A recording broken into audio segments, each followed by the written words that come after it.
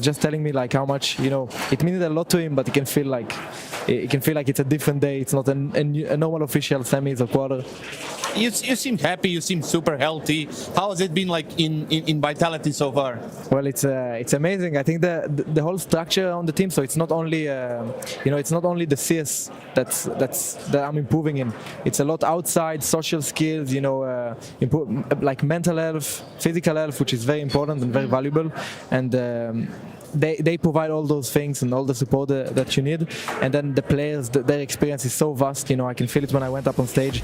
They're not well, when we went in OG, I can compare that. It was, you know, worlds wide, like worlds different, and it's very motivating and, you know, very reliable to just like sit and play with those kind of players. Yeah, a whole different kettle of fish. We've touched upon ENCE briefly, but let's talk about G2 and what's on the line for them coming into this grand final. Of course, best of 5, and we touched upon it earlier. They could potentially be one of just 3 teams to get Cato and Cologne within the same year. That is a huge feat to be achieving, right?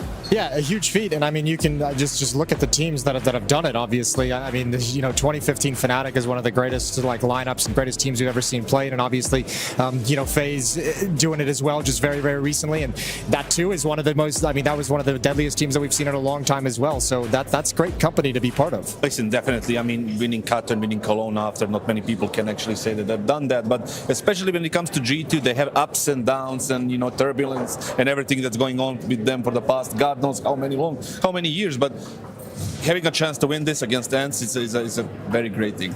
Yeah, some of the best players struggle to win one of those events. You win 2 of them in a year. Yes. It's like, game on, baby. Yeah. What's that? For any event at all. Yeah, true. Fair. Yep, very true. We've also got the Intel Grand Slam on the line, which is interesting to be diving into because ENCE already achieving a notch back in Dallas.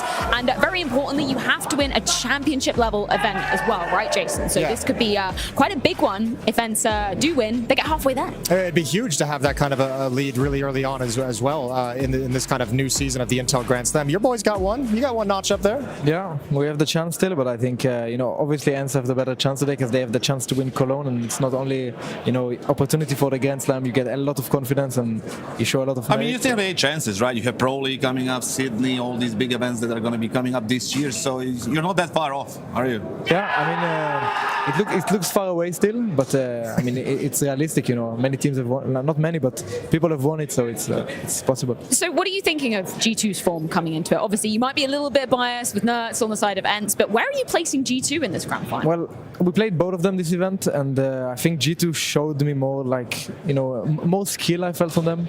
I think when we played ENCE yesterday, other than some Pios, I didn't feel the individuals were shining, or, you know, usually when I play against them, Dicha, Nerds, like some of them, they just give you good headshots, and that's why you maybe will lose some important rounds. And yesterday we saw some of it, but I didn't feel like as it was against G2. But I think the veto for ENCE is too good to just, you know, it's only if G2 plays like really good Counter-Strike and they shoot very good to the head. That's the problem, isn't it? Because Inferno's going to be out of the equation for G2. Well, yeah, I'm sorry, Jason, but I want to ask Flames. You know about the maps and the teams are not playing certain maps.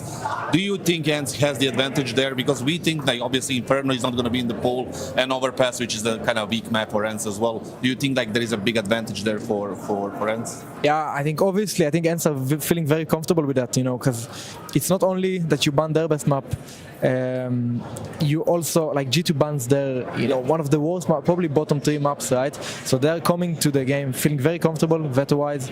They have Anubis, which they've shown they've been very strong at. G2 haven't played it on official, maybe they you know, might look a little shaky.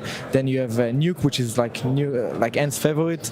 Then there's so many maps that I think, you know, Ancient could possibly... Vertigo? Yeah, Vertigo as well. Like, there's so many things that I think ENCE could feel comfortable coming into this match, but the individuals on G2 side, you know, they might just win it on their own. So where are you heading, Flamesy? G2 or ENCE in this one?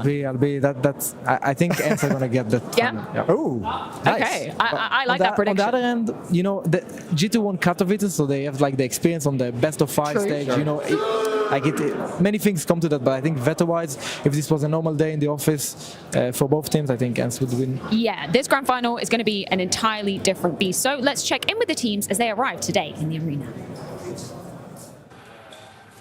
Mr. Hunter. Hello, James. How are you doing, my friend? All good, all good. Now, I want to ask you, right, you've been on these stages before, you've achieved so much already, but you at home, you've always got your family watching, your daughter watching as well. What kind of motivation does it give you for an event like this after being away for so long?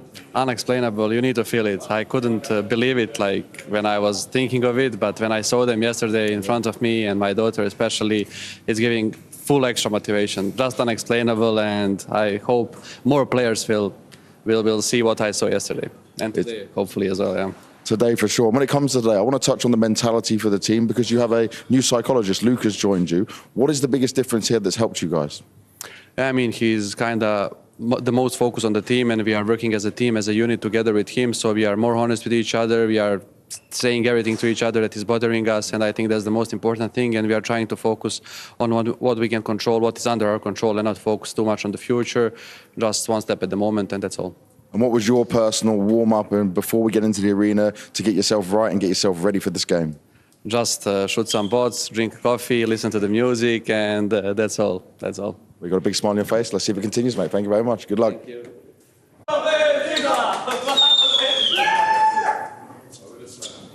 Hello, Sampayas. Hello. How are you doing? Really good. Yes, what a beautiful day for you. The fact that last year you didn't get to these finals, now you get to do it. So how much are you looking forward to hopefully lifting that trophy today? I'm actually really looking forward to get this trophy. We are coming here to fight again, look for duels against them. So yeah, that's it. In terms of the support, I know that a lot of your family is here. How much does that make you even more excited to take to the stage and show them what you got? Well, I feel their support every time on the stage. So they are here. That means that I really, really want to take this trophy for them, actually. Now, coming into G2, yesterday you had a fantastic performance versus Vitality. You actually kept Zaiwu down. How are you going to keep Manasi and G2 down today? Well, I don't think too much about that. I just think of my own game and how is the game evolving right now. So yeah, I will try my best and I will do my best to help my team. Final question, are we expecting another bunny hop before you go onto the stage today out of the tunnel? For sure. All right. Have fun. Man, I'm loving the good vibes coming out of some pairs. We've had a bit of a switch up here. Cadian, you've joined us. Thank you very much, man. No worries, I'm here. You're tall as hell, man. Don't lean back too far. Yeah. This is a precarious rail. Yeah, don't worry, Kassad's got you. He's our new bodyguard. Cadian, you've been in this position many times before, coming into a grand final. What do you think these teams, what emotions rather, are they experiencing now? I mean, I think just looking at the two interviews, you can kind of feel like the calmness of Hunter, where for me, he has that kind of aura around him where he knows what it takes to win these games. He is, for me, the kind of X-factor and difference maker in a final like this. Yes, you have the Hunter, the Nico and Manisi, who are like the star players and who will potentially have a higher impact rating or fracking output. But when you need to run through that smoke and you need to kill two people, or you need to make that kind of play happen in a 2 versus 3 at CT, Hunter is there to do it.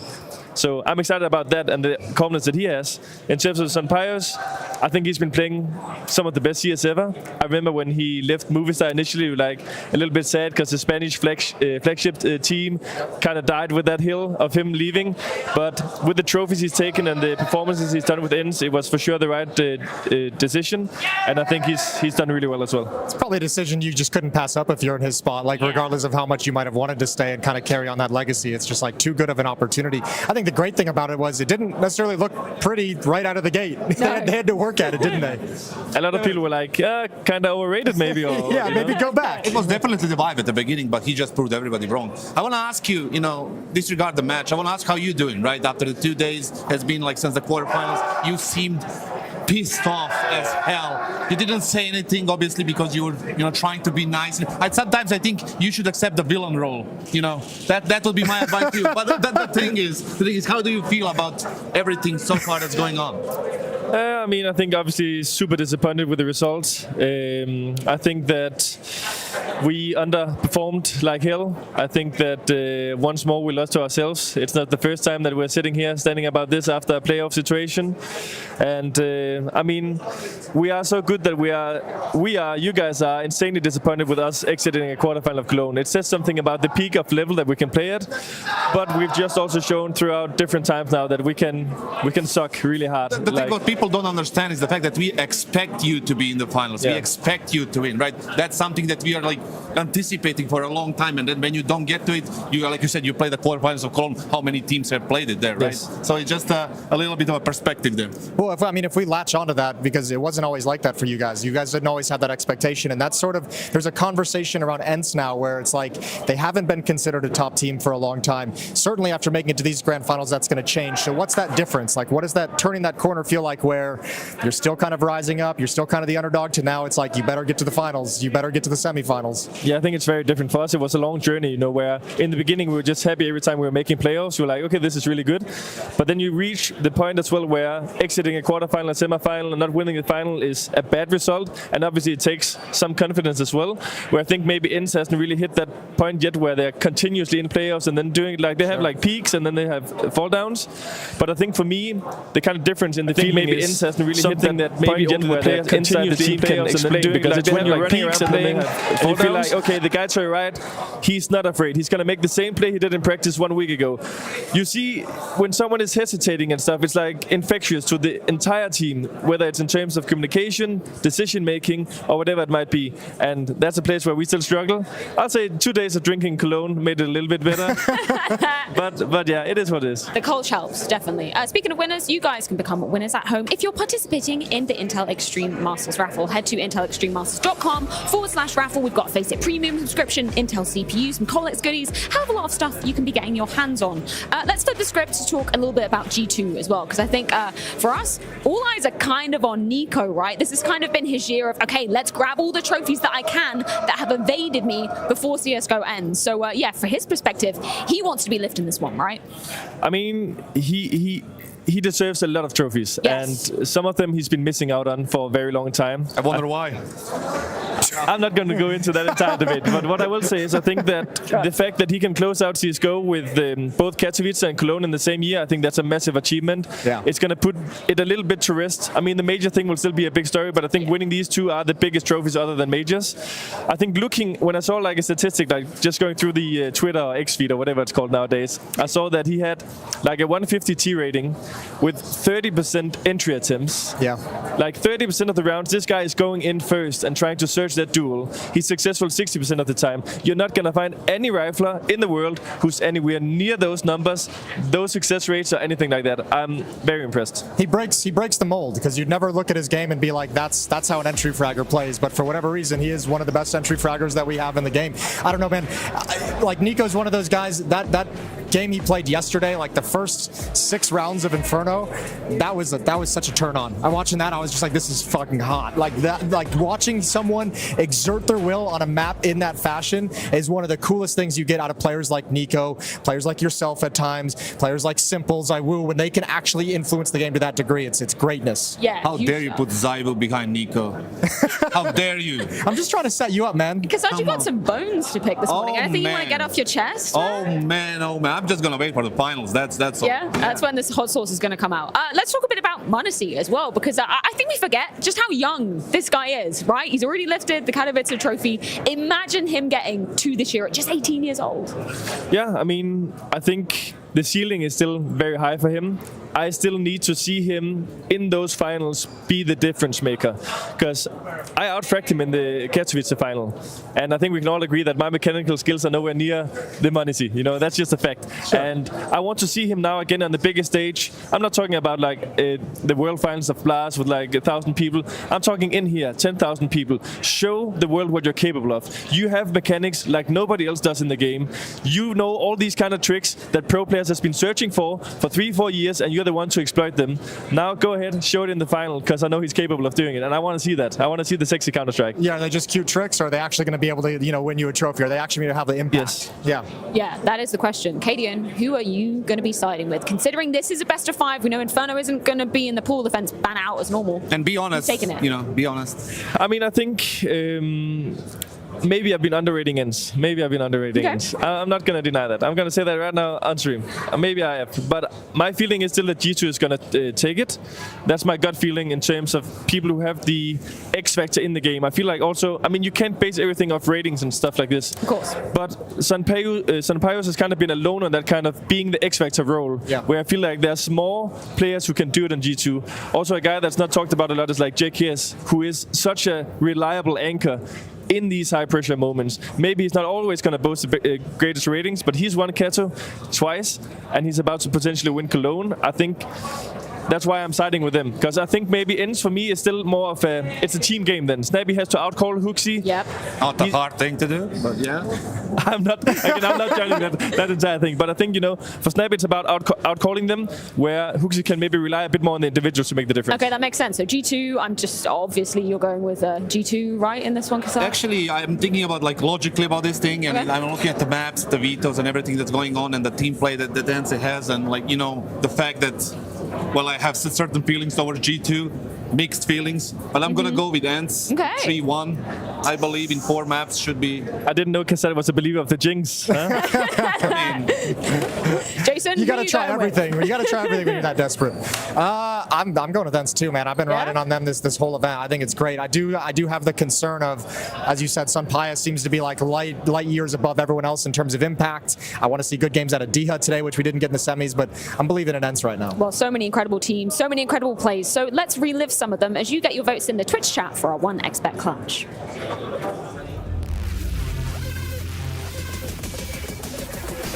From his remaining 3, unarmored.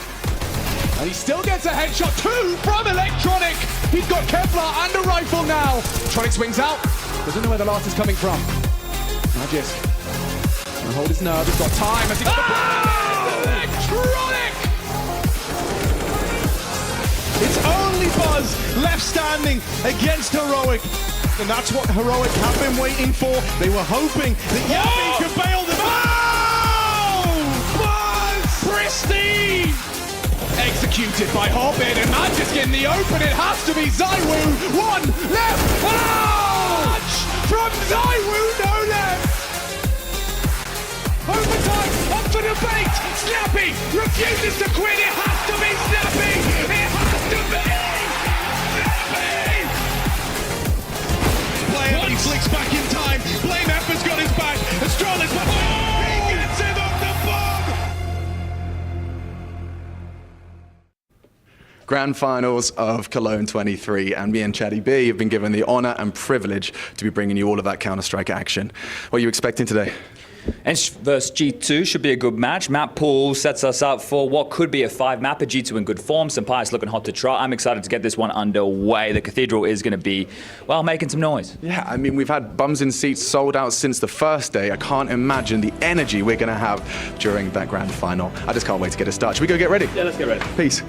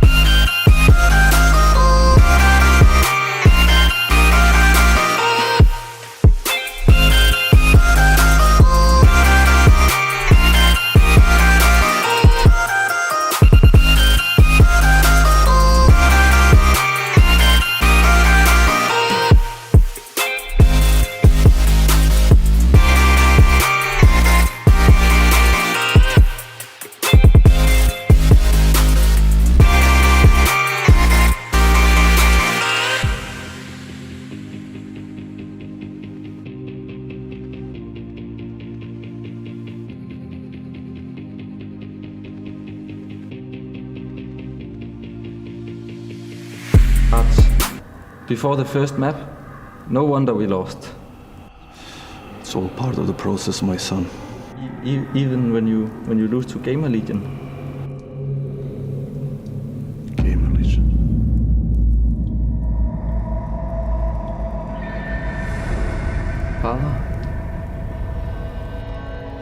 I was watching. I was watching when you ruined the final of the last CSGO major. Not you as well. My pick'ems. My diamond coin. But Navi, they lost to Monde, G2 to Fnatic. You were never getting that diamond coin anyway. Silence! I was watching. I'll take responsibility and leave.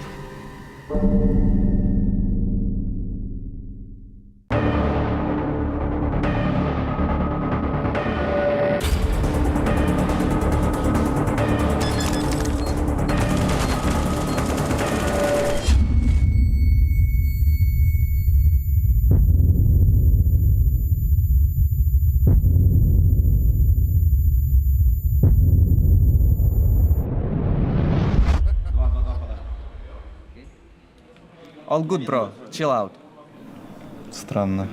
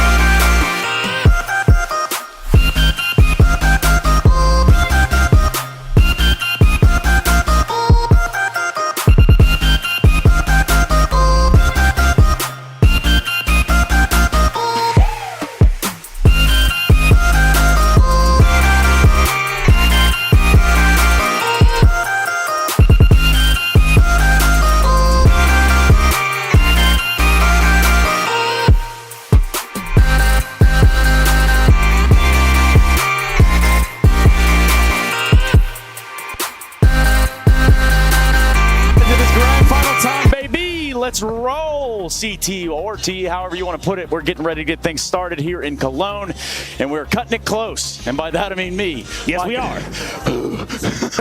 It's the atmosphere, Chase. That's how we're all feeling, you know, out of breath. Yeah, it is a little bit of electrifying situation here. Obviously, we'll have the entire ceremony start here shortly, but really, we have a grand final in front of us. It's the Intel Extreme Masters, and you're looking at what is ENCE versus G2. Best of 5. We're going to have all the fixings today, Yanko. Absolutely, Chase. This is it. This is the last big one in Counter-Strike Global Offensive, right? And I don't think there's a stage more fitting than this one in the Cathedral of Counter-Strike in the Lanxess Arena to see who will be the last big event winner in CSGO. Man, I just let these words weigh in heavy on me. The last CSGO winner here in Cologne. It's incredible. Think about the amount of teams that we have crowned here, the amount of history that is within these walls, and yeah, it's the last chapter now, and two teams that are extremely deserving to be here on this championship Sunday. And what a fitting final as well. On one side, you have guys like Nico, right, who's been, since the inception of CSGO, really one of the better, if not the best players in the world. And on the other side, we have a sort of a new wave of players, right? I mean, obviously, one of the older guys on ENCE, we have Snappy2, who's been through ups and downs of his own, only to finally, at 33 years old, come to this stage and have a team that's ready to win the final.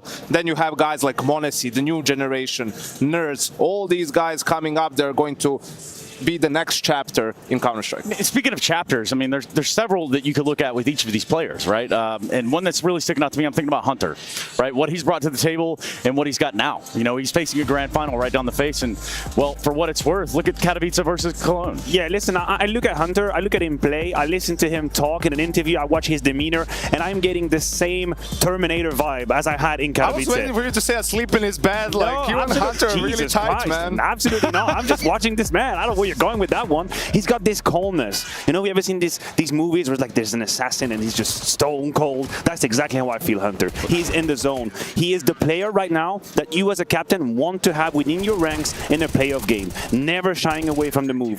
Never second guessing himself. Always extremely dialed in all of these moments. He was fantastic so far, and I have no doubt this is the Hunter we're going to get today. Yeah, we definitely saw him yesterday hit. Sorry, I mean to cut you off, Janko.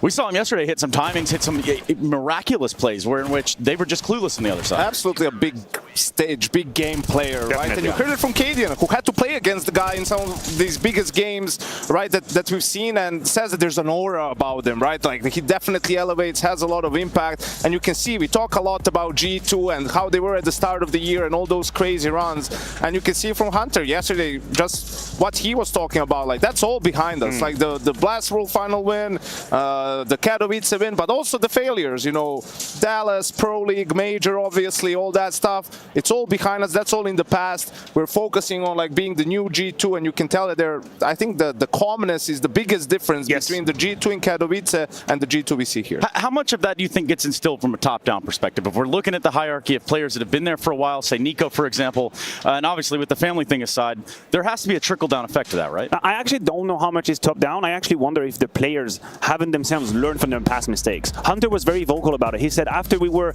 on top of the world at the beginning of this year, we had all of these events, we slowed down a little. We let our guards down. We let ourselves go, and then suddenly, hey, Counter-Strike hits you in the face immediately. The level is too high for that. And I feel this is a different G2 now. You know who also hits you in the face directly? This guy.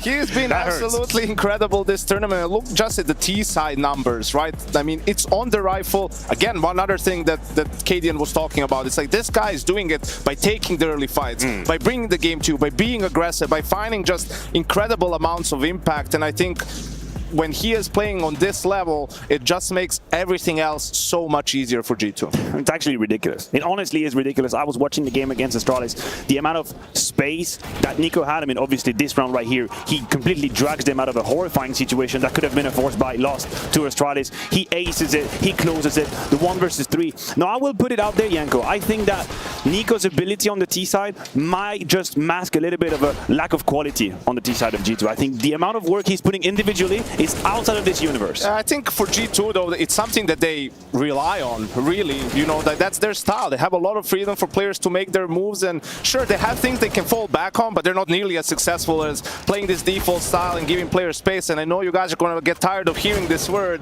but again, with Nico as well, the element that makes him the most dangerous now in my eyes, looking from outside, is his calmness too. Like that ace clutch that he had against Astralis in the second round, blank stare, you know, blank face, nothing, no like cheering that you could see from him before. Also, when he loses a silly round, he lost a couple of 1v1s later, nothing again. And I think that's where he's at his most dangerous, because he used to be a super emotional player, and then you ride that roller coaster, you go up and down, and sometimes your emotions get the better of you. If he can be this focused and this poised, then I'd be scared for anyone else. You say a roller coaster, Nico's career. I mean, in some ways, we could go into that, but better yet than us diving down, you know, what is memory lane. Let's hear from Nico, and let's do it right now. I caught up with him backstage. G2 now sit in this grand finals, and Nico, you've been here before, but I want to talk about the mentality from when we discussed in Copenhagen how this team was feeling to what's changed and where you're at now.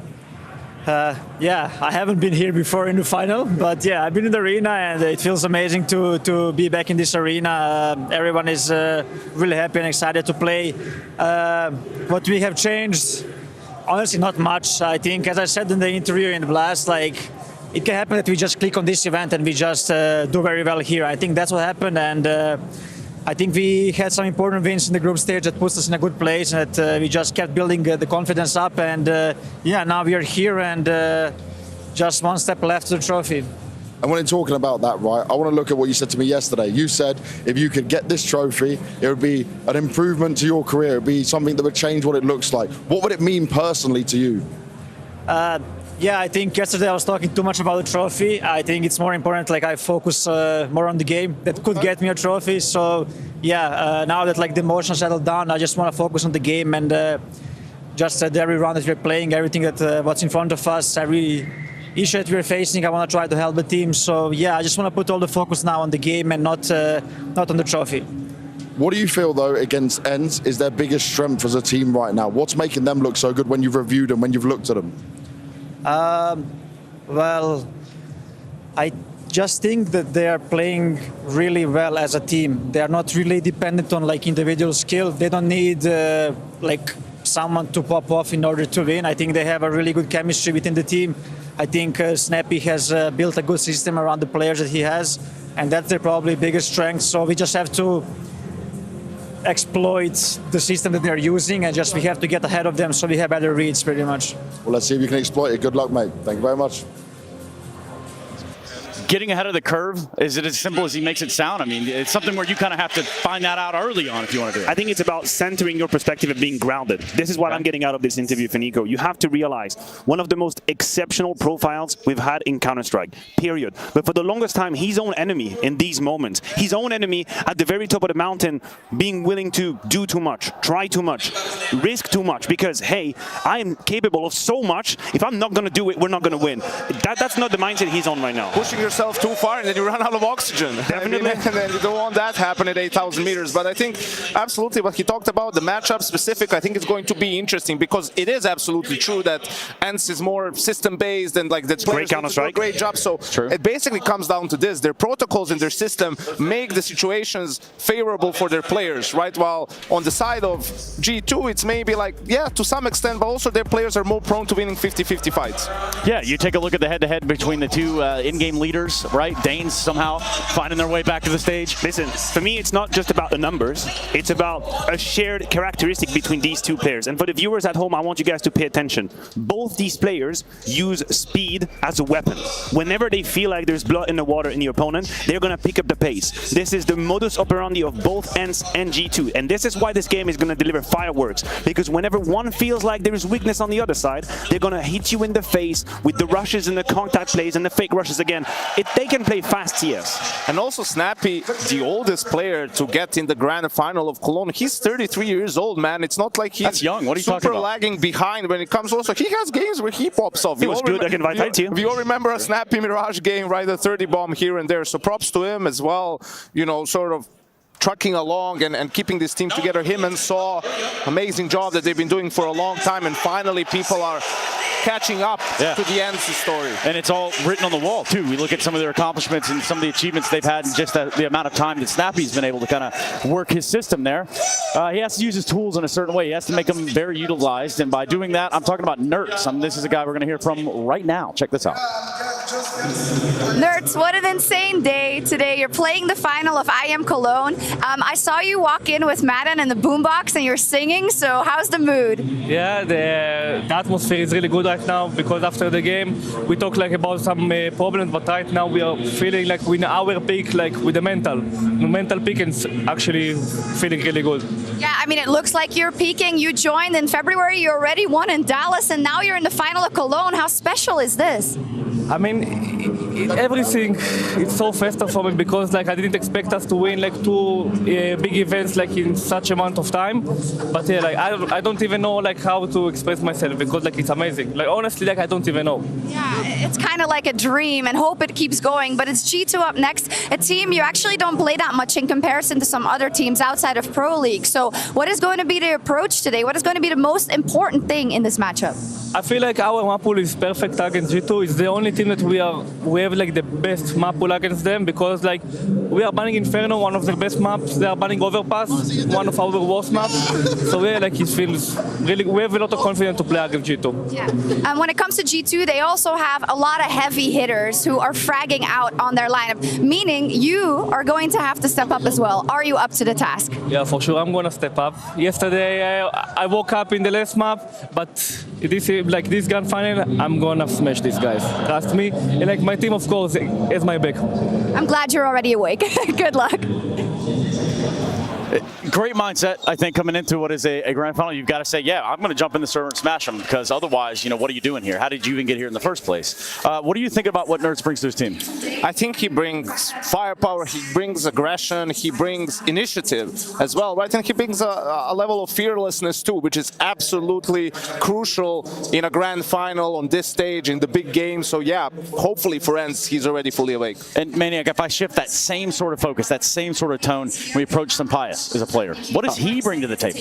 Well, exceptionalism, miracles, whatever it is you want to name in terms of a godlike performance that he had yesterday, ruining the dreams of an entire country, maybe hell, 2 countries, 3 at once in Vitality. Or if you count Switzerland. Listen, he ruined my heart yesterday, and he did so beautifully that he left me no choice but to clap my hands and tip my hat to the incredible performance he's had.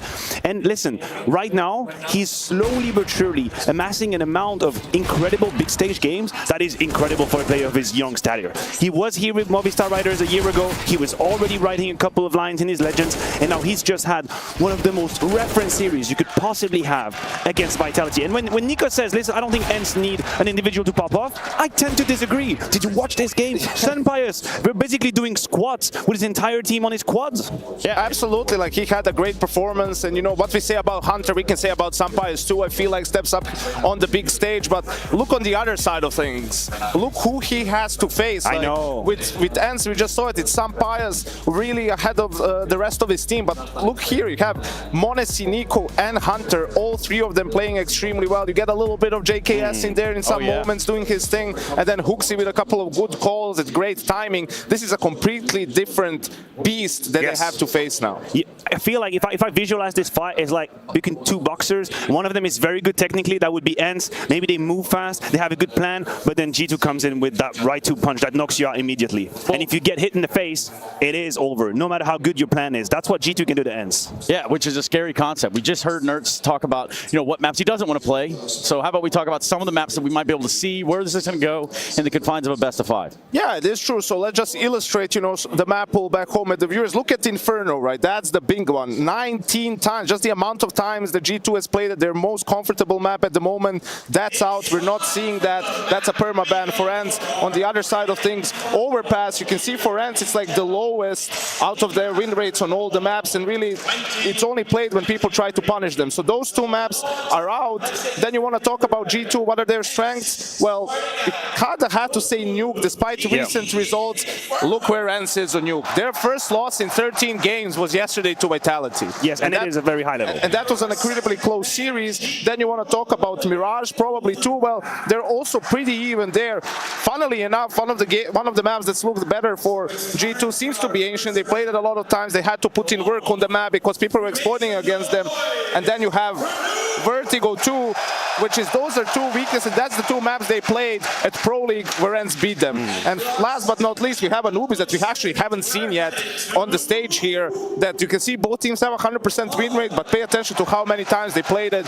Not too many. Yeah, and as those vetoes roll out, Nuke will be the first port of call. I know we're getting Anubis today. There's no doubt. No doubt. Wow. Actually, interesting to see G2 go for Mirage immediately. Yeah, I mean, interesting to see ENCE pick Nuke. Like, imagine someone told you 6 months ago, you're playing against G2 in a best of 5, your first pick is Nuke. But that also speaks of their confidence on the map and like their confidence coming into this matchup, which is really important. And they were very adamant yesterday about some of the mistakes that were made against Vitality that net them that loss on Nuke, but I think it's an extremely good rehearsal for them. It's an extremely good kind of set of training, having gone through that map, and now they're way more polished moving into the grand final. But here's the thing, right? Like, we're looking at the maps, and yeah, it's there. It's ENCE's. Like, on every map, they either feel a favorite or they're super comfortable. They don't care, right? But like you said, everyone has a plan until they get punched in the face, right? And that's what G2 can do. They can just dismantle, like, rounds you're supposed to win, you end up losing because m0NESY shows up out of nowhere with a crazy flick, because Nico hits like a couple of 1-digs and you lose an anti-eco round, because HooXi, because Hunter, you know, split between the cracks, like, and found a gap as well, and that can be incredibly frustrating to play against. Yeah, that just kind of is a testament to the blood in the water idea we were talking about, guys. Thank you very much for breaking this down, first and foremost. Obviously, there's a lot of numbers here. We don't need to get into it, but what we do need to do is get prepared for what is a grand final. A best of 5, to be exact. First and foremost, let's see what's going on backstage behind all of the greatness that is IEM Cologne. Justin, the walk as we start to get ourselves ready for this. The one thing I want to ask you here is, Sponge, you back in Cologne 2014, once that ended well, now he's casting the grand final, now you're walking into the grand final. What do you feel about that? Yeah, it's great. I think we came last at that event, so it's a good way to end it, I guess, to come into the final. Technically both of us, so yeah, it's good. And for you, you're so chill normally, you're so relaxed the whole time, but how do you feel when you get to this point? How does it feel for you going on the stage? Because for me, you always seem like you're in the perfect motivation. I mean, for sure, like, I'm a little bit nervous, and playing in front of so many people, it's, you know, I think it's good to have some pressure on you, but it's just you got to be grateful for it. And I mean, not many people get to do this, right? So it's pretty amazing, and yeah, just really happy to do it. Yeah. I love the attitude, man. Go enjoy it. Thank you very much, Justin.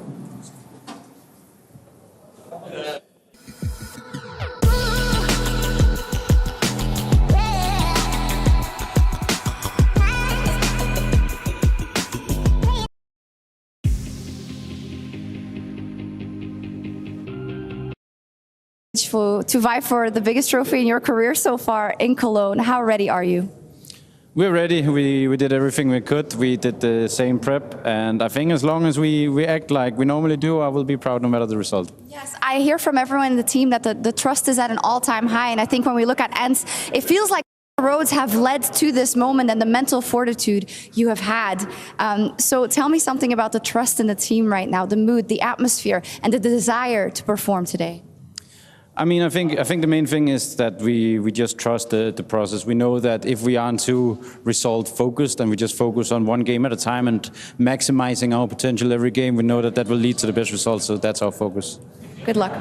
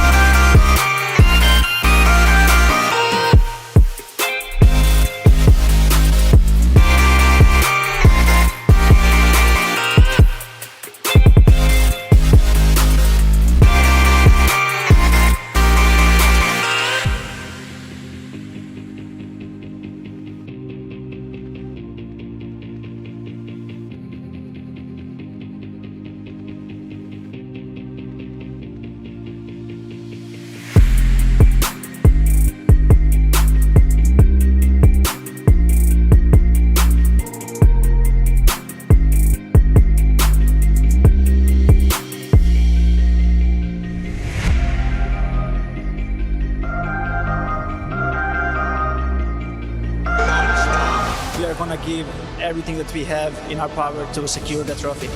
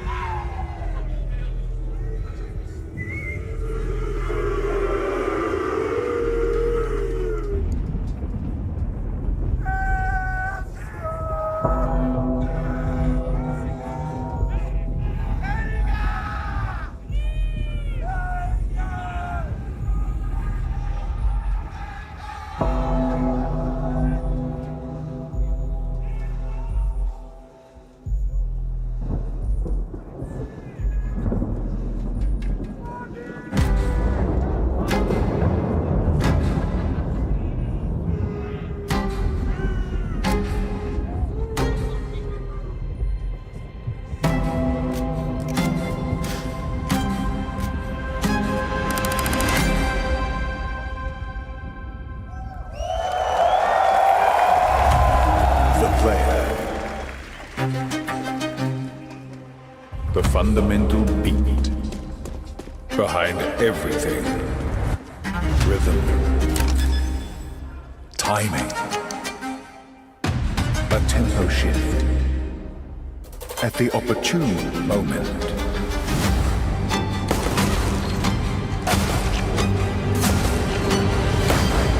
The result, a masterpiece.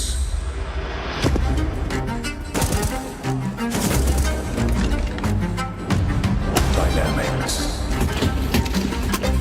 Precision. Pace.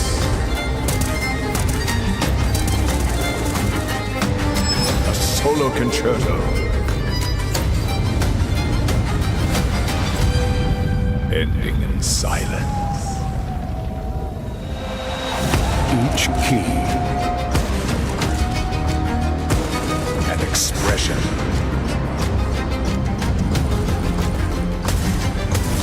Each sound the perfect pitch.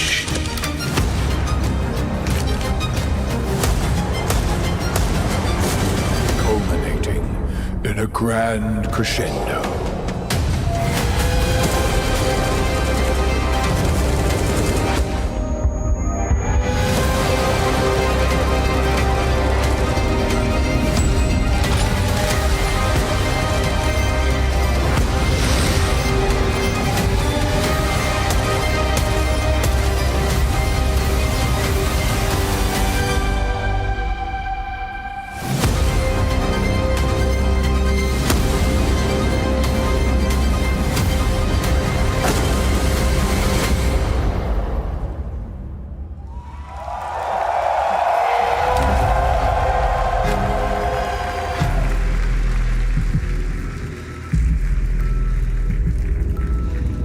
Alex Machine Richardson, the conductor of Cologne, directing us through those inspiring words, taking us through that crescendo moment, a crescendo moment that we are going to keep going, a crescendo moment that is going to be the soundtrack to this.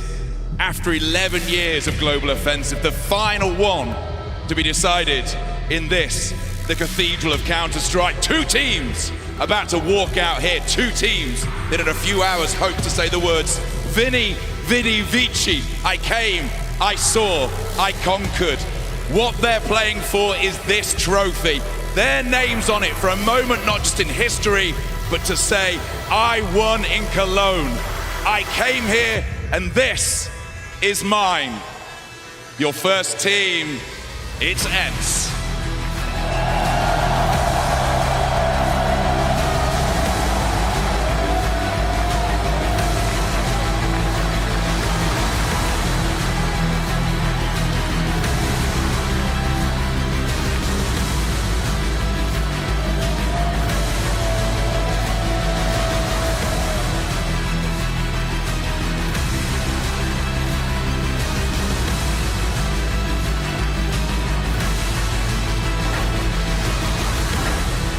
They say age is but a number, and you know what? They are true.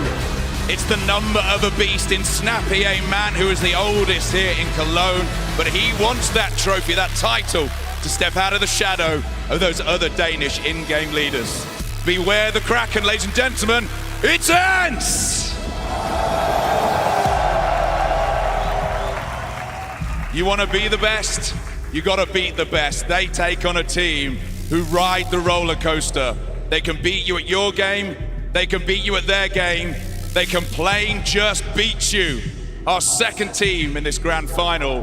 Please welcome to the stage, ladies and gentlemen, it's G2!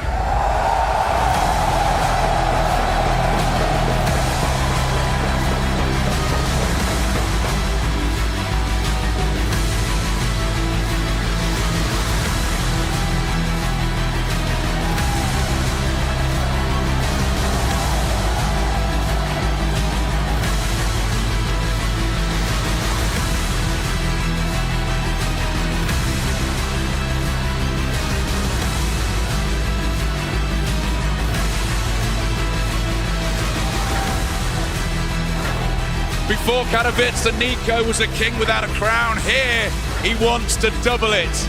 They are such a team. We know what they can do. We know who's in their ranks. But you know, they have to show it. They wait for the big stages. Ladies and gentlemen, it's G2!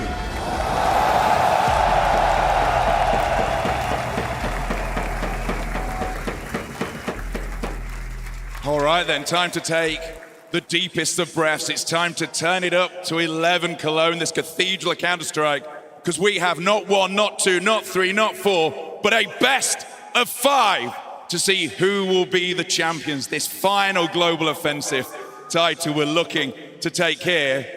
And I think, with a moment's silence, it's time to get it on! Intel Extreme Masters 2023 in the Cathedral of Counter-Strike in Cologne.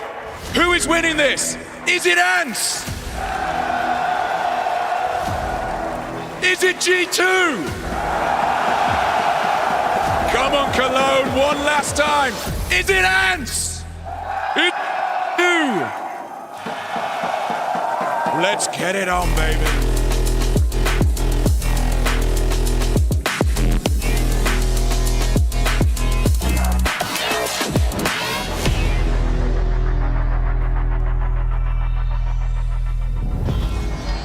So incredibly well set that stage, and we are ready to get this grand final underway. Just a moments here away from what will be the beginning of that best of 5. Of course, we do know the maps. We know what we're doing here. We got to take it all in, and obviously a hell of an intro, Maniac. Absolutely, Trace. And what we got to do is honor the journey of some of these players as they're about to step into the grand final.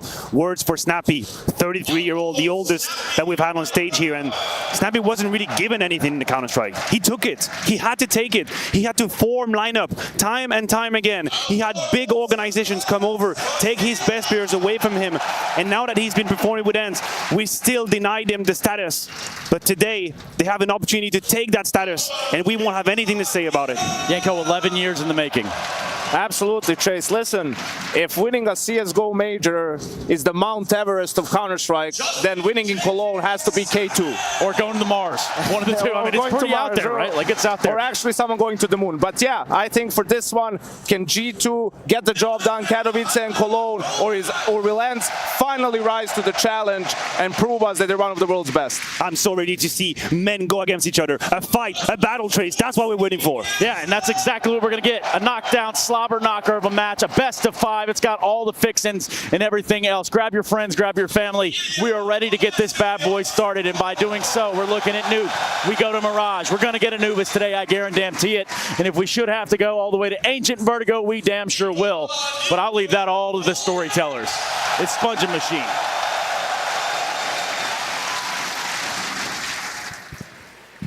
A grand final for us all to enjoy.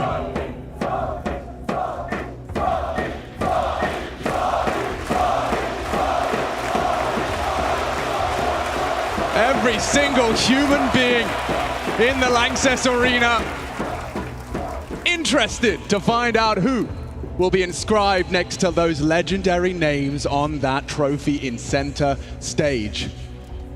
I'll tell you, I've been up there, Chad. It's pretty daunting, but I'm sure it's going to be nothing but celebrations for those that lift the trophy at the end of this grand final. Today, we will have 5 new Cologne champions to be crowned in front of this packed out arena in what may just be the final chapter in that CSGO book. Global Offensive, it's treated us well. And G2 and ENCE are about to treat every single one of us to a grand final to remember.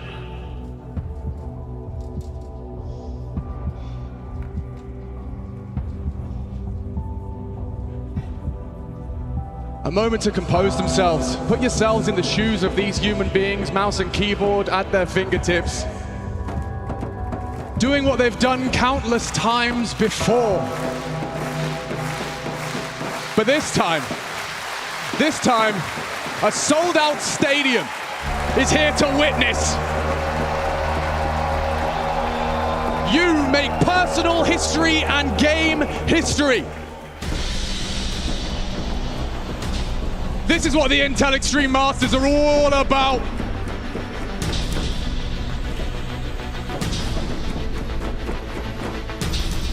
5 maps up for it. Our first battleground for this grand final is Nuke.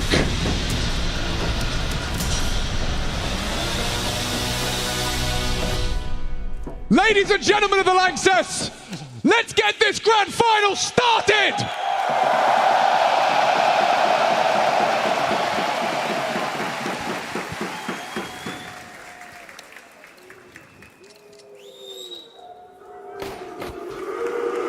Out the gates, ENCE's pick, T-side Nuke. A side yesterday, I'm sure they wish they could forget. Regardless, in the grand final and ready to deal some pain. Snappy calls his troops in towards lobby. Util at the ready. On top of Hunt, the dual Berettas of Hunter. Perfectly positioned, but Madden's Util may trump exactly that. The Samurai on the defense, and they're coming their way. Hunter first on the dualies. He's held them at the door. And Hoopsy trying to combine, trying to put another bullet into Nerds. Madden tested, Modesty aggressing. No silencer! And 2 headshots. Okay, Diha, see you later, G2. With some showboating in the pistol. Bit of flair there from young Modesty. Taking that silencer off, making a bang. A couple for him and G2. A great response to that top pop. A smoke for Hunter at the ready. You see this, the full package for him. Able to mount that hut. Nobody getting out that door. And Modesty even pushing in towards Squeaky here. So great start for G2. And I think the consensus is if this G2 play their A game, nobody can stop them. The question is, which version do we get today? I think that's the same question ENCE are going to be asking themselves. JKS to be tested early here.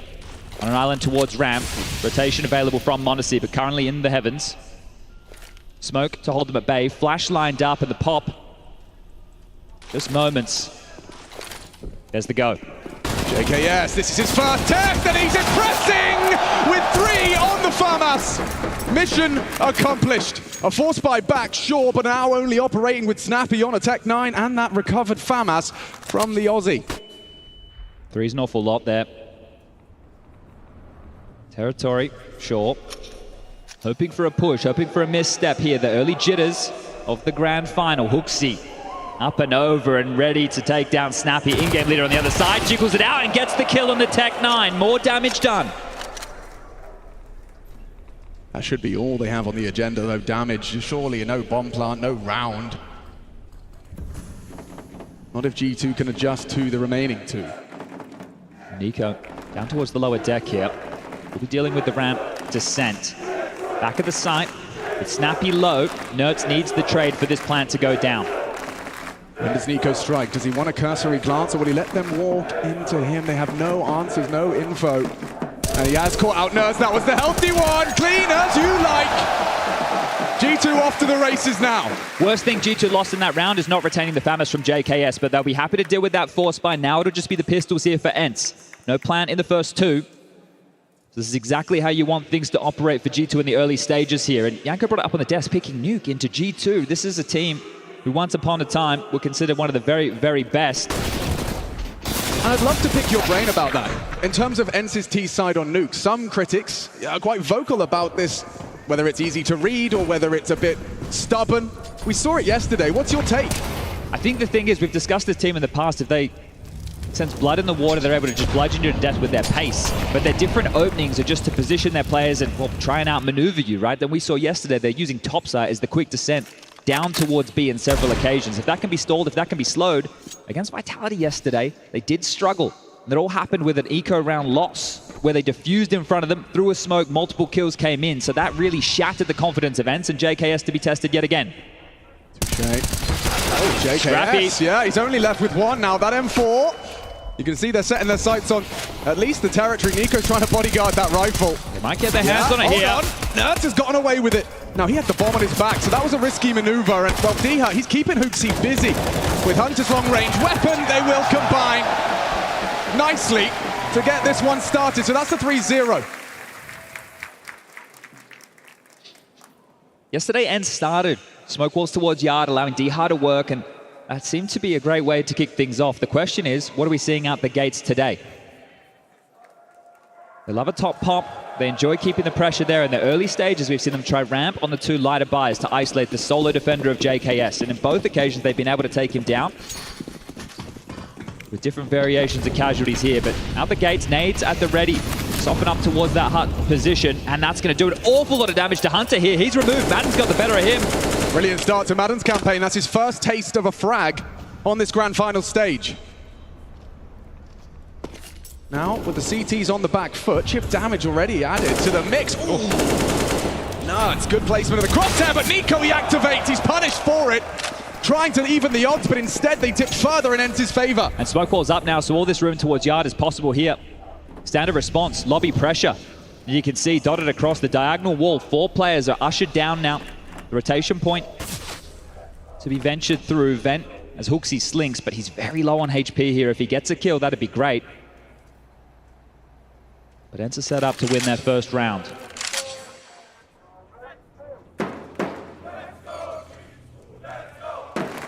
Hooksy, this is a big test for him. Now he has got to strike a balance. And passive nature from Nerds is rewarded. And Madden adds it to the list. This could be perfect from ENCE.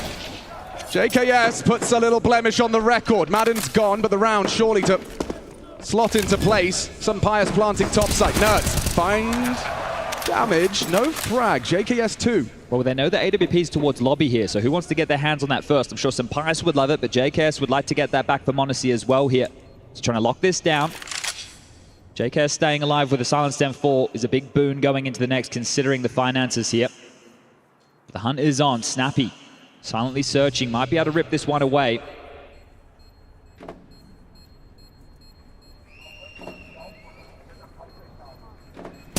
On the clear, JKS actually catches a third, so insane damage. In the face of a guaranteed lost round, he leaves with 3 frags and his saved rifle. Yeah, that's huge, right? The fact that he's able to retain anything here, do some decent damage with it, he will be able to drop another AWP over towards m0NESY here. So we can get back into another gun round for G2. It might be an MP9 for Hooksy. He can drop a gun to Nico, right? He has been an absolute stud this event. So set your stars up. That's Hooksy's. Look at the nades, right? This is harassing a standard play there. We used to call it the boomage. You drop down, you throw the flash, you get ready for the squeaky rush. That's a great way to counter a team that loves to go top, right? Because normally when you go through main, you get mollied and HE'd. So you like to drop down from the ladder position and strafe across. Those HEs landing right in his path, doing so much damage there. So Hunter being conditioned early. They have been able to get full rifles out here, and now more pressure towards top. Not far off. Madden peppered. A better start for this topside defense. And a mix-up in the setup as well. There's a kit here available for G2, so if we find ourselves in a post plant, they can give this one a crack. It is in the back of m0NESY for now. He really smokes available here to defend, and that AWP posted towards ramps might be tested as Nerds. We'll be getting back up shortly. And this is where you play the game, the smoke and mirrors. The wall is up. What is the rotation point, and who will have to deal with the lower site? D-Hunt just patrolling the yard. Traditionally, likes to get a move on that molly. More information for Snappy here to understand. And the last molly used now is Hunter with a smoke, redeployed. Right on that minute mark. They have 3 towards the top side here. Playing anti, ready for any sort of full go called by Snappy. Still plenty of flashbangs. A full course of them available to the ENCE finish. Hooksy's baiting for this. Hunter should be good for a couple here if they try and eke out the hut. 40 seconds now. The go must be soon. Oh, perfect flash to destabilize as they walk out. Contact. Snappy looking. And JKS, he's been spotted. A big opening. And Hooksy, he stems the bleed. Sunpire's caught out. Hunter overlooked, and it looks good for G2. 2-on-2. m0NESY hits it. No trade. m0NESY solid as a rock from the heavens. That might look pedestrian here, but this is a grand final stage. Multi-kill impact, it's always going to be counted for here. You got to be stepping up, and that is massive work considering they get the freebie onto JKS. The angle's not for him there. Snappy, diligent on the clear, good trades into the snipe. But the rotation time of the young gun, m0NESY makes it just in time. Oh, he was flashed as well. Hooksy really did well to pull that across the line, and this is the m0NESY pair of frags. Pedestrian, you may say, but as Chad has highlighted, finding that now, you can see what it means to the team. Exactly. Oh. Early friction, Nerds, ballsy, he's gotten Hunter out of there. At least Hooksy has got him off the premises, but aggressive from D here, and the SMGs, they kick open the front door. They demand the A site, and they take blood to find it. Weapons to be retrieved, a one-way dropped. Flash at the ready here, JKS and a go. He's going to drop set into the up. site. Pressure onto JKS. Can he close? Can he claw back into the round? Amiga frag. Is one enough? Monty, they know where you are. Covers the shot, overlooking him. Madden around, it's Unpious, solid. And that's the first we've seen from the Spaniard as well. A full team ace from ENCE, and it was Poppy. Yeah, good arm wrestle here, though. You see they're being in towards this top side, making sure they're constantly harassing here. The previous round, it was late. This one, it was a bit quicker. And you saw two players standing on the Tetris box, not looking the right way. Hunter had no idea Nerds even had that space. Those two individuals, Nico and Hooksy, looking a little bit silly and just mopped up. Everybody looking the wrong way. So great work from ENCE, trading off of one another, right? Not next to each other, but understanding the gaps that they were creating on that way in. And that's a kind of call that requires every member of the team to commit to it. So the fact that that's worked, it's going to validate early. This is an all-in here from G2. They've invested 4 Spy, pistols out, and MP9 for JKS short. Very light on in the util department, but Nico's Deagle has to land. He is getting knocked down. Yeah, I mean, so many bullets connected there, fortunately, from the little gun, but he'll still try and hold on to Yard at 20 HP. So many pot shots. Snappy finally falls to that Deagle. And now the crunch. Hooksy accelerates into the lobby. They've overlooked him, and now with a two-man advantage, make it one. JKS, he's missed a chance. Never mind. Sunpious down and out. And with SMG, G2 wrestle back control. Look at the fire in the belly already here. This is map number 1. We say the old cliche, a marathon, not a sprint here, but these two teams, Matt, you highlighted on the desk, speed as a weapon, and right now aggression, that's at the top of the menu. Both of these teams, blow after blow. It's a 3-round difference here, but already, first half, map 1, and this is delivering. Stubborn was Nico. On 20 HP as well, sticking around knowing they have to hit these shots. And this is the thing with G2. Player for player, pound for pound, punch for punch. These are some heavy hitters. And Hooksy. Yeah, he's giving me goosebumps just seeing him so fired up. A good sign of life out of JKS as well. He had to take a bit of a gamble there, re-aggressing. Hooksy's just baited them. He knows attention comms is focused on Hut, and here he comes. 2, even taking down a sniper with that SMG. So a huge haul for G2. And a timeout called here. Trying to stabilize themselves early on both sides of the server, but you may as well keep going with these buys, right? You can get some weapons out, you can stay threatening. We know that both sides of the server have players who can deliver in these type of moments, and Snappy's individuals, more often than not, are used to this type of play. Buy. Let's just keep that pressure on. If Russian doesn't work, rush faster, but right now, taking some pep out of the step, and they want to try and take JKS down again towards Ram, just speeding the Aussie. Lovely work. He holds that tiny sliver gap and leaves with the frag. Lots of comms from JKS. Monacy has caught D-Hut. He's away here. He's not in the open. And yeah, Madden body shots him down into the low site. He's got support. Nico addressing the issue. When does he strike? Weapon retrieved. Bomb down, then see this one. Nico's pulled it away. A 2-man advantage, a hard retake, sure, but only a Deagle on Madden. Snappy with the M4 would have to do something absurd as Nico's banging them out. One more of those, and it's all curtains for the round. Lovely work. Just one casualty, sure. Get the bomb down all you want. 6 already on the board. Yeah, with the loss bonus here, it might have to just be a partial investment from ENCE. I don't think they can shove all in yet again. So we can get a 4-round game here, G2. And tidy stuff, and we talk about some of these big game players. We talk about Hunter, we talk about JKS, we talk about Sunpious on the other side of the server. They all love their moment in the spotlight. And these are players who flourish in these environments. The second timeout used from ENCE in the first half of play here, and we're only 8 rounds deep. This is a team, sure, they've been able to lift the trophy in IEM Dallas, but this is a completely different playing field. Saw attributed with a lot of credit from his teammates for the success. Even Snappy taking to Twitter yesterday to let the record show Saul was the one who made the call on Mirage, the fast A to seal the deal. Damn, that's gangster shit. And that shows the trust between not only the players in the server, but the coach behind them. And that is the sword that ENCE live and die by here. The way that this team has been able to put themselves together, the players that they've brought in, and the most recent being Nerds, saying today, in this grand final, I'm going to smash these guys. Well, we'd love to see Nerds with that fire in the belly. Now it's extinguished in that semi-final. Look at Nico. Straight out of the yard, straight into the eyes of Diha. It's information here. You see a smoke wall, but you want to know what type of buy that you're dealing with. So you take down Diha, you spot the pistol. There's still an AK-47 in the hands of Madden here. And again, they want to continue into JKS's domain. JKS is so good at this game, holding on the back box. He goes for more! Greedy! Triple kill. He's got 14 total here in the 9th round of play.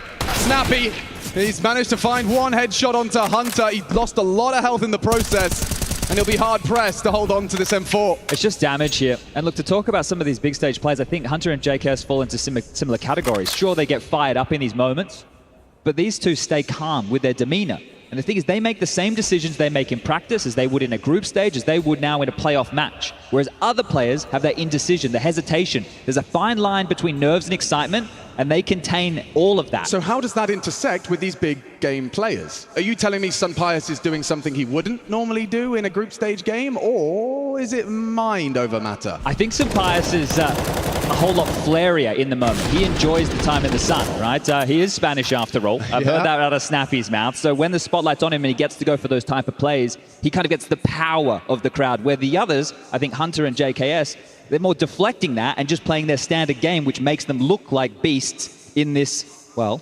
packed out arena. Yeah, this Colosseum of Counter-Strike. Well, another round here, 7-2. And this is where maybe picking Nuke is coming back to bite Snappy in the arse here. Especially when you want to think about, you know, this marathon ahead of them. ENCE pick, and G2 gets a start on the CT side of Nuke and get those juices flowing. Yeah, it felt to me like G2 had to pick Mirage no matter what here. But for ENCE, they could have taken this in multiple different magnitudes of maps, right? So deciding to start here on Nuke, I think it is a bit of a gift for G2 if they can find their form, and they're already showing that early. And we have Anubis as the 3rd map of the series. We will guaranteed to have Anubis here today, and a map that we haven't seen played on the stage only 6 times in total throughout all of Cologne. Ooh, playing on the edge of the HUD, that could be overlooked. m0NESY's brought some aggression into the mix on yard side. Snappy to bait, hoping that will avert his gaze. m0NESY starting his crawl. Diha already beheaded by Nico in the previous round. Responsible for taking space, or at least showing presence, but he's looking hesitant. Wall of smokes to be deployed. m0NESY will be able to be the canary here and call out occupation or not. Caught out Diha. No one else home behind the smokes. And Snappy aware that that information now flows. A pivot required.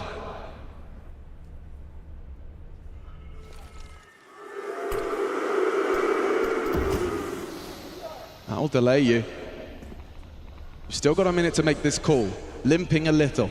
You really want to walk out squeaky here and try and duel, but that worked great for them last time round. Nerds with a bit of gap, able to spot out close towards CT. Then in the hard push. Hooksy this time in Hunter's position. Does he have the balls? And m0NESY's in the side as well. Top is bolstered. Primed and ready. Turns the flash. m0NESY delivers. The bomb down the vent though, as is a player. Make it 2. Madden scarpering to the plant. m0NESY caught out Snappy.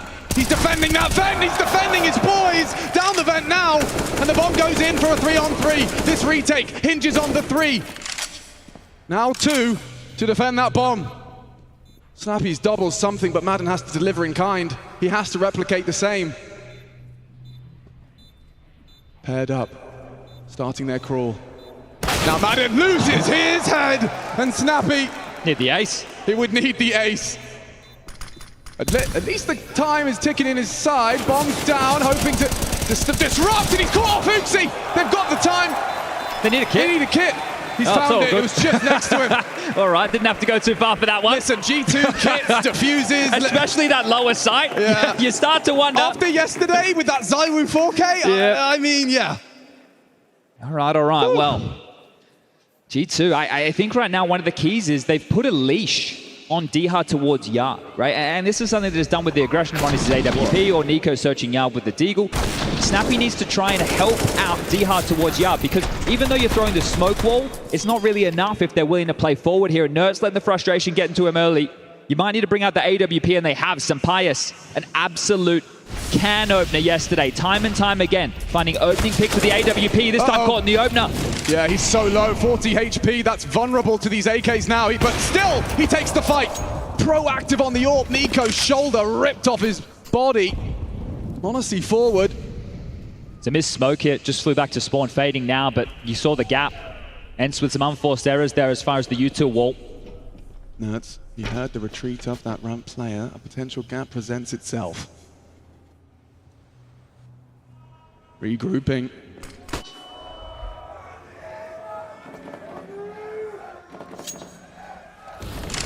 I'm not seeing much in the utility department, Chad. It just has to be brute force. Yeah, one molly here. And that's on Nerds, who does have an awful lot of space. That is the biggest key. So territory traded with that yard pressure, and Nerds has found the path of least resistance here. But is going to spot nothing home. What a setup out of G2. This is cruel. And Diha has managed to clear out Hunter. That's a big frag from the pole. You've still got 40 seconds. This round feels like it's taking an eternity. And now Nerds can strike from the heaven. A hard shot to hit from Honesty. Diha builds upon it. They are recovering this round. No nades needed. Nico, 17 HP. Madden going to be overlooked here by Mr. Kovac, and it puts it all onto JKS. 16 frags and counting, but that bomb already ticking. Yeah, and lost bonus bottom of the barrel here. I'm not sure it's something he wants to give a go, so it might be a couple more exits here. We saw JKS get 3 of those before, so you can take those off of the tally. So here the AK-47, all he's going to be able to carry through, and that was well maneuvered from ENCE. You highlighted the fact there was no U2, it was just Nerds. Taking a risk, taking a gamble, looking for space, and he got given that sound cue with JKS retreating. Now, are you expecting it to be completely open? Well, maybe, because they put so much pressure yard. Nico didn't have any eyes. They didn't know what was down secret. Their biggest problem was they were so worried about the B bomb site, they gave up all of ramp and the heaven and hell territory, and Nerds found impact. I think Hunter's death is one that might be quite alarming for him as well, considering I saw him there, pushed up Squeak, holding that ladder from T-Roof. And then Diha got the frag. But this is how this works, right? Diha is getting to choose when he wants to take that fight, and when Nerds comes up the ladder and sees nobody in top site, he says they have to be in lobby. They have to be in lobby. So when you're a player and you're the one dictating when you want to take the fight, you should have the advantage unless you're walking into an AWP. And you saw there exactly from Diha, just rips him apart, massive work, and ENCE with another round here. It's been spotty, but there's still a chance to break G2's finances here. If they can convert another round, a consecutive round, G2 with the loss bonus, and have to either save or bring pistols through. And Saw and Snappy are very aware of that situation. So just one more here for ENCE, and they can really start to test G2 here in this first half. Important round ahead for round 12. They burned 2 timeouts in the first, 6 rounds. But it's in front of them now. A chance to regain control of the map you chose to start this grand final on. What's going on? Smokes. Peculiar. Madden. Heavily exposed if Nico was to take a glance. Wow. 4 invested into this. As long as they can get the space here, they can deal with the rotations. Nico takes the fight, throws out a nade, but that space I was talking about, it has been taken. Hoovered up here from ENCE. Across with the bomb on the back of Snappy. So now this is about the rotations of G2 again. They left a gaping hole last time towards ramp. I don't think that'll happen again. No, it's with that high-pressure lobby lurk roll. You've got Hoogsy, JKS, both. Oh, even more. Hunter's right there for him. They're looking for Nerds, and he holds his nerve for the first. Lobby clear, they decree. And silently slithering towards that bomb site.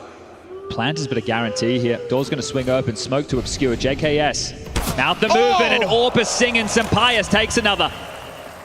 It's a big contribution from Sampayas in a must-win round. And with that bomb down, now the question remains, do you want to take these guns away? I don't think you can go in towards the B site here. There's too many unknowns. And this lurk of Madden, as we can see, is going to secure it. The position of Nico, now Hunter, and Monacy starting to investigate elsewhere. That important round as far as the finances are concerned, G2 aware of this problem as well. So holding on to their upgrades, as ENCE is starting to grind them down now.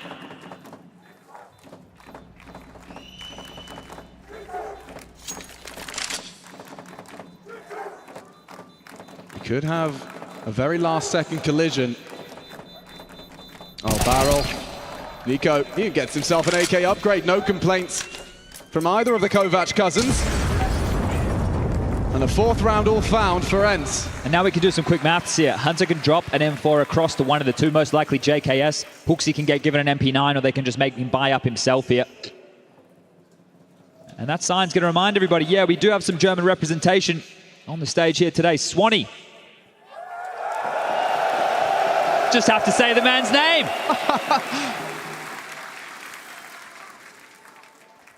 We're back underway here. Hooksy did get that Destin MP9.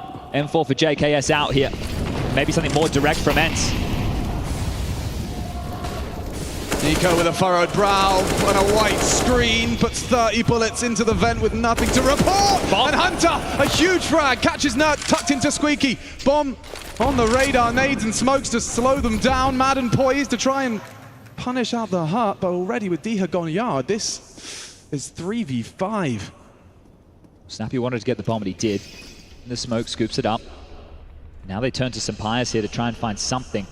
Madden forward in hut might find Hooksy. He's aware of the angle.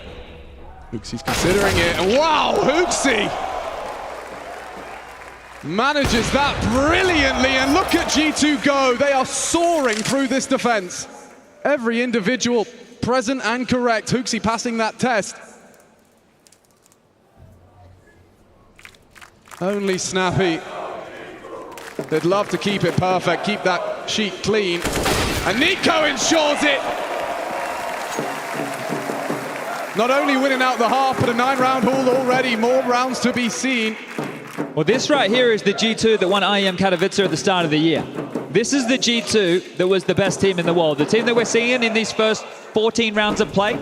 This is the squad, right? Everybody firing, JKS delivering. When he's tested, Mondesi's AWP, Nico's rifle looking sharp. Hooksy with contributions. Hunter's not here yet, but he doesn't need to be. This is perfect for G2 out the gates, but a 9-6 half still available here.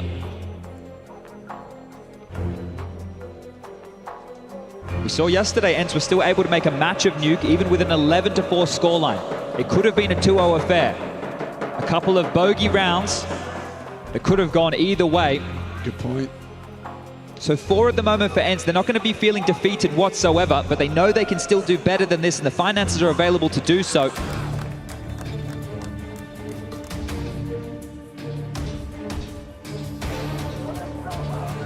Madden rocking a Mac 10. I was intrigued to see where he chooses to try and find a contribution with that. Yeah, as a back spawn, so I don't expect to see anything quite fast here. Could be late, but they have this AWP of Sampayas. You'd at least want to allow the Spaniard to try and use the big green to find an opening here. Prioritizing his utility. Sampayas fires off a warning shot. Nico notes the AWP's position. And Mondesi, his internal timings start to tick. Nico, that is a forward position. He wants full info on yard. A late arrival, but the whole squad's here. Nico known for his aiming prowess, and Hooksy the perfect bait as Nico combines. Now he can completely relocate. Mission accomplished, spamming through the smoke. Snappy, oh what? The last bullet of a hectic spray catches Nico. Fortunately, family quick for revenge, as he wants to win the whole round with this one. You could get them both. This is brilliant stuff. Hunter, the round winner. Proactive push, and Nerdsy sitting there saying, sorry, man. I'm going to be honest, considering the circumstances of a stage game, going for a play like that, even with number advantage, he was fortunate they were already making some noise, right? No tell there, not the silence into audible jeers. That was jeers into Hunter with a double kill. So caught off guard there were ENCE. It's a big play to make. And you're right, yeah. Ballsy to make it in this environment. I'm just taking a look here. It's T-side nuke. So I'm not being a harsh critic by any stretch of the imagination, but we need to point out yesterday, according to the can opener, Sampayas, brilliant. Right now, 0-3 as far as the opening duels. He was getting every kill and more with the AWP. Think about Mirage, out middle, T-side, in their face, across the map. Right now, a map like Nuke, not able to get away with those same hijinks. Another limp together buy here. Another opening kill for Nico. Let's make that 3-0.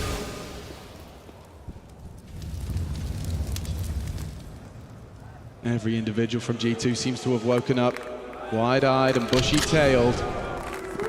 looking to find that same G2 that lifted the trophy in Katowice at the start of this year.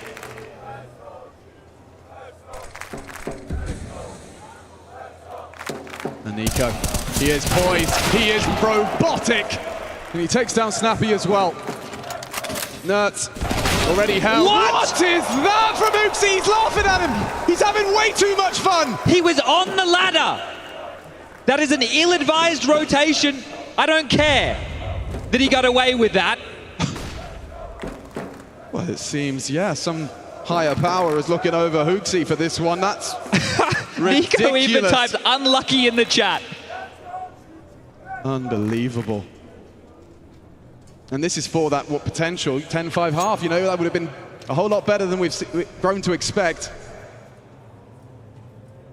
And Uxie, he'll leave with another. It's all giggles on one side of the stage, and ENCE, it's time for a serious team talk. You got 2 minutes and counting. We'll be right back.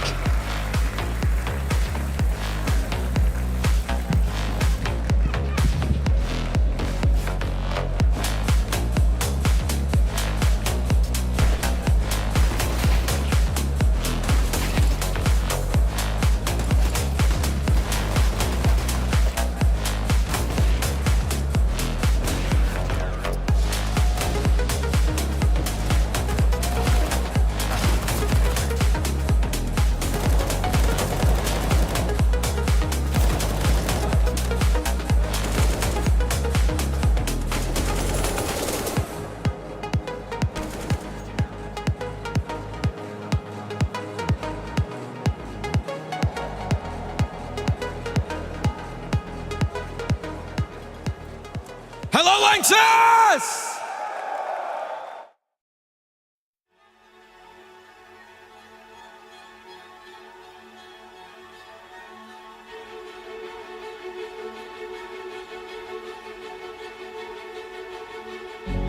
This world is slowing down. How can I fight it? How can I listen when there's no sound? Oh, the wolves are out. Yes, the wolves are out.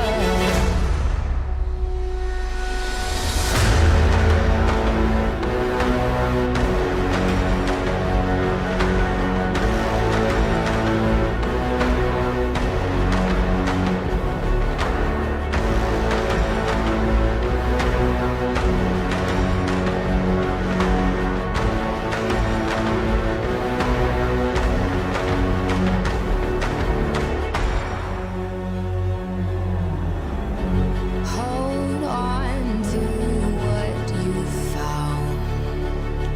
Days are deceiving. My head is spinning round. Oh, I hear now. Yes, the wolves are out. Inside of our reality. Satellites singing serenade. Send out a signal, please remember me. Send out a signal, come and set me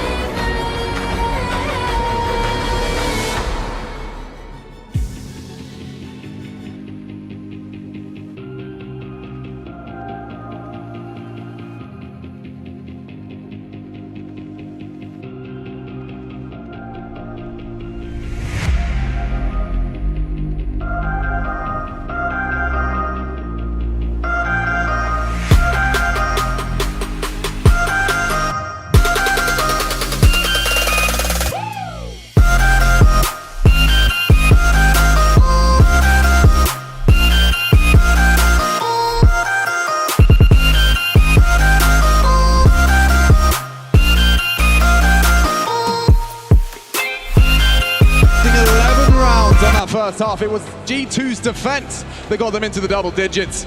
Now we swap sides, it's ENCE's turn. And G2 will be bringing them the attack. Will ENCE's pick of Nuke in this best of 5 Continue to surprise. Yeah, Nico's eyes right there. Was that after the ladder That was shot? after the Hooksy ladder kill, who's having a great time here on the big stage. First time in the Lanxess for Hooksy, and he's loving life.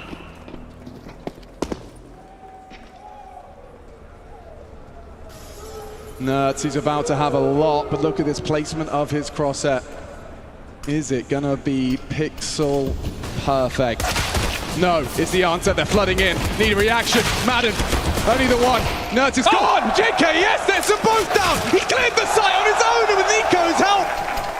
ENCE waving the white flag. Another pistol slipping away through the fingers of ENCE. It's Snappy and Sampaius. Only 2 frags from the Spaniard in that first half. And now Nico's down. Sampaius, a good contribution. Maybe Snappy can find Hunter in time. A one-on-one, dancing around the site. Hunter's playing the game. He's overlooked him. Beautiful from Hunter. That pistol round felt like it always had to be G2's. ENCE worked very hard to get back into that, and Snappy, you can see he's the individual standing up and trying to be counted here for ENCE. 33 years young, and Snappy doing his best to try and pull them back into this pistol after JKS shatters 3. Precision shooting as Hunter just has to toy with him there, and Hooksy again elated with this one.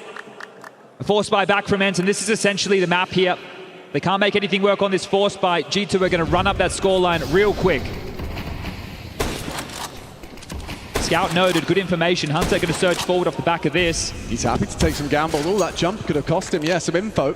Deliberate or otherwise.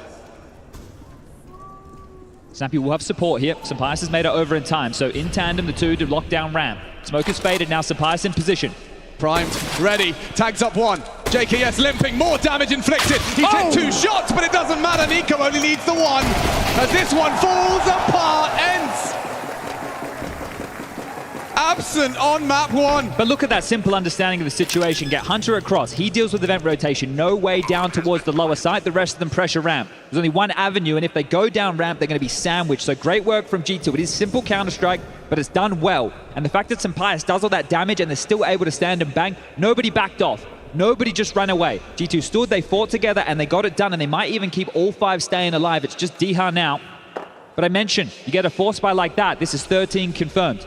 What do you do, ENCE? Do you force buy again? Do you double dip? Do you run up that tally? Because this is going to be a stomping on map number 1. Your map choice in a best-of-5 final. We have praised ENCE for mental fortitude. We've discussed, we even saw it displayed in that semi-final. Being able to reset, being able to stay composed, and a team that's stronger than the sum of their parts. But it seems that they're going to have to be tested once again in that department. Losing your map pick in a best-of-5 final against a G2 that seemed to be rising to the occasion. Sampaius understanding the situation here. It's pretty damn dire. He's going to buy into another scout here, so 1,700 expended. They want to try and keep this one threatening. Ooh, not far off the mark, but Nico's Galil acting like an AK as Diha loses his head. They're looking like marauders now, right? Yeah. Like they're not shying away from any duel. They understand that right now. Fight me. Exactly. Everyone gives them the duel they want. This is brutal. And this is the difference. This is where G2, it's just animals in the server. Every single one of them. And what does that make Hooksy, the zookeeper? Yeah, well, he keeps them in line and keeps them well fed. There's 2 to find here, Snappy and Madden. Not long for this world. Hunter with the up and over. But this is 14 all but confirmed here. Honestly, and Nico is still slightly low, but now that Snappy noted, the Goosh comes through. Oh, seeing it from ENCE's POV, and there you go, there's a demonstration. Hunter just leaping down to finish off the job, and they have 5 alive as they run down ENCE.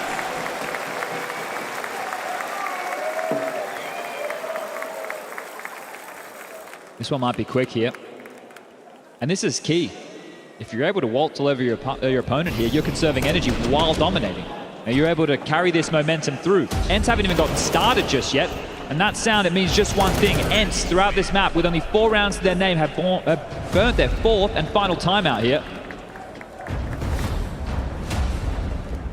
Things aren't going to get easier from this moment forward, and even just for the betterment of this series, just to give yourself some warm-up, get some individuals online. You'd love to see some Pius with more than 3 kills. You have 6 for Diha, 8 for Nerds, 8 for Madden. Snappy, the in-game leader at the tippy top with only 10, the only one to crack double digits so far.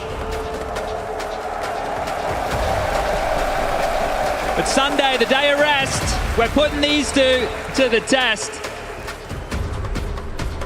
G2 with all the momentum here. So much cash already. Did they call one after? Tactical timeout G2 off the back of ENCE's last. That would be ballsy. And now we charge. Does it really end this quickly? Or can ENCE put up a little bit of a wall, a little bit of a defense? JKS, he wants to go fast. He wants to go furious. Straight through into Nuts. Diha a response, but already a reaction required. Loud on the descent of the vent. The molly indicates they're already down there. Snappy trying. Failing to make a contribution pre-plant. Retake on. I don't see a kit. I don't see a kit. A 10-second of use required, otherwise it's 15. It's curtains for Nuke. And Sun Pius could be that difference maker. Monacy just looked away. He's finding a gap. He's loud about this. They know where you are. Nico gets mad and elsewhere. Oh, what a shot out of Monacy through the hole in the doors. Diha and Sun Pius, they haven't got time for this. And G2 waltz into 15. The vibe's so high in that G2 camp. You could not have asked for a better start to the grand final for G2 and their fans. Is running over ENCE right now. Like bulldozing. Yeah, this is absolute ownage, and this is great. This is a standard play here from G2. Hot flash, the entry fragger through that smoke, and down the vent they go. So giving ENCE a taste of their own medicine there, and you don't see that from JKS too often. Round 20 could be the final round here. They're going again. Yeah, why not? Nothing to lose, everything to gain, a map to take, and it's Hoopsy to open up first. Oh, he can do it all! On the rifle this time, first man in, takes 2 down, and now Diha and Snappy have got, what, 90 seconds to think about how on earth this one went so wrong. Mollies aplenty, smokes at the ready, chewing them up, spitting them out. ENCE are done. What are you supposed to do? Just tut your tongue, throw yourself into their jaws and accept defeat. This might be one of the fastest maps in a grand final we've seen. It's going to be 16 already. Feel like we only just got started. Still 2 mollies. It's the benefit of going quick, and well, Snappy, he's going to draw this out as long as he can. Why not? He doesn't want to let this go, but it's taken from him in just 20 rounds. G2 hit ENCE with a heavy blow to start off this grand final, live and direct from the Cathedral.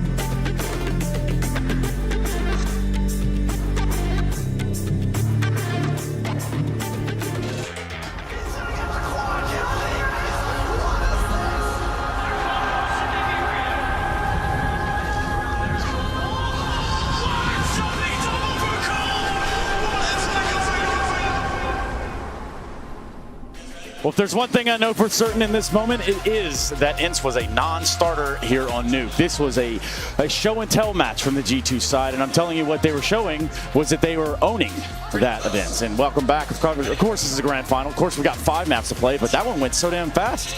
What happened? Yeah, I'm a little bit disappointed. I'm a little bit angry, to be fair. I think everybody was excited for a grand final. Turns out we only have one team that's on a server right now.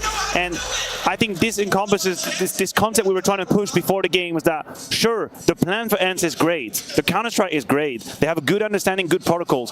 But G2 can just knock you out. And this is exactly what happened. The game lasted for about 3 to 4 rounds. And once G2 took over, Dunzo. Yeah, Dunzo. Yanko, the dominance there. Kind of describe that to me in your own words. Listen, if you're ENCE and you're like doing the pros and cons of our map, Vito. So the cons of Nuke is like, well, they were on this like 20 map Nuke streak, and Nico is Yard, and JKS is on ramp, right? But the pros are, well, we're also really good on Nuke, and on T side you have a lot of options and all this stuff. I think you saw when it goes the ultimate wrong way for ENCE in this one. Is G2 came out swinging, multi-kills from everyone from the beginning, all kinds of stuff, but you could see this pace early on for both teams, right? Reset round here, super important, and ENCE is priming up for an A hit. And we've already said, if you can slow down ENCE, you've already half the battle for you, and this is what G2 were able to add a few moments. ENCE were put in great positions. Yanko, that's a good example. There's the timing for Snappy. This should be ENCE all the way, and G2 turns it around. Look how quickly all of this is going to go down. Trade. They have the site. Okay, they're in a good situation. No, Monis is having, he peeks again, gets 2 kills, and that took 10 seconds. This whole sequence from 5v5 to everywhere. We go into the next round, reset round. Here's Nerd jumping out quickly again. Dika, no one's watching Yard because Nico's inside. Again, in a matter of 10 seconds, the round is over. Like G2's gonna poke around here, but they're not gonna find anything. That's the pace. It is the pace. Right. Who is gonna have to be forced to slow down first? And you have to respect what ENCE just did here. They lost a painful round, and right behind it, they used their spawn, they used their timing, they used the movement speed of the MAC-10 to puncture through the defense. And this is where I thought that this grand final was going to start. But you have to admit, the reaction from G2 after that is beautiful. It's like 2 heavyweights. It's like I'm seeing Rocky, he's getting pummeled. You think he's gonna go down, but no, he's still on his feet. Next round, G2 goes back into the force because there was only one guy alive. Nico with the deagle. Reaction into lobby. Pushing in. Hooksy goes back, burns 100 HP, but it was just too much. G2 managed to overwhelm ENCE in this round. And then the unfortunate situation is this might just be 5-2 Trace, but this was the end of the game. We just witnessed the end of the game. This is where it all happened because ENCE had the slowdown, and then G2 did a beautiful job at predicting what the timing were going to be, the good usage of the utility, the good rotation as well, individually popping off. Snappy just never had a solution. It was obvious the situational awareness on the G2 side is there. You're talking about trades happening quick, right? And then you have Nico running around topping on top of that. You can't ask for much more. And it's not just Nico. This is the whole G2 machine. JKS we're talking about JKS just completely shutting down ramp with multi-kills on multi-kills. We're talking about the timings of Monacy. Nico, of course, doing Yard things the way he's supposed to, and Hunter having timings in the back. What else do you need? If you're G2, you have it all. You have the whole bouquet. And this is what you hate to see if you're ENCE, right? I mean, all the individuals popping off. Nico with Yard control. We saw this time and time again. Like, this is, I'm taking the fight to you. I'm playing to win, right? I'm going to get that information at the very least. And he was absolutely vital to G2 having a good run here. But this guy, we need to talk about this guy, because we talked about Hunter, but the player who actually has the biggest step up when it comes to playoffs compared to groups for G2 is JKS. Yeah, and he shows it again. And you have to realize how hard it is for Snappy to not have that tactical solution to be able to hit ramp a couple times. Because this is when you're supposed to be able to do it as a leader. You call a couple of fast, easy rounds just to relax your brain just a little bit, but JKS just stops you. And JKS, I don't think, obviously, he's not like sort of a star player. There's not too much focus on him. But in this role, as a CT side anchor and a T side closer sometimes and a lurker, I think he excels in that role. And that's probably the most annoying part when you play G2, right? Because you maybe deal with Nico and Monacy doesn't have an op, or you kill him and Hunter is out of the play. Like, you just need to get rid of this one guy, trade with him, and JKS gets 2, survives, gets 3, gets 1, buys time. Like, it's very, very annoying to play. And you know who really suffered from that situation? situation, someone that went down the absolute hellhole, Sampayas. He suffered from that whole situation. Beginning of the game, we're talking about boxing fight, very pacey, in your face. You basically have to hope that any flash is good or you're going to have an easy kill because you're being thrown into the battle. And then when ENCE had to slow down, he couldn't find it. He couldn't hack it. He couldn't crack it. Some of the opening kills that he was finding against Vitality, non-starter. He had one leg shot onto Nico outside that could have been an opening kill. For the rest, he was the victim of the bullet coming his way. We talk about dictating pace early on in games and getting control, getting the momentum on your side, and I think this is evidence enough. You know, you actually just silenced ENCE on this map. Completely. You said 2 rounds, 3 rounds, 4 rounds in. That's all she wrote, which actually, I don't even know much more we could delect out of that, right? Like, I don't know. I don't think that there's much more we could take from Noob, but we can't hear from him. Let's do that instead.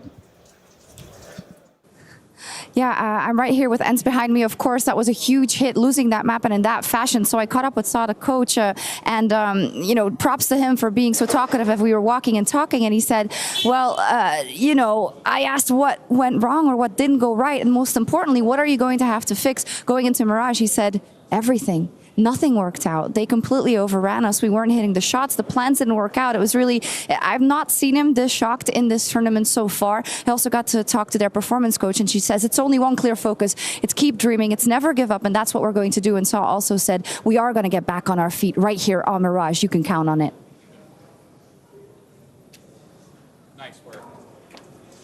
Yeah, and the truth is you have to. You don't want to go down 0-2 in as quick of a fashion as you lost the first match. This is where we need to see what ENCE is made of, because G2 was here before. They were in these grand finals, on big stages. They performed, they won, and they've lost. ENCE doesn't have that sort of experience. Yes, the attitude is great, they're positive, but how are you going to respond to this? No, yeah, I absolutely agree with you. And for my money, I don't care about the map. I don't give a damn about the map that we're playing now. This is completely inconsequential to what's happening. It's about ENCE resetting. Sure, you got your ass handed to you on the first map. That's a fact. But it's a best of 5. It can be a long journey. Take it on the chin. You know what you did wrong. You refresh a little bit. You go into a new attitude. You talk about ENCE, and we're looking what they're made of. The phase game on Dallas, sorry. The phase game in Dallas. This is what you have to tap into if you're ENCE. Have to. Think about these moments. It went so hard down the line, you put everything, and then you finally came through the light in that tunnel. Think about that moment. Tap into this. You need it right now. You've really got to cut through the mold. You've got to break through that echelon that did survive such a long game. That was an endurance race. And obviously outplaying Kerrigan, that's not something that you probably forecasted to do that day. And we also are talking about the map pool at the start, so that's not the problem, you know. Yep. They still have plenty of maps that they're at the very least even against G2, but the problem is just individually. I think something needs to be understood here. If both teams play their A game, G2 wins. I know. Right? Like the maps won't matter there. They just have more heavy hitters. They have better players that can have more impact, right? So the key here is ENCE has to play their A game and sort of make it hard or impossible for G2 to do the same. That's how they can beat them. If they don't play their A game and G2 keeps playing like this, it's over. And they have to slow G2 down, because G2 won't. Yeah, I mean, why would you, right? It just worked. We just heard what FES said, that, you know, hey, they got ran over, and it'd be like that sometimes. Maybe they should check the buzz. Maybe they should understand exactly what's going on over there. Speaking of buzz, our 1xBet clutch winner is Buzz. So check this out.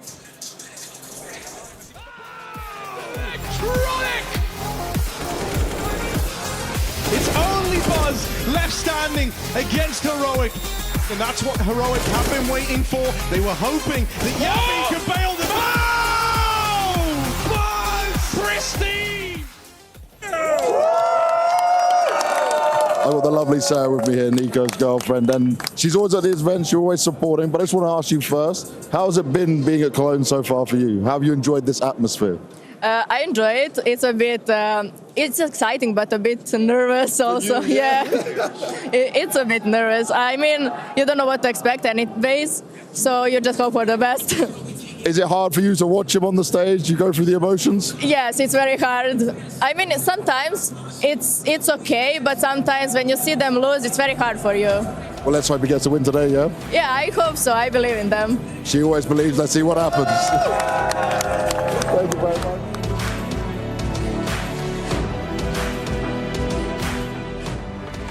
The in-game leader, architect of every move and every win.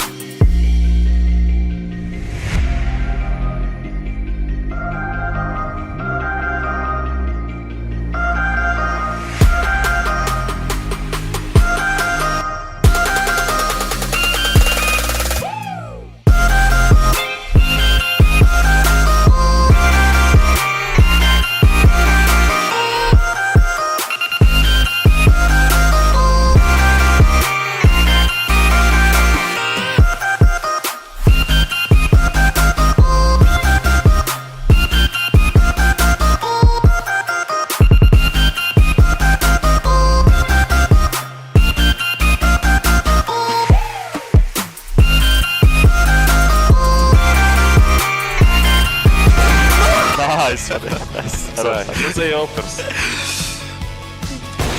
On the left. There, yeah. Oh, nice. 1 middle. No, he's the middle.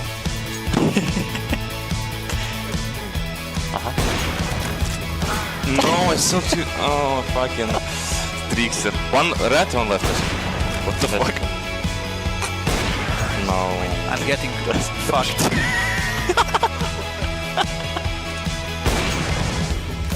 Nice, I joined the server.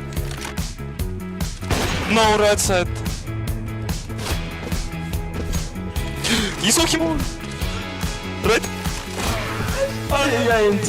Let's go. Fuck. Oh, that's pretty fast. Need to win. Let's go. Use the dead eagle now. Leg shot it. No. Leg shot in it. the middle, in the middle.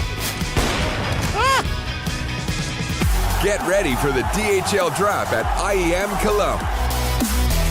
Grab yourself a DHL drop sign and customize it with your message. And make sure we spot you in the crowd. If you're lucky, one of our special deliveries is coming your way. And for all of you watching at home, type !DHL drop in chat now.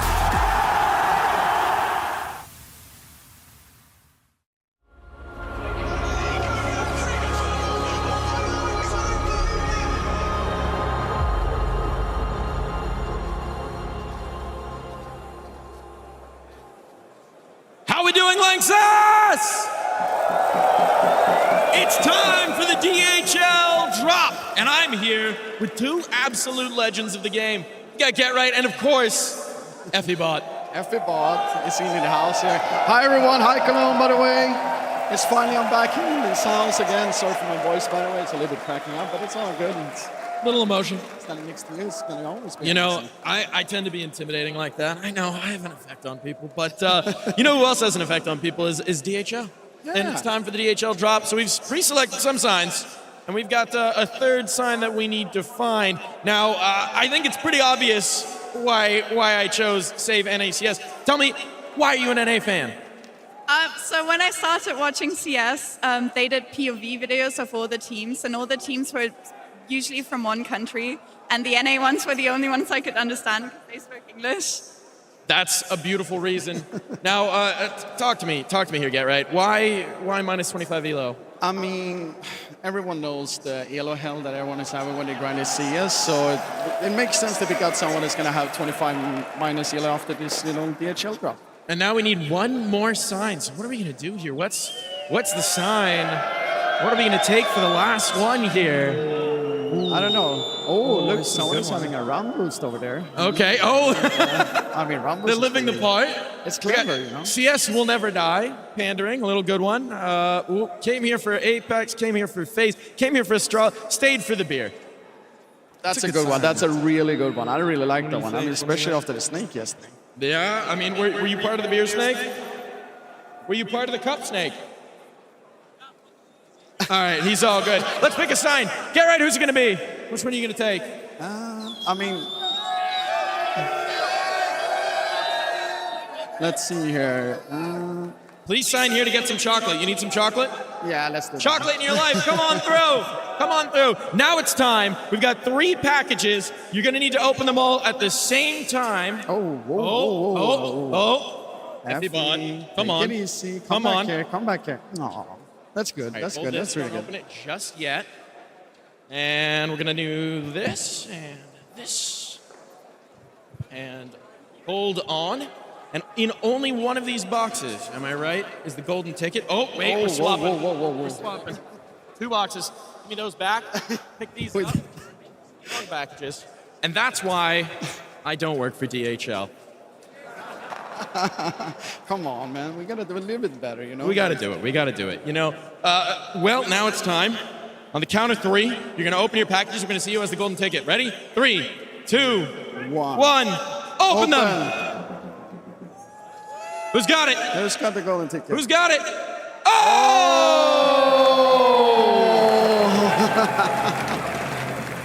Welcome on board the team, buddy. You're finally going to be having a chance to go to Malta together with me against Fallen and his other comrades as well. So it's going to be a beautiful time, and hopefully you accept this invitation. Well, that was the DHL drop. Congratulations. A chance to play with an absolute legend. And now it's time to hand it back over to two legends as well, Sponge and Machine. Thank you very much. We are back in business. We're shortly going to be bringing you our second map of this best of 5 grand final. And we are still in recovery from that first map. And I would assume ENCE R2. Chad, you've had that headset on, mouse and keyboard. You've attended your fair share of events.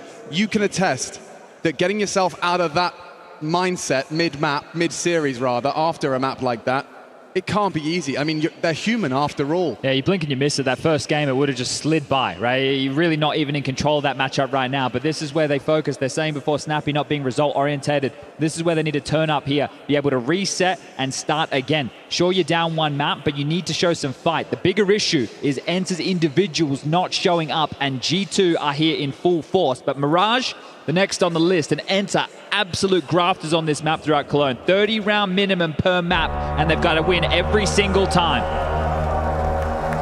Surely if you're ENCE fans, you're going to be crossing your fingers and toes to see them start strong on this one. A pistol perhaps, a 3-0 conversion, get the juices flowing, get the individuals fragging. Nertz, Madden, Diha, Sun Pius and Snappy up against this super team that seems to be hitting their stride on the greatest of stages. They rise to the occasion. These individuals find a new extra level in the grand finals. And so let's get it on. Map 2, Mirage, ENCE on the CT side, G2 to bring the attack. Nico equipped with that P250, he'll be looking frisky with the headshots. Monacy is aggressive, look at the pace on this one. The young gun, still gets a headshot, but look at Diha unloading his magazine into 2 and Snappy builds upon it, mid-clear. And round 1, ENCE get off to that strong start we discussed. That's exactly what they need here to kick off this campaign. No plant, all the kills coming their way, some nice shots, some tidy work, and that's even after giving up the opening kill there. So fast and furious from G2, but sat down and hoping to run with that momentum. Diha says no. This pole, extremely cool, extremely calm, and he can deliver for the team here. Zenz will pick up this pistol, and G2 look to vie back in with a force spike. Smokes, flashes, and upgrades at the ready here as Hunter with a top cat smoke to obscure the vision, making this look mid-heavy, but some Pius on a push and make the most of the moment. Monacy with the pistol again. Sun Pius, he's immediately been put in the dirt. He's opening deaths. He might have as many of these today as he did with openings yesterday. Well, Snappy, he could be the closer with Diha's help. Lovely work at range. Controls the spray. Nico's gone, and this second round force from G2 is Monacy with a ridiculous pair of frags. And now he's got the bomb down. ENCE, this would break their hearts. And the celebrations of that first round would be cut short by one man and a pistol. Madden saves them, but already that is a warning. That is a warning to anyone that stands in Monacy's way. Well, this is his home map. And they were some absolute bangers. This kid grew up here. Mirage are his streets. And this was some massive shots. This third one, ridiculous. Oh, sat on his ass. Oh, so damage done, bomb goes down, and Snappy's reaction, I think it says it all. Oh, he's feeling it. He wants to put on a show for you all. And that means they get to force buy again. Only 2 players staying alive. ENCE can buy back, sure. M4s for all 5 of them. But look at G2's purchase. Light on in the U department, but another plant, some casualties, and Galil's aplenty here. Wow, they're going to try and make this work with just 3 flashbangs. So they're going to kind of look at Monacy and say, could you go and do that again? They put the Kalashnikov in his hands. That one-shot headshot. Tending to middle now was Nerds. In fact, not just tending, he's aggressing. He wants to maintain that space. On the jump, Monacy fires off the warning shot through Tetris. Housekeeping Hoopsy.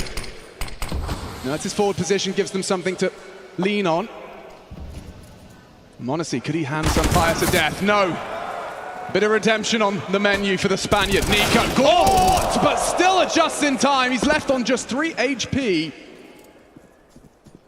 G2 wobbling now. That's aggressive. JKS, he's caught Madden going and looking for answers. He knows another's close. He heard the reload. Hunter, though. Oh, he's lost himself. And they will lose the round as well with Nico catching nades. Can't do anything about that one. Solid out of ENCE. A dreamy start. And the start they needed. This is exactly what ENCE are looking for here. This time the bomb doesn't go down. This time G2 will be humbled and they have to take just a light investment here. Maybe some pistols short. But you could see in a round like that when they don't have a lot of util. HooXi allows his individuals to work across the map. Hey, m0NESY, you've hit some absolute bangers in the first few rounds. Do you just want to walk out onto A with an AK and try and find a jewel? Well, given that opportunity, unable to convert, G2 looking to keep things costly. Nades about to hail in towards this connector, not window. Nobody home, so no damage done. And they're opening Gambit to look for some damage. Will net them nothing here. For ENCE, they'd love to get around to stabilize, keep as many alive as possible. Snappy blocks now and can play a whole lot more aggressive with this MP9 in hand.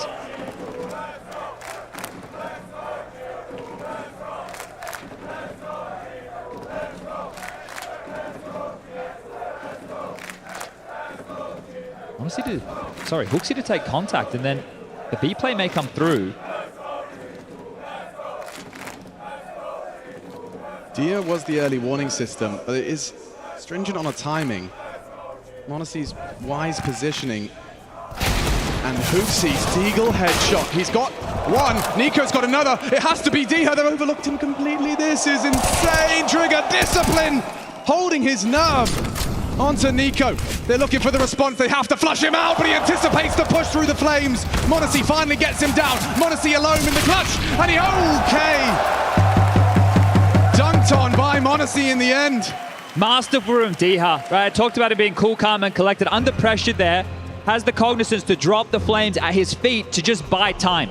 He's not playing for the kills, he's playing for the round. He knows that his teammates are screaming and on their way. All he has to do is be an absolute nuisance, and that's what he was. So Diha, sweat off the brow, salvaged the fourth, but dangerous. G2 did not have an awful lot in that round, and again, they bring it down to just one man standing. Every round there have been threats available for G2 to pick them up. But a timeout taken early. Swanee gets on the mic, conferring with HooXi into the first quote-unquote gun round of this map. The AWP's out for both Sampayus and m0NESY. But this is a much better start from ENCE already. The individuals making plays, which have come to know and love from this ENCE roster. Well, that's what we say. We say every single one of them's capable. But then look who they're up against. m0NESY. Set up on the boost to go and investigate middle. Early towards ramp here. They know they can isolate JKS as this A-side lurk. He's either going to be in Palace or towards the ramp. It's just about locking down his position in these standard default rounds, and that's the way that G2 have operated here. 1-3-1. There always will be a gap with two potential ports of call, as Madden will slink in and take defensive position here with that MP9. So still somewhat touch and go for a few of the purchases here from ENCE, as m0NESY now will work towards middle alongside of Hunter, being set up for success. A deep connector smoke, a molly and player Nerds is going to have to respect this or be forced into the AWP. Perfect. You see exactly what they were looking for with that util. Cannot be better from G2 to find the opener. But Sampayus is in a power position with this weapon. Hoping to find the response, and that's what he was looking for. But that wasn't the person in the feed, it was m0NESY, now down to Diha. Clawed back by HooXi. Up for debate, okay, drive by, Madden finds an upgrade and a frag. Holding on to this one now, Nico and HooXi partner up to try and recover and find their first on this T side. Sampayus could be overlooked. Oh, gets away with it, gets the info now he knows, but it's HooXi. Onto Sampayus' face with hot lead, 2-on-2. Time's a problem here, 20 seconds. Snappy has short, you can see he's so trapped. HooXi has the bomb. HooXi! The headshot! HooXi! Incredible performance! And Nico will put the cherry on top, but he's leading by example. And G2's first round delivered by HooXi triple. A massive round. That is insane from HooXi. This is not the individual that we look for to find that type of impact. And they were headshots. They weren't scrappy spam kills at all. So some bangers. Oh, let me see these again. You've got to highlight them when he gets them, right? You're not expecting HooXi to get an awful lot here, but this is impact right now. A big triple kill. And broken now are ENCE. They're down to what is a 4-spy here. They've actually got some residual cash on the likes of Nerds, Diha, Sempias as well. It's got an unusual complexion. That was great from Madden in the previous to understand the biggest weakness for Sempias in the site. Oh God, he's going! Nico, he's charging in. Sempias just shot in the back of the head. No warning as Madden added to the naughty list. Nico sees these ENCE players as obstacles on his path to glory.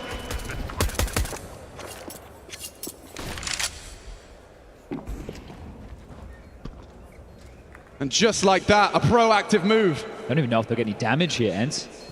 We've just swapped out the guns here. Bogdan's Law comes into play, and m0NESY gets to hunt. He gets to search. He gets to try and farm up even more. And the Mac 10 now in the hands of m0NESY. Finds another, but it's just 2 more. It's just back to a 2-round game now.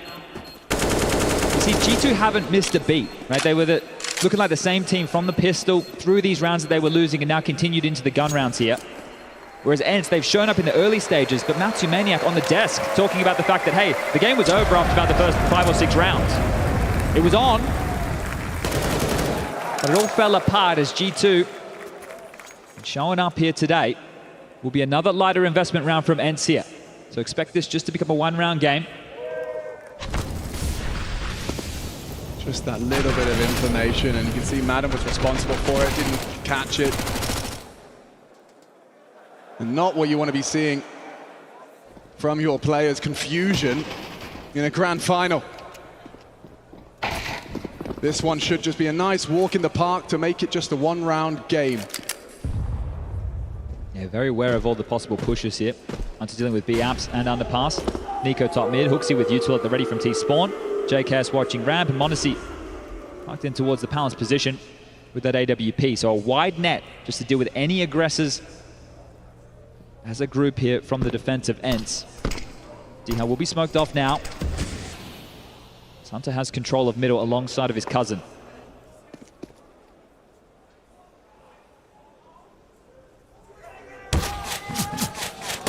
Good timing on that from Madden, just throwing a couple of clicks through the smoke on that USP and insignificant damage. Perfect timing on the util to replace the smoke, and Molly spreads.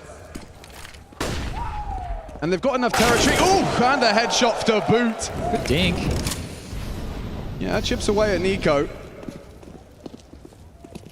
Pincering in now towards that A site, and yeah, Madden, what are you supposed to do? He's accepted that his best bet is that Sempias will bait, and he'll be overlooked. Hunter ever diligent, look at this, jumping for the info, spots him out, and looking to keep it as clean as can be. Okay, headshot found, blocking him out. Hunter does go down, and gives them over a Galil.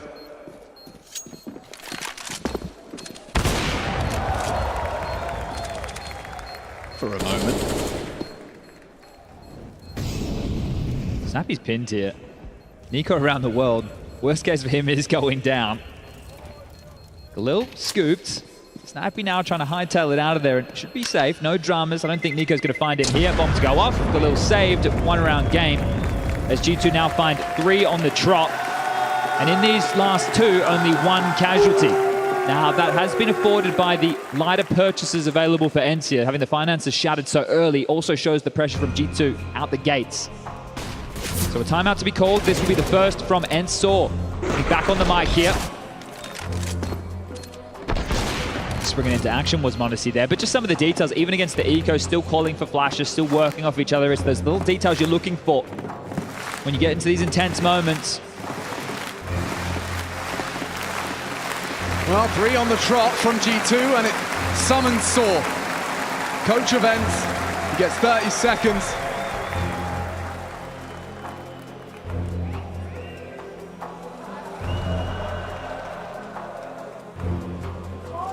Saw telling us that in terms of what went wrong, everything went wrong on map 1. Maybe it makes it easier to dismiss, or maybe it makes it harder to accept. They must play on. Let's go. Round 8, Nerds. A spot of aggression. Thinks twice. It's a different look early here. JKS paired up with Nico, right? I was just talking about the default spread on their T side here with the two of them trying to pressure Snappy.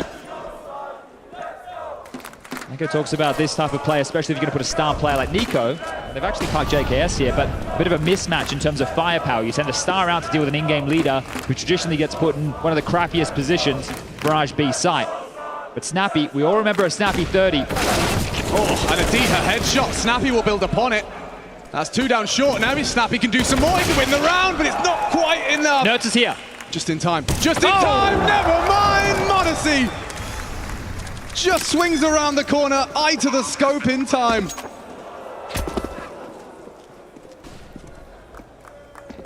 They got the kit, but they don't have the interest. And we will see this go 4-4. Yeah, a bit of a wince there from Madden. Even if he made that jump, unlikely to see them go for this here. Ill-advised. Side's given up. Bombs down and covering each other well there. Modesty aware of the leaks out of that marketplace. So 4-4. And hopefully we don't find another map where one round, you know, a patch of round just completely changes the dialogue. It starts competitive, it looks hot, there's the moments, but then G2 happens, and they don't let their foot off that gas. So now, we're all tied up here. But Modesty is one that they need to leash. This individual, first stage game, 45 kills on Mirage versus VP at Kato in 2022. Like this kid, as I mentioned, grew up on this very map. You see him pugging. You all watch him at home. What is he doing? He's on this very map. And this is where he does his absolute best work. So we'll be unleashed here today. As with these saves, ENCE can get another buy. The loss bonus well and truly in their favor here. This time more Biffy towards mid. Huxi and Nico vying for position. Smoke Cat across, a molly coming, and there's the extinguish.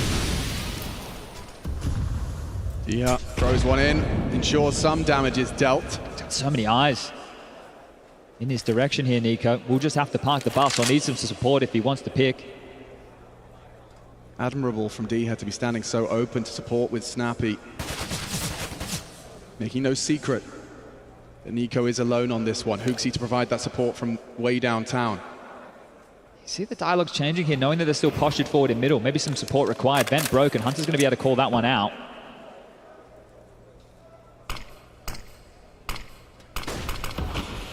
Window smoked. Exchange of util. Window smoke lands. The CTs drop their own defensive connector smoke, wanting to buy time.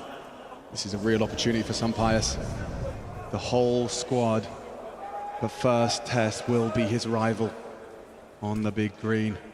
Turn the flash. Now they're bounding through. A hard shot to hit and he doesn't connect. Now Nico will activate. Diha backwards turned. And Sunpius, can he hold them off? Converging on his bomb site now. Time ticking, rotation through, but they are not in a hurry. Second guessing it now. Is this really deception? Monacy has caught Sunpius. That will open the floodgates. And oh, just as he looks away, Nico spots out Snappy. Problems here though. The bomb's still going B. The bomb is going into the exposed site. They have to finish here. Madden perhaps could disrupt. As he does, oh, come out swinging. JKS quick to adjust. And this is the thing I'm noticing with G2 right now. They're not getting caught off guard by anything. You see that? They just played the mid-round. They had so many positions. They were so forward. Diha had no idea that flank was even possible from Nico. And then they just postured. They just stood. They just waited. You're going to rotate. You're going to come to us. They hit the necessary shots. They stay calm with 15 seconds. And they force another timeout. ENCE spiraling once more. Every single one of these deaths. They're searching for info, right? They were hitting, they were coming, calling for the rotation. Sunpius, I need help. 3 spotted, bomb there. Then nothing. Just got into your own head about it. G2 demonstrating a wide spectrum of pace they can throw into these rounds. You can see them second guessing. ENCE's defense rumbled. And that is 5 on the trot right now. Oof, it's just, you're taking a look at the opening kills here. Nico with 3 and 0. Monacy with 3 and 1, right? So the two of them, and Nico, we're talking about his stats on the T side within this event. You've got Caden on the pre-show. He's more than impressed with what Nico's able to deliver here. You've got the attempts, you've got the success. And right now, G2 finding plenty of that. This is a change, not the default spread. Insta window smoke, getting their attention quickly. Over towards A. Nico with the back 10 again, ready. Boosted Nerds up though. Maybe he could. He's in the perfect position. Madden Just the footstool to allow this man to work. It needs to be magical from Nerds, and it's only the one. Still, Sunpire stands up with 2 of his own on the Julies. And Deagle has saved ENCE from a 6th on the run from G2. We are tied up. That's going to feel real good. That is going to feel the best round they've won so far, right? That's where they've done it when the chips are down, when they don't have the weapons. They've just won a massive round to ENCE. As we're talking about this team starting to go down the gurgler, this is huge, and some pious contributions on the Julies here. Another one? He needs to get activated in this game. He was a force yesterday. He is integral to ENCE's success on the stage. And that one's going to suck. It's going to sting. But ENCE are back in the game now, tied up 5-5, finally breaking that spree.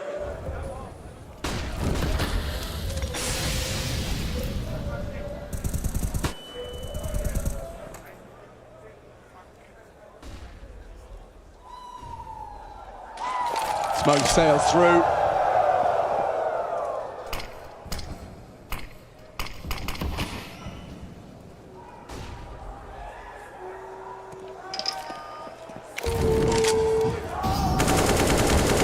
And ENCE will unload his magazine on that con smoke.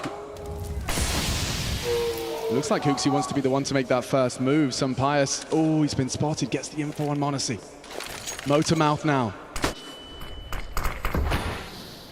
ENCE going to be overlooked? Has he really found the gap? This is insane. The first frag. Neither of them know.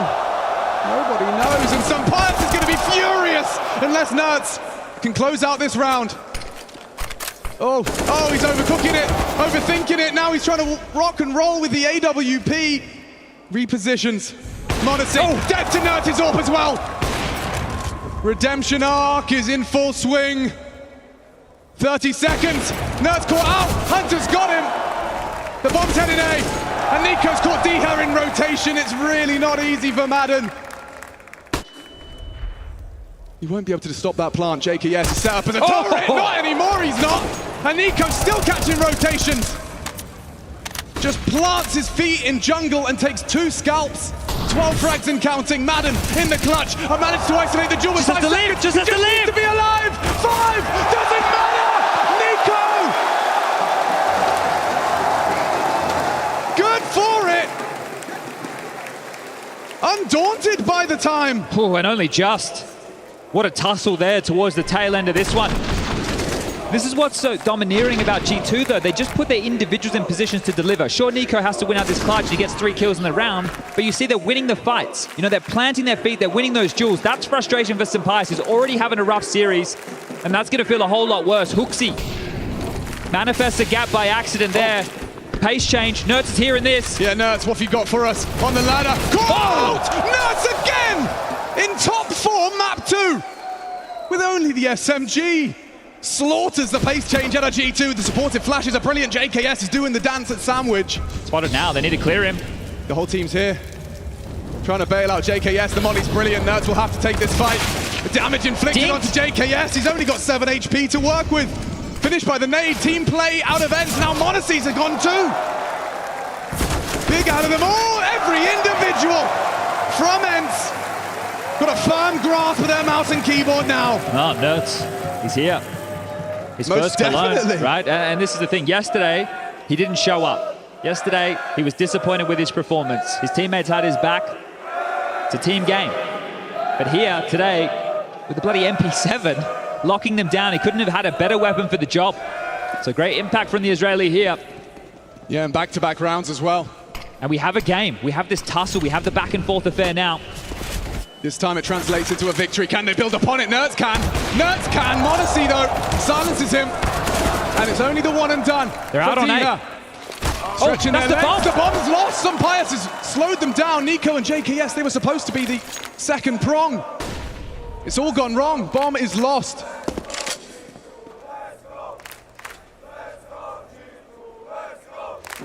Still worried about Madden here. Right, he's the A defender. We see him jumping tickets, so they're worried. Is he under the balcony? Is he in the side? They're clearing things out. Well, he was responding elsewhere as Sunpire now can turn his attention. That bomb's still down. They're not playing it. They don't need to. Oh my goodness, Nico on the warpath. Very quick to adjust. And JKS set up in the clutch, but Sunpire has the AWP. Perfect weapon for the fight. ENCE take the lead here. And after that run out of G2, it felt like we might be seeing more of Nuke, but on our second map, G2's pick, and yeah, 2 on the trot now from ENCE. They take the lead, 7-6. And they break the finances here. Remember the start of this game, G2 were doing an awful lot with very little, keeping them low on cash. So for ENCE to finally break them here in the later stages of this first half is fantastic. And for Sampayas to get away with a couple of kills is also great. His confidence now off those Julie rounds and now with the AWP, this is good stuff from Sampayas. It's not too late in the best of 5. Yeah, you just want to kind of prove to yourself that you're playing the game you know you're capable of. And I saw some frustrations from JKS there, right? He's wondering how did Sampayas get out of that jungle position because the comms would have been jungle. Then he's over towards the stairs, right? He braved that molly. So right here, G2 need to make sure they keep their head screwed on tight. Can't let those little details get away from them because things have been going so well, right? But as soon as you have a classic G2 round, as soon as there's a moment or two, they start to fall apart. We're right here taking a bit of a breather.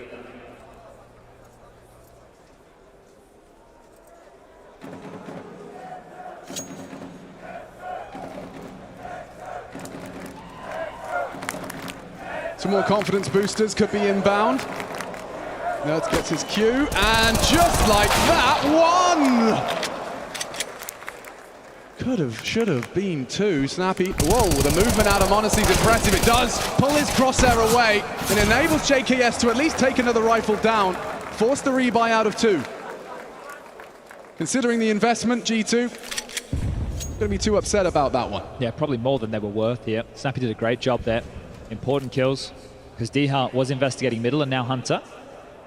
Well, more damage would be fantastic. Oh. And Dink is through. The kill is not Sampayas sharp. Important work there. And around 15. Buys for both teams. Might have to get the AWP in the hands of Monacy here, so that means some sacrifices will be made. Hooksy just with the AK and head armor after dropping the big green.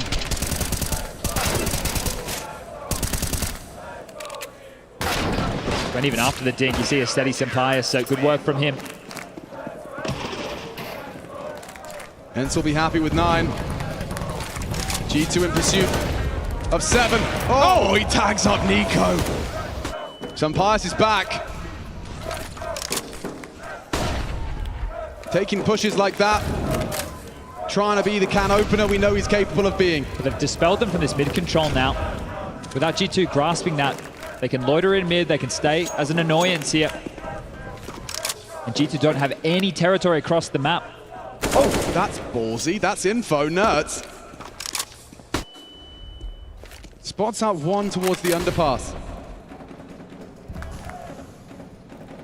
And Snappy yet to call for aid. But he may want to light the beacons shortly because the whole squad are coming his way. And Monacy pulls the trigger successfully. D-Hart, yeah, you can try as hard as you might. Sprays on through the smoke. Damage inflicted. Bomb is planted. And G2 looking to keep it spotless in this final round. Only Madden and Sampayas. Make it just Sampayas. Hunter's mid-lurk. Catches Madden.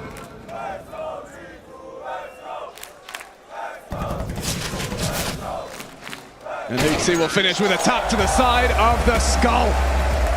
1 round game, folks. It's competitive here in our second of the grand finals. ENCE looking to shake off that nuke.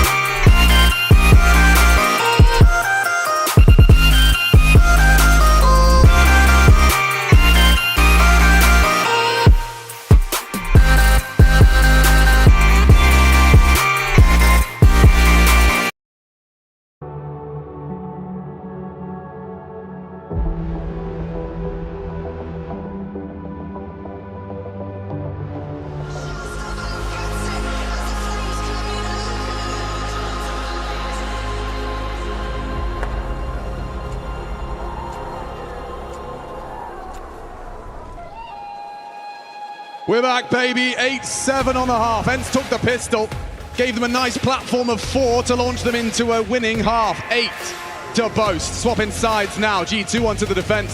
Snappy to call the shots. You told me, Chad, that these Mirage games for ENCE, they go the distance. Well, this one looks like it's going no different. Lanxess, are you ready for this pistol round? Looks like Snappy is too. This is off the cuff, off the rip. There's 3 here, honestly. The difference maker, JKS with the Julies up close. Again, no silence up. He wants to make it loud. Oh, and indeed, he should be proud of this one. Nico too, and already ENCE just flying into these AIM stars, and they're shining bright on that grand final stage. Man, and m0NESY tries to get greedy, and Nico puts Snappy back in its place. Nico buying utility on the pistol round. Just getting it done. No Kevlar required when you're that sharp. JKS and the Julies gets nothing done. And m0NESY continuing to show this flair. Splitting the pistols here. Oh, the second one filthy, just as Nertz was dropping out of his sights. We know both of these teams love a force fight, so not surprised to see ENCE back in with these Tech 9s. Couple of deagles. Yeah, it's going to be B heavy here. They want to test HooXi. He has the help of Hunter. This is going to be quite fast, I think. Incendiary, at least ahead of it. Madden turning up the speed, turning up the pace. Hunter's vision's restored, and HooXi connects on that MP9. The pace now sucked out of this commitment, and one by one, this procession to their demise. ENCE is forced by, I don't think they've done a point of damage. Yeah, 4 to HooXi. Empty-handed. And look at the spam, m0NESY. You told us this is his playground, and it's visible, palpable. It's harassment right now. Let Sampaius off the hook here. He's just trying to hang out. Kill would be great. It's just something. As he gets scooshed and taken down, Hunter on the offensive with the MP9. A clean one from G2. 5 players staying alive. MP9s will be retained, and now they just have to deal with unarmored ENCE opponents here. Maybe a couple of deagles sprinkled into the mix. But you see both players in somewhat anti-flash positions there. One behind the pillar, one tucked in towards the site, playing off of each other perfectly. And a great hold. If you thought you could test that B bomb site and HooXi early, they say no. So much pedigree on this G2 roster. Ooh, info. A lot of bodies out mid. Yeah, Snappy unable to contribute too much, and standing for the spray. m0NESY, he's not scared. He's got his whole team to support him. Hunter comfortable and hunting appropriately. Nertz, great deagle headshot. Individually online on this Mirage. He's shown up here today. Much better form out of Nertz. Back of the site towards the bench. Guess he wishes he was playing deathmatch here. Bearing down on his position, the bomb nowhere to be found, and even damage may seem in vain here. This was a bit of a bonus, so HooXi to fall. I'm sure he's feeling happy about that. Might even be able to drop m0NESY and AWP into the next round of play, so unless he can get a few more kills, this is really all in vain here from Nertz. He'll try his luck. Keep his toe in the water, and he's getting tricky with it now.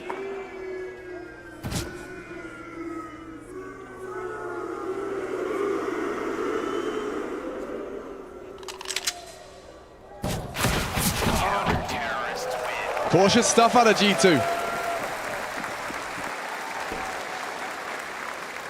Their eyes are on the prize. To be crowned a champion of Cologne.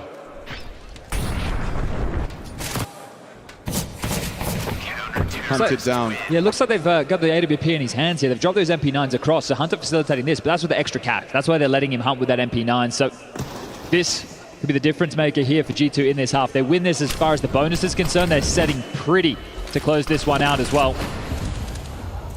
Snappy's across quite quickly here. m0NESY, is he aware that Snappy's already been able to get across to the tap position as Sampaius here as well?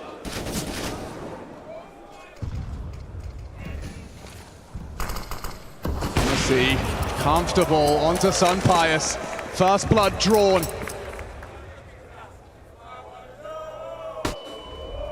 ENCE needs someone to step up to equalize.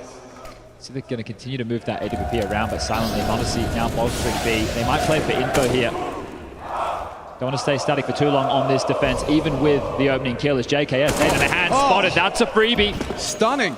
Great shot from Nerds. The aim's still there. It's definitely there. Flying high with 18. Someone has to bait for Hunter here.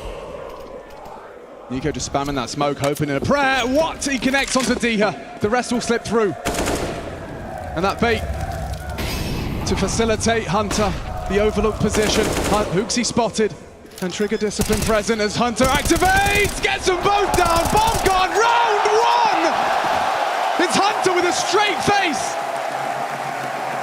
He holds his nerve. He's not feeling any pressure. This is just like any other day for Nemanja Kovac. And this here just, well, with the sound cues, a premonition from NiKo there, but this is great, isn't it? Steady, Madden trying to respond to this. Even if he gets that kill, likely to die from CT spawn, so overlooking a couple of positions there, and that one's going to sting. Corner not cleared. Having a bit of a conversation, Nerds and Madden there, but back into play, just down to the pistols once more from ENCE. This second half has not gotten started for them yet. Not a single plant to boast in the 4 rounds. They need to change that tune, and soon. Loss bonus is there, sure, but you need that extra money coming through as Nerds is going to try the AK again. He's hitting some shots, but it needs to start being converted into rounds here.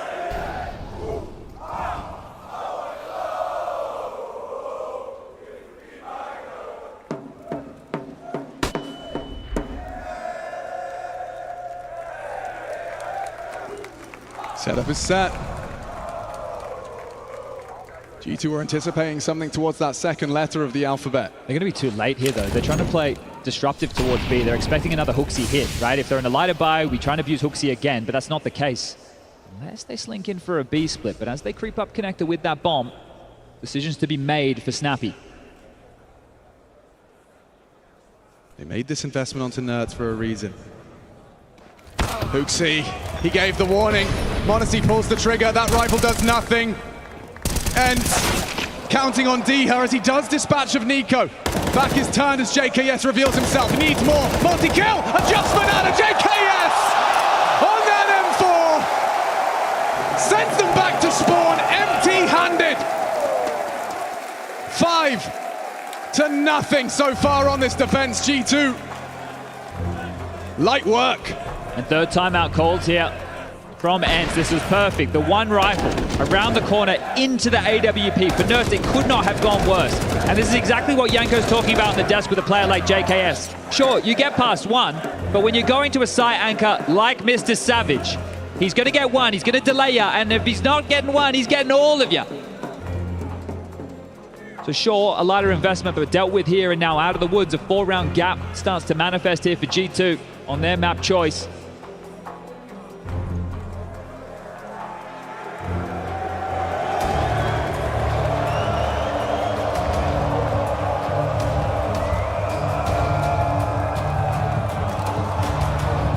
Round 21, map 2, grand finals, IEM Cologne 2023.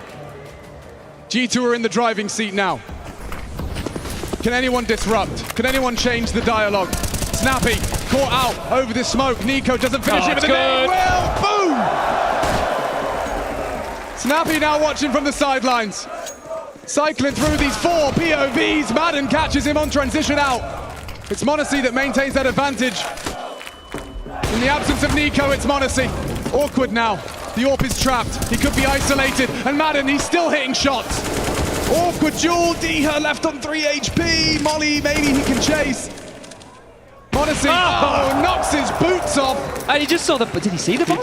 He did. The round really impossible for Nerds now. A teammate with a fraction of health. Perhaps m0NESY. It's dead, and the round could be back on. Madden continues to lay down the law. 3 HP, or rather 3 frags. Nerds looking for JKS, but he's out of his hidey hole. He's caught that bomb carrier. And despite all of that hard work, hard graft out of Madden,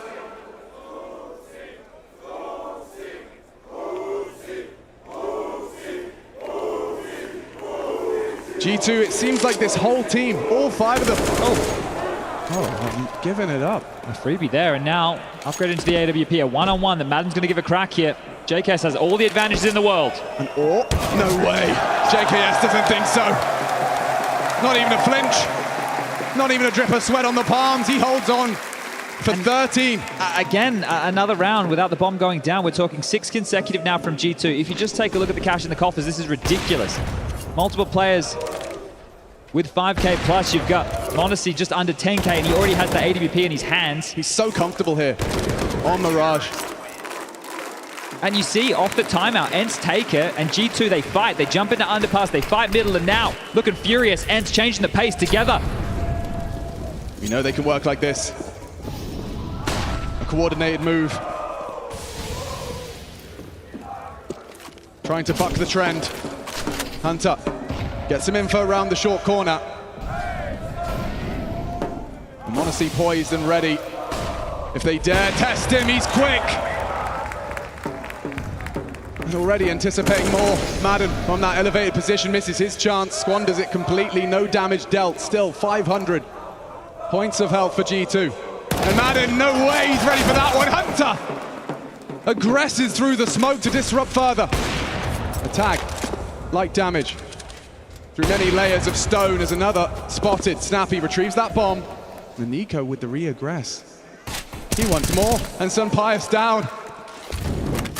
Only 2 members of ENCE left before that 14th of the spotless defense.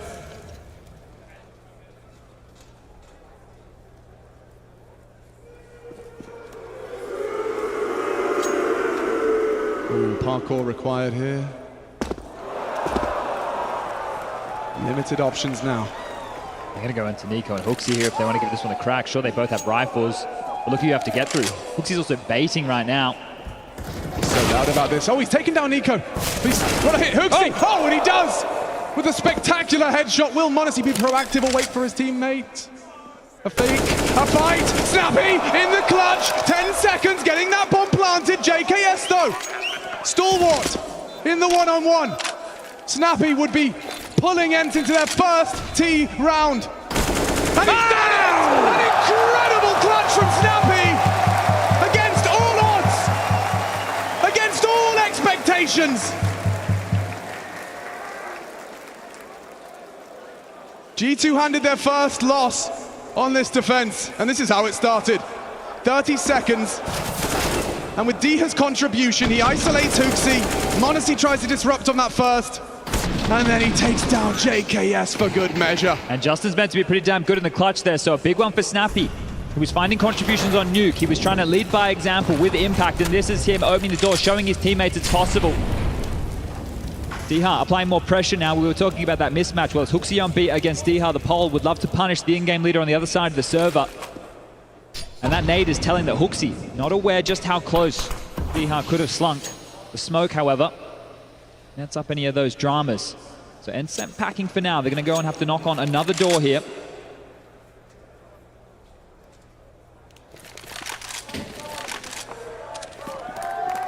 Game plan taking shape.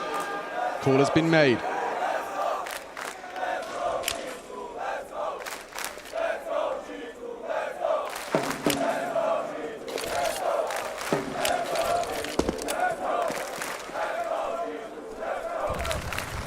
Mid-control utility, Molly out of the apps, and this is their go sign. HooXi, good to avoid the flash. On his own here. He really needs one, just to delay them as best he can. Out in the open, hard shot to hit. m0NESY vulnerable now. Bunny hopping for survival as Sunpius racks up one. Might be a save. Hunter dead in the kitchen. And finding this off the back of Snappy's clutch is going to give ENCE something to celebrate.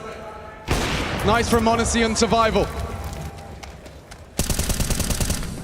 But it does look like G2 are laying down arms. m0NESY with his knife out as Nertz takes that AWP away, extending the potential advantage off this round conversion.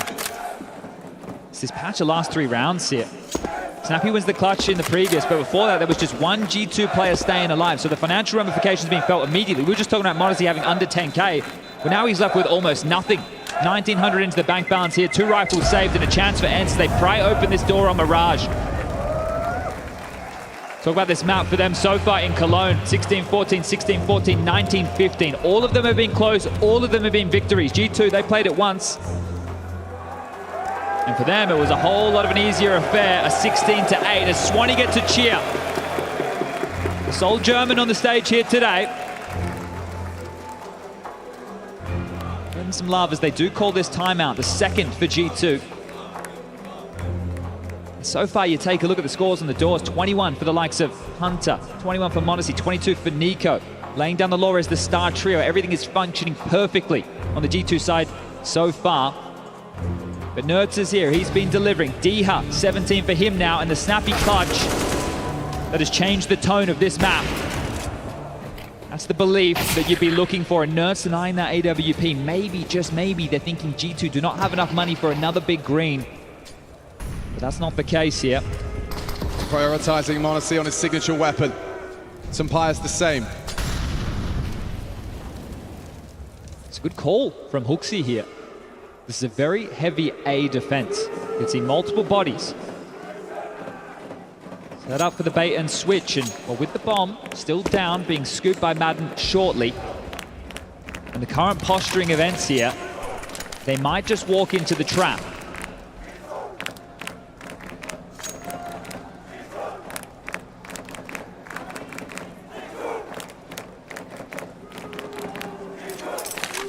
Multiple ways this could go down. Waiting for the call of their commander. And now, multiple nades sail into the A site. Nerds held at bay by the flame. The molly will make them have to extinguish. m0NESY blind in the molly, 5 HP, but he's still alive, and he pulls the trigger onto Snappy. More from Diha required. Great onto JKS. Nerds healthy. Sampaio's full HP, but Hunter gonna be overlooked, perhaps. They've already taken down the player underneath. And with m0NESY finding another, there's no way.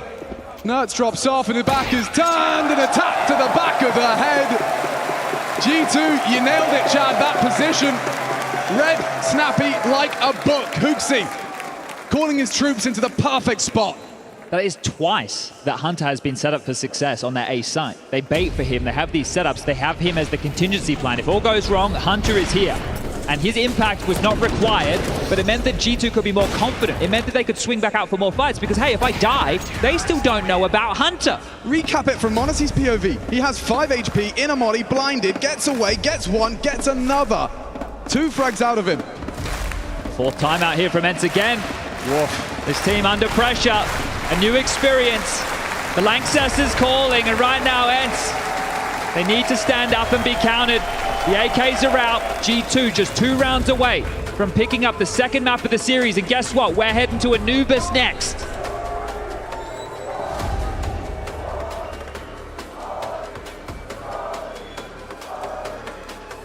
IEM Katowice to start the year. What a story that was.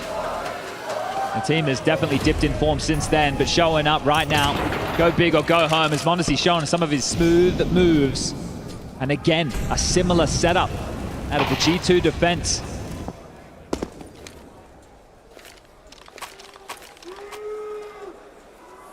This chess game. And look at the molly to get info as well. G2, a well-oiled machine, whirring into action on this grand final stage. And m0NESY's position, perfect, into Sampaio. As Madden takes a chance, and m0NESY blacks him from the air, no scope required. He's so at home here, 25 frags. Keeping Nico on his toes for the top of the scoreboard, and now m0NESY has got info on B. Head on a swivel, he has support. Molly to force the fight, not going to be ready for that elevated angle. Misses his chance, somehow he's still alive. Snappy eventually gets it done, but with Hooksy's contributions, it's up to the 2 of them. Nerds and Snappy. Hooksy should be the next victim of Nerds. Good fight. They've lost health. The flank indeed. JKS is cooking up trouble. Hunter just Snappy so low. Hunter trying to delay. Attention drawn with the lurk smoke. I like that. Bomb on Snappy. He wants to survive, and Nerds not ready for this whatsoever. Clean from JKS as G2 1 round away from being 2-0 up in this best of 5. Look at the dividends. An info play, that push comes through. Doesn't feel like he's needed, but again, another contingency for G2. They're prepared for everything under the sun here in the Lanxess today. Nuke, domination, their map choice, Mirage. Sure, a little bit closer, but this team in hot form. Everything flowing in their favor, the comms on point. But not only that, Monacy putting on a show for every single one of us. Looking flashy, just like the namesake. Ooh, JKS even getting it done when the Molotov and bullets combined. And Monacy, this is his playground, Mirage, where he grew into the player he is today. But this one, incredibly high stakes. Another alternate boost potentially to be erected here. That's going to be just under the sight line. They need something from Nerds. Slinks through undetected. Oh, look at the flame. Reconsiders the swing. A dangerous game he's playing. 60 seconds for them to find this final commitment, get that bomb down, extend that clock. JKS has evacuated, counting on Nico for that first fight, and he has done well to get it and get away, albeit low. Nerds from behind, JKS's flank is huge, and G2, 2 frags away. ENCE thrown around the server in 2 maps back to back, and Diha, he's found his individual form. Madden a later arrival, but a 2 versus 4, G2 unlikely to fumble. With Nico dead, they know where he is, hiding out in the Tetris box, swing through, JKS dead as well, hold on! Hold on, Monacy trying to save them, they need to be on that bomb soon. Hooksy, where's the kit? Where's the kit? Okay, we're off to the third. Alarm bells are ringing for ENCE. Consumed by the cathedral. You're not in Dallas anymore.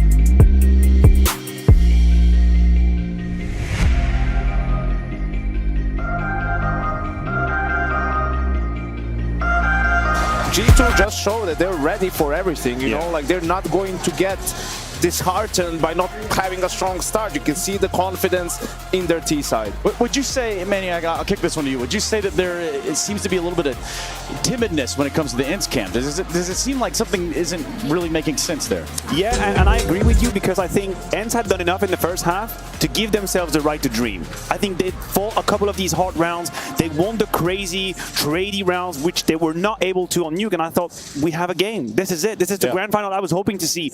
But you get a sense of the calmness that G2 had on that TD side and how impeccable their reads were.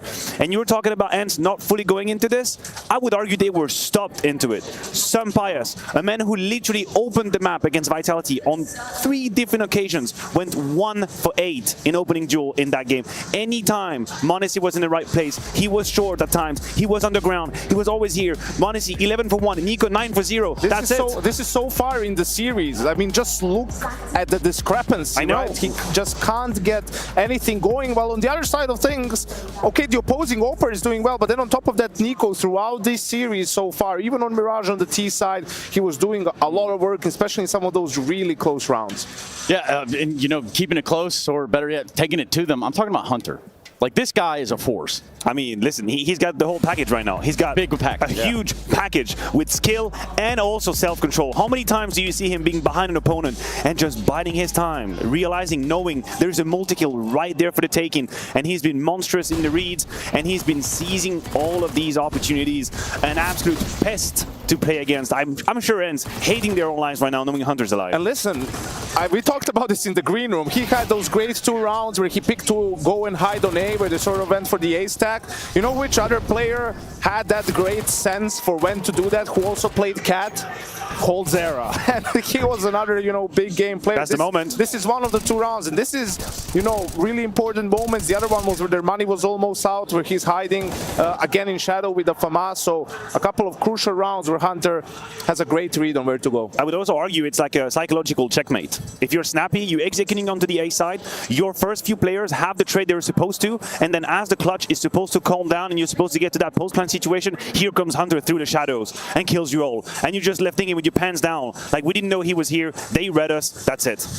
Yeah, and I think we can even go further down the rabbit hole, Yenka. What have you cooked up? Yeah, I think this is a round that perfectly depicts the calmness that Matthew was talking about, right? And we can see them also tactically being on a really high level, being calm, being patient. Early on for mid control, Nico gets behind the boxes, right? And he's going to stick around for a while, right? Like, look at the poise that he has as well. There's no like, oh, flash me so I compete. He's just sort of waiting, looking through this gap so he can see if anyone decides to push up. Hooksy sort of figuring out what is it that they want to do in this round. They were 4-0 down. They're back in the game now. You can see money is again really low on the side of ENCE. So it's taking some time. They're focusing towards the B bomb site right now. He's going to get some utility to helping out so they can first get this mid control. You can also see over towards the end, that's Hunter who's going down underpass, and now they're going to smoke window, smoke top. There's a flash that you can see from Nico for Hunter to peek, to throw the smoke, to throw. It's all step by step. It's all great.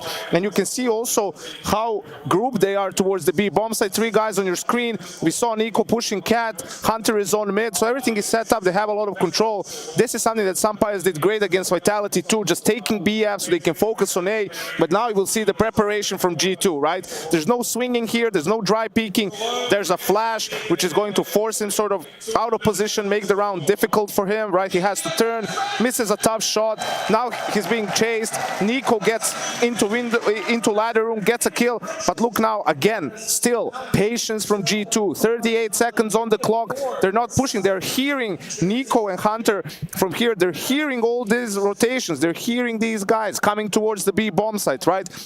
That's where they continue sort of to mind game ENCE. Right now, they're creeping up. Nico is in window, does the silent drop down, gets the kill on Snappy. Now they're a little bit confused. You can see a JKS even is like, are we gonna go B? Are we gonna go A? They're just letting like the other players clear the side and get information. Madden as the A player is actually hiding B, but still you can see m0NESY jumping around just to be safe, right? And that was perfect for G2, right? Like just one step ahead in every little fight, in every little move on the map. And that's where I was like, They got this. You feel so powerless if you're ENCE. This round is basically, you have been proven wrong. This is it. I would just like to highlight, you talking about it, the rhythm that G2 is into it. There's nowhere certain there for ENCE. It's 50 seconds down the clock. All you've heard is a smoke and a flash middle, and no one is trying to get information anywhere. Because I think people are worried. People are scared. They've been beaten to death on the first map, and they're just a little bit timid. And this is why G2's got all the space to take map control and make good decisions. They're in control of this matchup at this moment in time and at this point in time. And you can be in control too. You want to know how? That's right. Use your Twitch channel points for the DHL MVP. We're going to catch up with the winner at the very end of the finals. And here are our top 3 in the running so far. Sampayas, Nico, and Monashi. Well, Sampayas better show up if we're going to have a grand final. Yeah, we just did say that It's just a fact. It is just a fact. You can say all you want about the quality of ENCE and the protocols and all, but if this man doesn't show up in the grand final, it's going to be easy in 3. And he's had some frustrating rounds, you know, getting shot in the back, people sneaking through his teammates to kill him, right? And Nico and Monashi, they've been on a tear. That they have. Hey, check this out.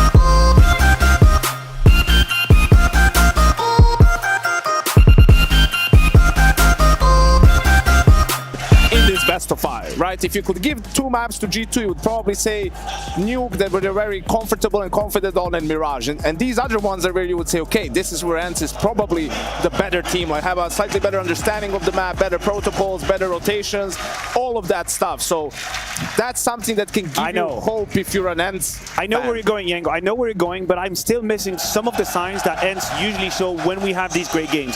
When Snappy gets that crazy clutch on Mirage, I was ready for him to call an instant rush after this. That's his modus operandi. That's his DNA. He didn't. He played it slow down. And this tells me that we haven't yet seen the ENCE that we wanted to see. All fairness to G2, completely shutting them down. We like to paint Nico as grand final choker. He's playing one of his best grand finals I've seen so far. So in control, so measured, beautiful. Monashi, same thing. A player that has inconsistency at time, so safe and reliable. Like, how are you supposed to decipher this mystery if all these players are showing up? Shoot harder. Just shoot really hard. Shoot straighter. Like, come on, man. Oh, no, I'm just kidding. Hey, be faster. Yeah, move more quicklier, as they say nowhere, because that's not a real word. Nonetheless, we're going to get some words from the players. They're backstage right now, and I think Banks has caught up with them. Guys, things are looking really good for G2 right now. I was just catching up with Swanee, and he was saying when it comes to this so far, he feels like they're feeling very relaxed. We can see it. They're feeling super confident. Yes, that's why they've got the scores they got so far. I touched on the Anubis and said, okay, both teams have not played this just yet when it comes to this season, starting the new season. How's it going to be? Now, there could be some mind games. There could be some change up of style of play, you know, and what teams could have been doing in the past may not be seen so much now. But right now, Swanee says all the pressure is on ENCE. He said he thinks they're crumbling on the stage, and they're going to be able to take advantage of that. But the mood, the faces, what we're seeing right now from G2, I'd be scared if I was ENCE. Let's see how it goes. Let's see if they get the 3-0. And Brandon has been, you know, historically something about reverse sweep, stuff like that. We're not going to dive into that just yet. But what we can start to talk about is Anubis. Why is this a very defining point other than the fact G2 could close it out? I think also because ENCE has shown some really good thing on Anubis, but as James pointed out, neither team has played it yet this season, right?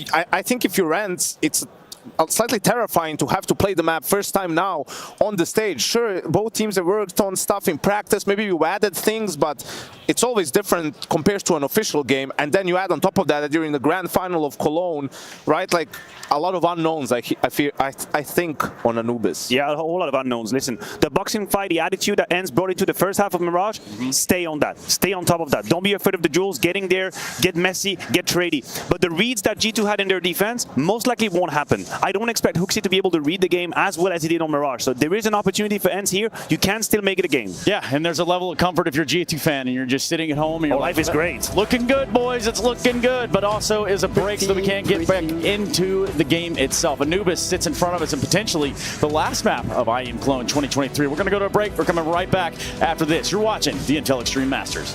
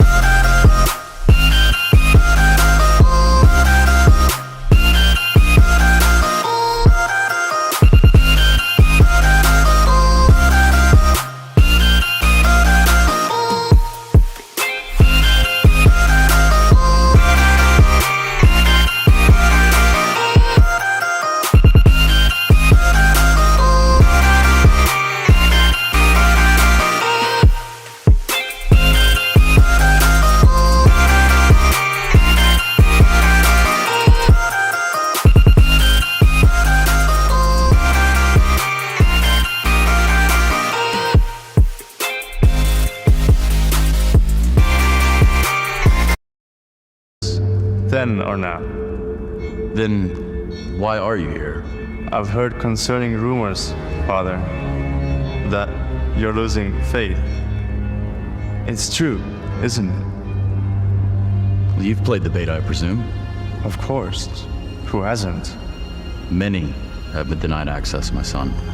May the Lord save their souls.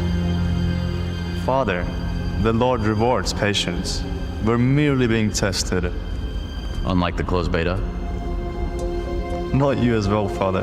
Answer me this. If the Lord truly loves us, why didn't he attend the last CSGO major?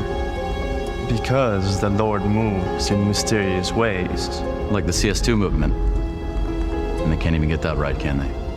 Father, please. They will fix it with a patch on the 10th. Patch on... You know the patch dates. Father, the... Quite the expert. I think there's two types of people. Special connection with Val. Finding an Xbox smoke 2 days after CL_Showpause is removed from the game. Drake plan the development for dev themselves. It was you.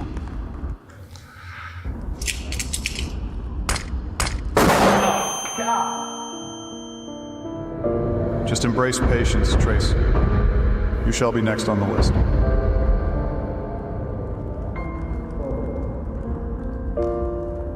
What happened? Father. This heaven? Father, what happened? This is hell.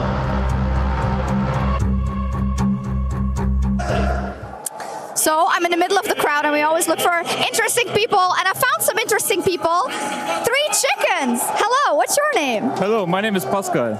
Can you tell me the story behind the chicken hats? Who wants to do it? So it was mostly like a funny idea. Most of us play CS, like obviously yes. And the chicken are just funny also in game. And our friend here had a great idea. So we all got chicken hats, and it's like a perfect idea if you have the opportunity, buy chicken hats and take it with you. Chicken hat stonks right now are going up. I know that you've been to Cologne a few times, but who are you supporting?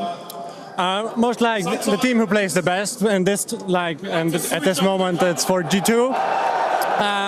But we'd just like to see some nice Counter-Strike. May I try on one of the hats?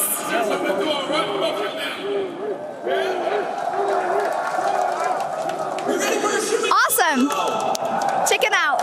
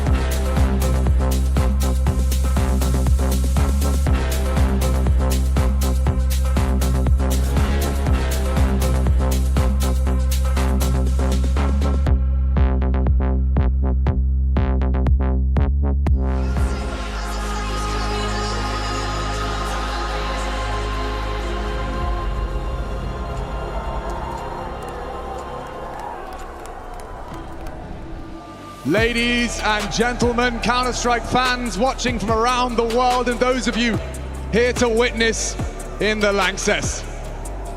Do you think this is the final map? I don't think so, okay. Well, G2 certainly do. A dominating first two. Leave ENCE off kilter, discombobulated and uncomfortable. What can change? What can change over the course of a 10-minute hiatus? A conversation. And that conversation's about to get a whole lot more interesting. If the reverse sweep was going to start, it has to start here. ENCE, the biggest trophy in Dallas, and now the odds are stacked against them. G2 with a roster stacked full of talent. are just one map away from the crown.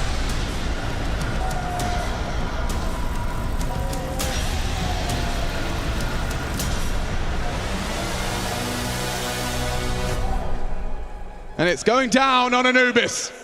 Pistols, ENCE on the T side, G2 take to the defense. Bit of a black box on this one, Chad. Yeah, neither team playing this since out of the break, and geez, those odds, yep, reflecting just how easy it has been for G2 throughout this series so far. Nuke, a walk in the park. Mirage, sure, they had to stretch those legs, but now awake and ready to go as m0NESY once more detaches the silencer from the USP. The kid's got some pizzazz, I'll give him that much. And doesn't it categorically make the weapon worse? I guess that's a debate you have to have with him in Simple. Doing it hard mode. Doing it for the style points. Taking their time with this one, ENCE. Only won one pistol round so far out of the 4 played. Would love to add another one to that tally. It's about to be up for debate. m0NESY first contact, Hunter to swing through, but m0NESY doesn't need any help. He's good for it. So many players here, and every headshot connects. m0NESY 2. Nico, he does the same with Hunter's help. And ENCE just flatline. Absolutely evaporated here. That's G2 going to pick up 4 out of the 5 pistols that have played so far, unless Diha has something to say about this. A 1-on-4 situation. They've got the bomb. And one bullet will do it to the dome of Diha. Giving it everything he's got. Not going to give it up lightly. Identifies multiple bodies holding that bomb. Is helpless. JKS gets one. And G2 start that countdown. Looking each other in the eye, saying 15 more. Yeah, right. That's bang on. That is bang on indeed. And they're just kind of going through the paces right now. Things are working so well. First bullet, Chris, dead. Even finds the second here. m0NESY and Nico finding impact in what feels like all of these pistols. And not allowing the plant once more. So Snappy into the stack. This is where it's going to hurt. You feel out the gates on the T side that you just waltz on into. Lion's share of G2's defense. They're going to force fight, but we haven't seen much success without the plant on these type of purchases here. JKS blocking over towards A. You see that offensive molly to slow down the A main control. They have enough util to execute in towards his site, and he's currently on an island here. It's very heavily fortified over towards B. JKS is going to have some issues on his hands here. You can see the util being dumped across. They can smoke heaven, molly bricks, even connector in play. There's more than enough utility to make this one possible. He's so alone. Next closest is Nico. Nade could be good, getting sticky. Chips away. Tucked in now, they're testing him. JKS, what can you do? He can do a whole lot with the SMG, 2. But the site now lost, and it's a hard one to get back into. Only Tech9s though. Diligent on their clears, worried about a lurk. The site lost, the bomb down. Nico's on his own. Hunter needs to come around and fast. Loud about this. Perfect weapon for the job. He can be dynamic, mobile. Leap around the corner. Nico can clean up his mess. And they bring the fight to them. Overlooked is Nico. Works perfectly for G2, and that's not the weapon for the job. That's Nico. Leaves the round with 3. The one key difference here, they get into the side, they get the bomb down. So somewhat threatening 2 kills is great. A little bit of confidence there. Let's make some noise for Swanee. The only German representation here on the stage, the coach at G2. And Madden with more of those looks. You can see desperation stations as ENCE with that plant. I cannot believe they're opting for a play like this. Want to keep the pressure on early. They're going to go down in the ENCE fashion. If they do lose here today, at least they've stayed true to form of the way that they like to approach these rounds. Sure, maybe not all the individuals are contributing in the same way that we know and love with the big stage. G2 are thriving. Again, 3 strong towards B. So really wanting to allow ENCE to execute in towards this side. They have some very good executes, some good snowbally plays here in m0NESY with the M4. Alternates at bay for now. Tickled down, chip to 54 as more pressure applied from Snappy and Diha. Smoke will fade and the pressure will come. Yeah, they're testing them. Hunter forced out of dark. Snappy occupies it now. Fire off the shot. Oh, damage, but nothing lethal. Snappy leaves empty-handed for a 3rd round on the trot. A well-timed block as well. You see they drop that B long smoke as the pressure comes through dark, and now working on a boost here. Pressure applied. Oh, m0NESY. Just looked away, and Madden profits. Perhaps Nico can get more Madden caught out, completely executed and getting away with the smoke as well to delay. You'll force the defense to rejig it.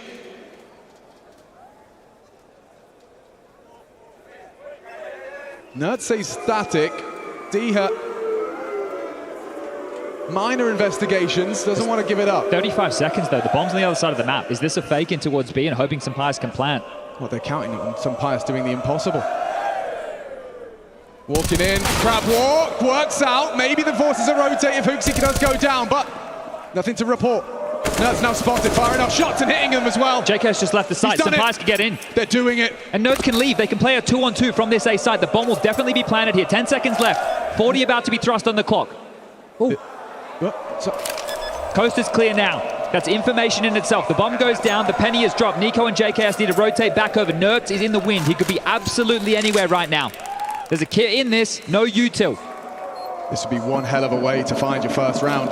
10 seconds already gone off this bomb. G2 need to get a move on, or Sampayas is about to steal one away here. This could be it for ENCE.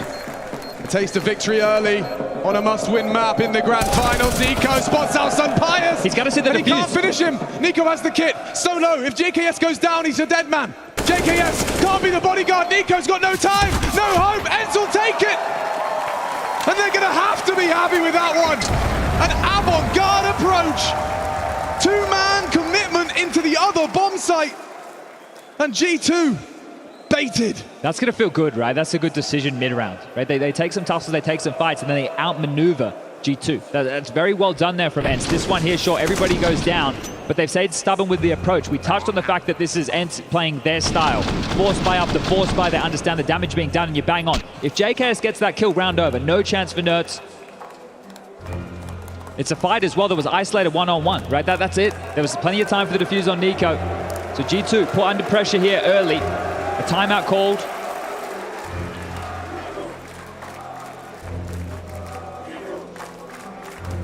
And Nerds as well, he allowed Sampayas to stay on the site, right, which was the bravest of all of that. He was just dealing with all the flank potential, understanding that timer of them rotating in. They had to be diligent with the clears. They don't know how much room they had given up.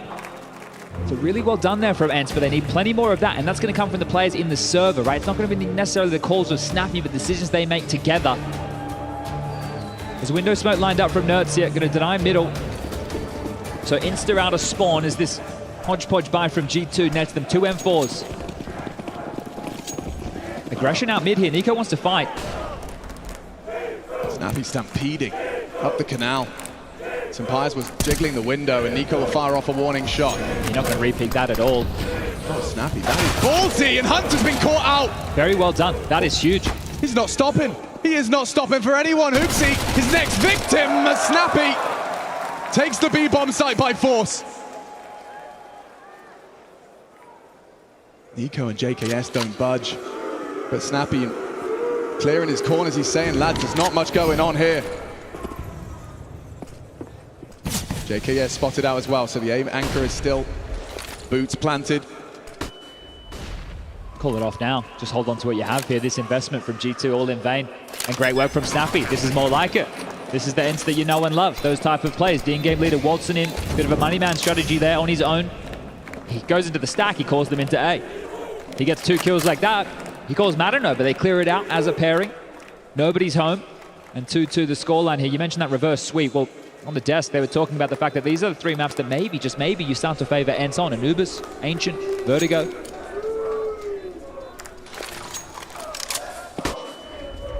Maybe they just wanted to get rid of the hard ones first. Maybe they wanted to win the grand final in style. A reverse sweep in a best of 5 as they're trying to hunt and take these rifles away. This would be a massive boon for ENCE going forward if they could even just rip away one of these. Nico needs to be careful, and Madden, he removes it. Oh, that's a big one. That's his first death as well. Nico condemned to just the pistol for our next round of play, and it's Madden, a fellow Balkan, to find him.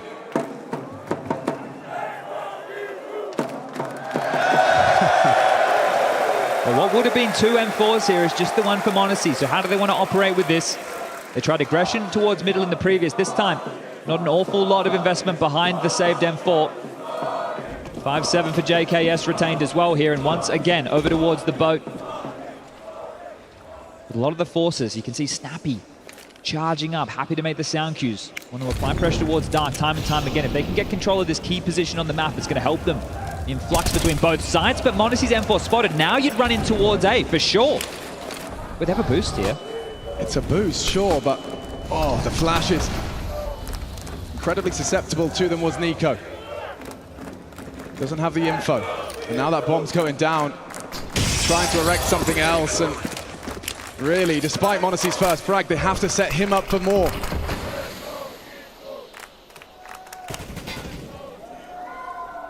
Adjusting it now, but no reason to move, no reason. As that bomb ticks further in ENCE's favor. They regroup, they're going to try and use their power in numbers. Just looking for damage here, surely. Yeah, Monacy's can't win not this round moving at now. all. What's going on? They just want to take some rifles, maybe? On the way out the door, Madden is trying to evacuate. He will go down, good find. They're punishing them, making it as costly as they can. No round, but they will leave with some frags. 3 members of ENCE forced to rebuy. When Hunter there, just in the final moments, trying to find himself a rifle would have been great. He's in 4.3k here. Couldn't pick anything up as he ran on through. But drops are made available. All good in the hood here.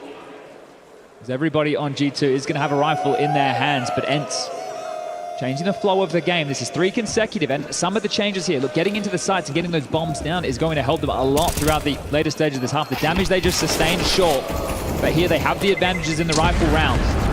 Again, another 3-strong B setup as Madden to apply some pressure towards mid. Like this, it's what Madden's been known for. Can burrow in deep early. Nico's position noted. As Madden reveals himself as well. Pressure applied to middle.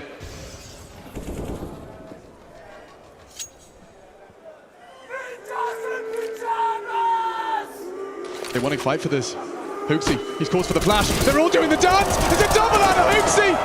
And there's more to be had. Snappy with 1 back. And now they can attack from both fronts. How is Hunter still alive? How is Hunter still alive? That should have been the equalizer. And now Monacy's been set up for success. If Sunpius goes down, 6 HP, solid from Madden. And the site is theirs. We don't know, about to rotate.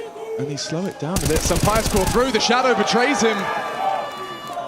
And Madden's got to go around the world with 40 seconds to do so. Well, last time round, 2 of them in the mid round. This, just Madden. Has an open bomb site available to him once more, and we saw Nico and JKS struggle to get back in towards A in the previous. JKS now hightailing it over towards the heavens, sprinting to try and cut him off at the pass. Smoke into the site. Does he want to play ahead of this? Could spam. We'll jump in even more to guarantee it. JKS, solid. Denies the plant as well. A lifeline for G2 there. If I'm Hooksy, I'm flashed out and I'm fighting. I get the double, probably screaming for the trade on the 3rd right there, wondering where the hell is Hunter. He does delay. They do make good on another kill, but that one got very, very dicey considering the opener. Coming out. The flashes are following through. Hooksy gets 2. G2 will get their first on the board since the pistol and the conversion here. It's back in, both teams with AWPs out to play right now. Mid is off limits. A has really been the side of their affections here. They want to try and pressure this. They know that JKS will be tasked more often than not with having to hold this on his lonesome. It's standard for the anchor, and if you pressure him early, you force out his util, which means later in the round you can return to that site. So here, already dumping a smoke off the rip. JKS feeling the pressure, has called for aid. And this is a key position that Madden will be working on these rounds, this mid-control. Oh, he has the timing. Oh, he's going to get through Nico and Monacy. Labored from both of them there. And JKS knows this first fight is integral to their success. D had the one to test him. Solid connection, but not expecting Nico on the bricks position. Damage onto Monacy, they are hanging on. Hooksy caught off on B, hold on. Hunter, if he can find this frag onto Nerds, he has been overlooked. That bomb heads back over towards the A site. Snappy has some territory he can work with. JKS was just spamming that heaven smoke to aid Nico here. So will he go overlooked? And he certainly find the first. Maybe Snappy can make a round out of this. 2 versus 4 against the odds, but look at the health. They're going to be looking to Hunter to close. He's miles away right now. Snappy's forcing the issue. Brings the fight to JKS. And ENCE, they certainly do impress. What's m0NESY supposed to do? That time is ticking. Hunter's just arriving. And Sunpius with his scope. No time. Ready for you. Thank you very much. As the round is theirs, ENCE turn the tables, a 2v4 on that ace site.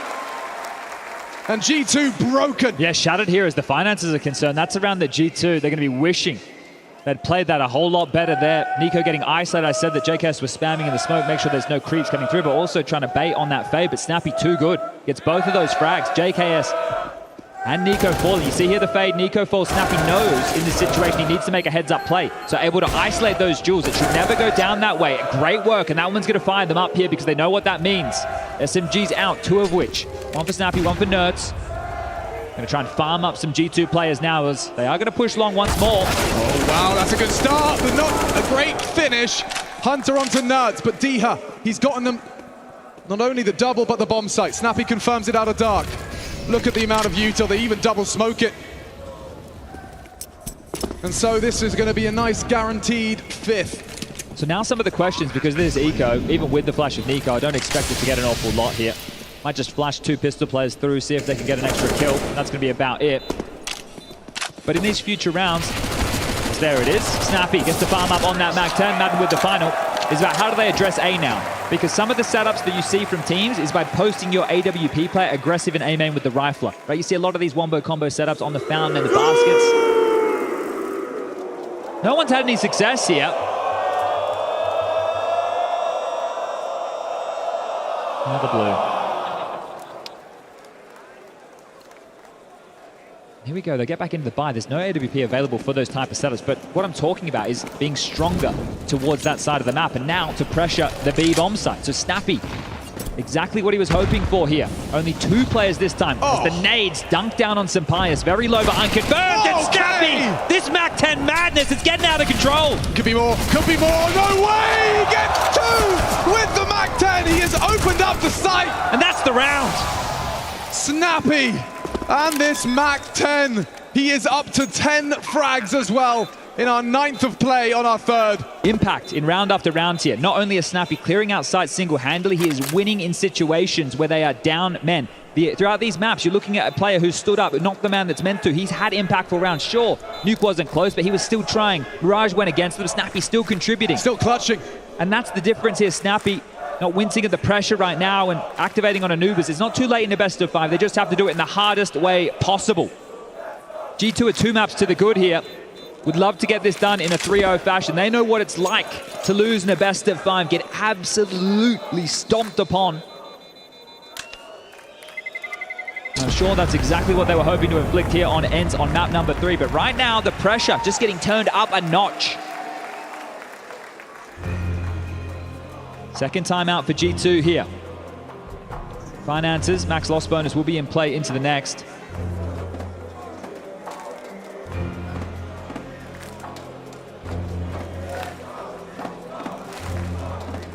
And a big conversation to have here. You could drop M4s, but the round will not be perfect whatsoever. This is Snappy again, and you have to love this. Matthew, I want to return to what he said. Both of these in-game leaders know how to use speed as a weapon. Oh, that's a good line. And just there you see exactly that. Just pure aggression waltzing into the site, removing 2 individuals, and just Hunter getting obliterated. Can't do anything in dark. So G2 looking to hedge their bets here, not with a full investment, just with a couple of upgrades on players who did not save. The 2 rifles to work with, a couple of pistols for good measure, even a little bit of crowd control utility in the form of smokes and Molotovs. And there's one of them deployed out the early gates. We often discuss the difficulties and the responsibilities of holding middle. Just take a look here. I'm talking about the fact that they have conditioned A early. On your radar, top left of your screen, you see a smoke, and this is the one. JKS held at bay by this, does not know what's on the other side, so pressure applied, but G2 are taking a gamble regardless. So they call the bluff. So do ENCE. This could be gangster. It's a redeploy, and it has actually allowed for G2 to start floating back over. There's a timer on this. We have a minute left on the clock. ENCE can change their mind, and they have done. In a lot of these maneuvers in towards the site, they've taken fights and they've rotated away. Sicky nade. JKS always under a lot of scrutiny now. That phase coming, and JKS unable to provide anything for the boys on the Famas. Diha builds upon it. Dink down, but still delivers. Hooksy, nice finish. Stunning stuff on the CZ. NiKo deleted. Hooksy doing everything for G2, but surely it's all in vain. Oh my goodness, Hooksy! Stubborn, refuses to quit, refuses to go quietly, but it can't be more. Snappy will save them from red faces, but Hooksy, a nice demonstration.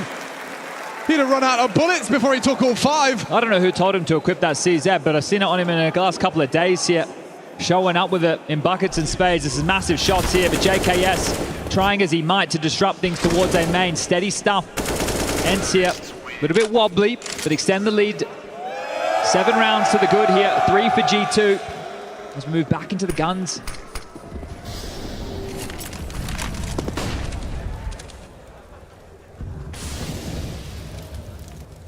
The adage goes, you want to be the best, you have to beat the best. G2. Standing 1 map away! As Sunpius makes it clear they are not done. This 3rd map is not a formality. Yeah, slight chip damage into the Achilles of Hooksy. But winning that head-to-head, a good sign of life out of Sunpius. We know what he's capable of. We learned that yesterday. And Hooksy going for a ballsy push, overlooks it, checks it, needs more. Sunpius has help, and Madden provides from the top rope. The Cousins responsible for the site. Limited resources, but equipped.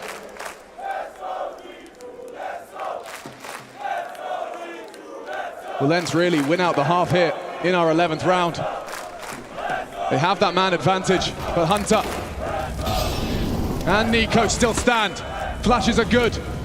Time, sensitive mission now as they overlook Hunter. He knows there's more. Madden is next victim, that's solid. Gives NiKo something he can work with. JKS is rotated through, and the AWP misses his mark as JKS builds the round as well. Snappy's been great. You heard that. Punching in the code, NiKo still holding walk. Will he get away? He's looked away, and just like that, G2, a 3v4. Hunter, a lovely control at the back of the site. And after a 4-round absence, G2 are back on the board. Looking good, gentlemen. Dressed up for the occasion. Hooksy with another info play. They've been sending him out. Been able to contribute in more than one occasion here, but this is a great double from Hunter here, and the miss from Sunpius. One that he'll regret, and you're curious with that, right? You said I'm sure he heard him, well, you've got the stage, you've got a bit of extra noise. His mouse was moving as he was planting the bomb, so probably asking the question. And because it wasn't the water sound, NiKo intentionally dropped on the pavement, right? You can't confirm one way or another. It could be a fake jump. It could be a fake drop to stall out the plant. So there's these mind games as now attempting to bludgeon this B site. Here they come. Pace as a weapon. Snappy makes the call.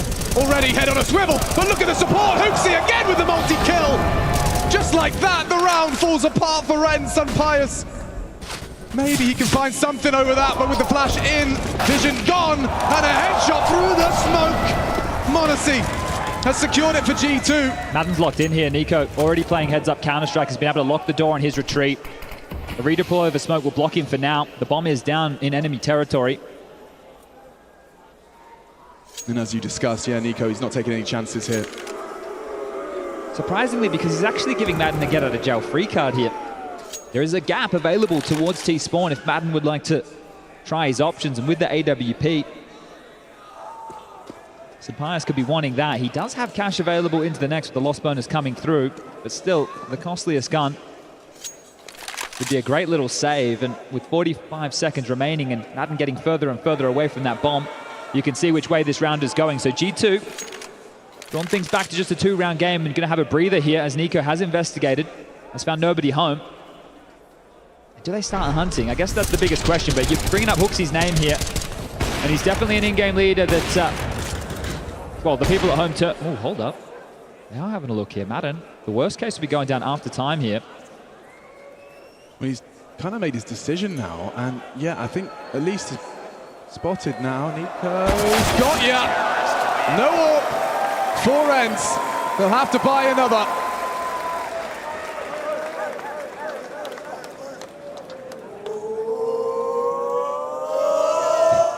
So good to see you having fun.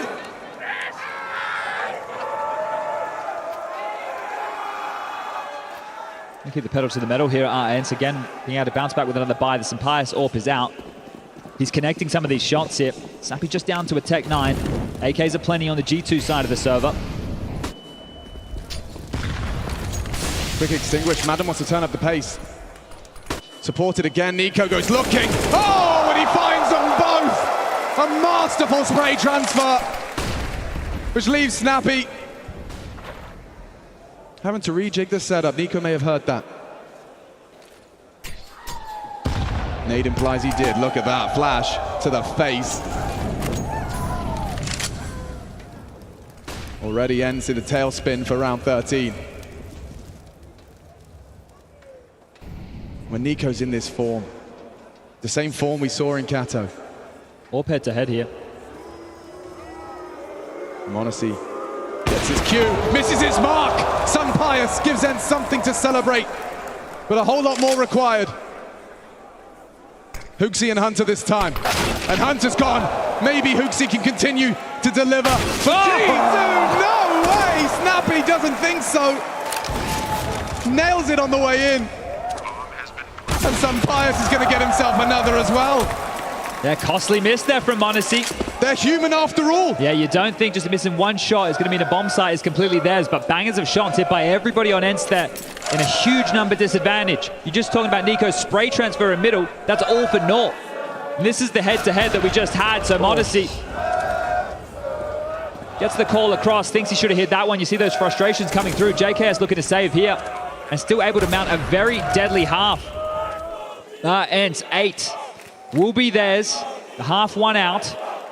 Frustrations are bubbling. Yeah, and you can understand why. They are just one map away from lifting the IEM Cologne trophy here in 2023. Joining a very, very short list of prestigious names to do the double. IEM Katowice, IEM Cologne in the same year. G2 have their eyes set on that prize at the very end of the stage. That long walk feels so close, but ENCE, I'm sure they want to take us the distance. I'm sure they want to keep their name in that conversation. And you hear it from players in interviews, that stoic mindset, one round at a time. Can ENCE put themselves there? Here's that AWP towards A main. Oh, counter nade onto JKS, and maybe there's pace on this, but m0NESY, oh, another miss. Still adjusts, still draws first blood. Lot of scrutiny coming his way. But with a dump of the util, it seems he's one out.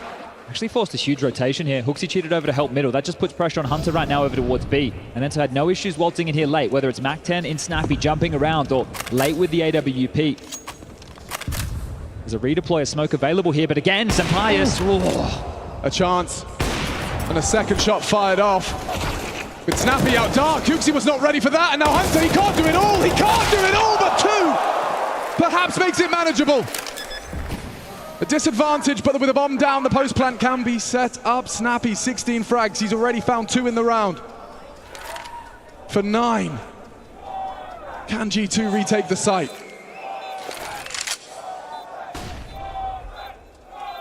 D here and Snappy. Focused. Entering the flow state. That bomb ticking in their favor. If he could just find that first headshot, Diha takes him a big leap in that direction. Looks good, looks great! Diha 2! And G2 helpless as 9 is in the bag! Another recovered round! I can't believe what I'm seeing here with the type of rounds that G2 are losing. Once ENCE get a foot in the door in these sites, in these post-plant situations, player down, the individuals are stepping up. They get in, they get the bomb down, and they fortify these sites with multi-kills. This is JKS getting chunked in the early stages, sure, but they waltz in. HooXi not ready, as you mentioned. Hunter gets 2. But all for what? Dihad does not have to move. JKS in first. Modesty has the AWP. U2 still being thrown, so positions given up and frustration now on the faces of G2. Final round here of that first half, and this bye, it's miserable. Taking a chance here, Nico, and the frustrations continue. The Montenegrin hits the head. JKS only an MP9 to defend his site. He's a dead man. Good timing on that smoke. Good timing on that smoke. Oh, he's taking a dangerous game he's playing right now. He needs to be close to be efficient. Yeah, Madden, look at this. What is this? Oh, Hooksy hunts him down. He saved him. JKS still has a chance to defend his site, but they're coming for him. All guns are blazing. Footsteps stampeding. Good nade back. Hooksy's doing so much for G2 on this one, just to try and hold on. Hold on. Snappy doesn't want it to happen as he's walking in. Caught another multi-kill again for Snappy. Individually brilliant throughout this series, and now his teammates are starting to join him. Some bias, there it is, onto Hunter to leave this half with 10. And you can feel the tide starting to turn in the Lanxess Arena as ENCE leave this half with their heads held high for the first time this grand final. 10 rounds, a reverse sweep in front of them, and one round at a time.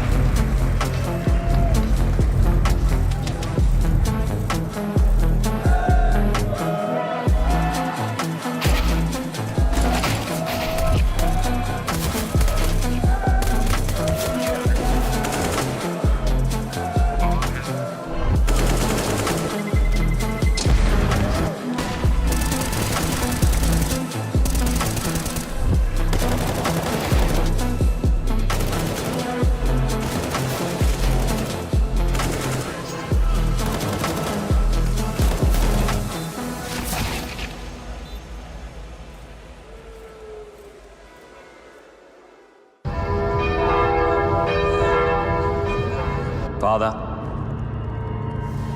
I have a problem. An addiction. I can't stop myself. The Cathedral of Counter-Strike, and it's full of sinners. But speak openly. Then I shall. I know nothing about Counter-Strike. Fear not. Your colleagues doesn't know much either. But what if I call an ace a pentakill? Or even worse, a deagle a sheriff? All will be forgotten. But just remember, that mic is always on. That one time, Father. I never thought they'd do me like that. Tread carefully, James. If that happened to you at last, only God knows what can happen to you here. Believe me. Believe me? Addiction is not easy to overcome. I've been trying not to tweet about my weight loss journey for quite some time. But isn't 3 hours too long? The devil's pool is strong. Yes, Father. He sits heavily on my shoulder, whispering in my ear. Give them what they want. Give them another hot take.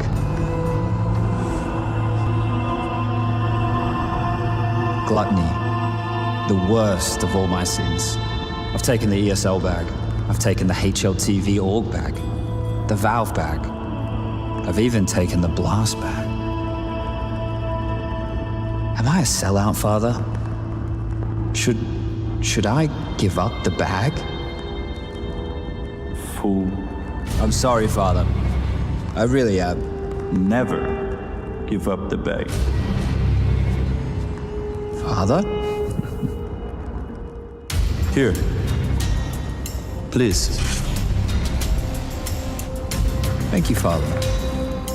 Tom, if you ever need me, you can always reach out to me at sponsorships@fallinggear.com.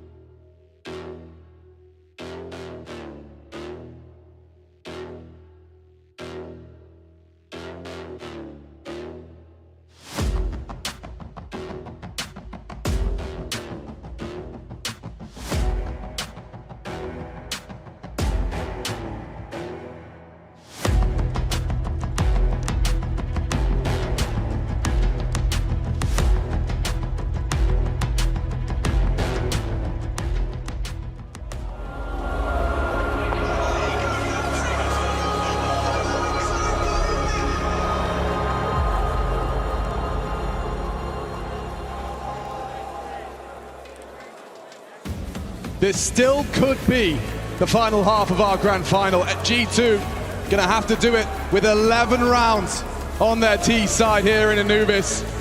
And for ENCE, the start of a long journey back to a reverse sweep in the grand finals. G2, we've seen some cracks start to show in what looked like an inhuman machine over the first 2 maps. 10 to the good. Snappy at the top of the scoreboard with 19. His first venture in the Lanxess final. And he is making sure he makes it count.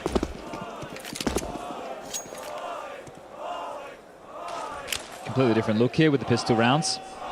Strong mid from G2 on their defense. ENCE, however, opting to batten down the head patches on the extremities here. Slinking through, HooXi leading the charge, has the support of many. A high smoke. Look off that B-side connector here. An A-split very likely as Diha and Sampayas ready themselves. JKS to flash them in. There's that first contact. HooXi the first man in. Best dressed. Madden, missed shots. Nico, isolate. Oh, only for a moment. Strong from Madden, and from behind, overlooked. JKS, oh, he adjusts! Into the Aussies' dome, and now only 2 for G2. Nice from Hunter, needs them both! Miraculous on the Glock, as he evens the odds. Just like that, with a swish and a flick of his Glock. And more required, maybe more, maybe all. The sequence! 2 clicks to the USP, and ENCE set for success. Oh, if you're HooXi, you would have loved your teammates to get the bomb down there, give you a bit of extra cash to work with in this force by multiple occasions to make that happen. We're going to try and take those fights, take those duels this half. Going to be slipping through the fingers here. A great shot from Madden on the back pedal. Nico ripped apart here. Sampayas' double. Beautiful. As JKS coming out of the gray screen. Just not good enough. He heard the shots. You know, it makes sense. Try and punish. But head swivels around from Sampayas. He's happy with that one. G2 quite the opposite. Yeah, as they take their 3rd timeout here. But the conversation to have is, do we want to force buy? Do we want to save into the next? And the problem is, if they don't get anything done in this round, if they don't get the bomb down, we had a similar conversation with ENCE in previous maps with these type of force buys. You leave yourself wanting. You leave yourself in a massive pit. You have to make this competitive. You have to get the bomb down. If you're going to go for a force buy with Tech9s, Deagles, and Galils, you need to return on that investment. Let's see if they can earn themselves a bomb plant. Or a round win. On the high end. Bang. Already chipped away at, and the most damage onto that rifle. Hunter undeterred. Snappy definitely got the better of him in that dark showdown. A deep smoke. And they're walking through. Is Snappy ready for this? Warning shots. Ready for the first. Hunter good on the trade. Nertz blind as a bat. Needs help. Calling for aid. And pushing in. Good for it on the Tech9. JKS has done a lot. And only the one from Madden.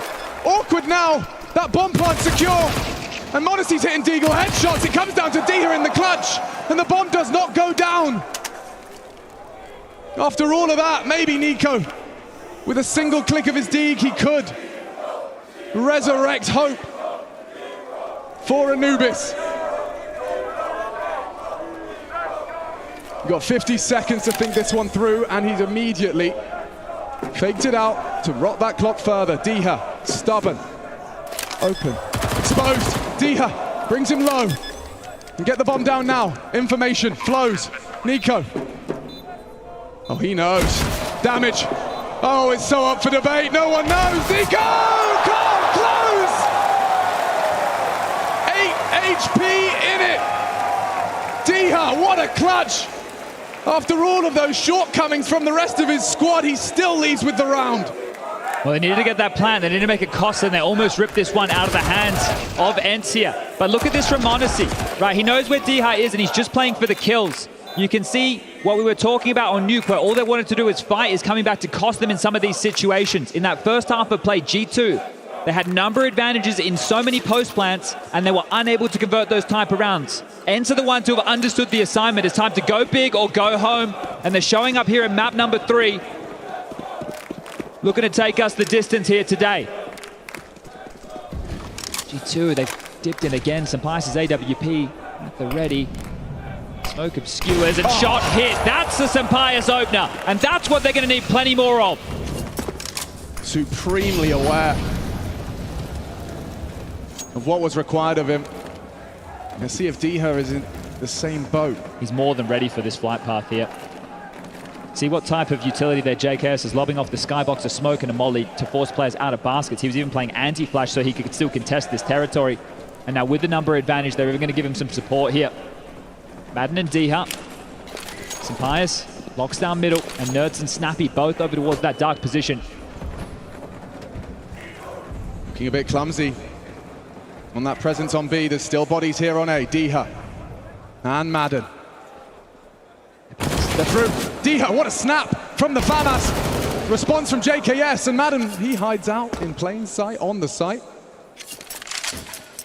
JKS doesn't investigate. Instead, the man disadvantage, G2 trying to regroup. Time's a problem here. A good map for the Seesaw, but no territory to work with. And two to get through. He readies himself for 13. They want to hand G2 a dominating loss. And that's exactly what Snappy's doing as he continues to frag. 22.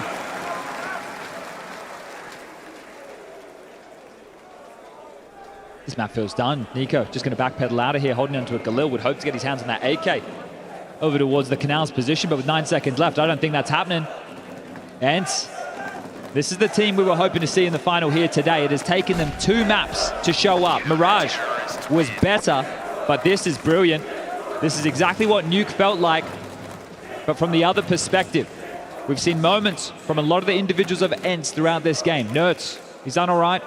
Snappy, a huge map. We mentioned leading by example, but this is no easy feat. Had 19 kills in the first half, 10 above anybody else on his team, and was instrumental in round after round, whether it was with the MAC-10, whether it was in post plants, and also calling his team to victory here. 3 more rounds for ENCE to net this one up. This is where you can't trip over your shoelaces. If you want to hand G2 a taste of their own medicine, make them feel what you felt after that first map. You want to keep it clean. Nico fully invested. Madden, only the one. That's the trade required, and Nerds doesn't get it. Saved by Nico.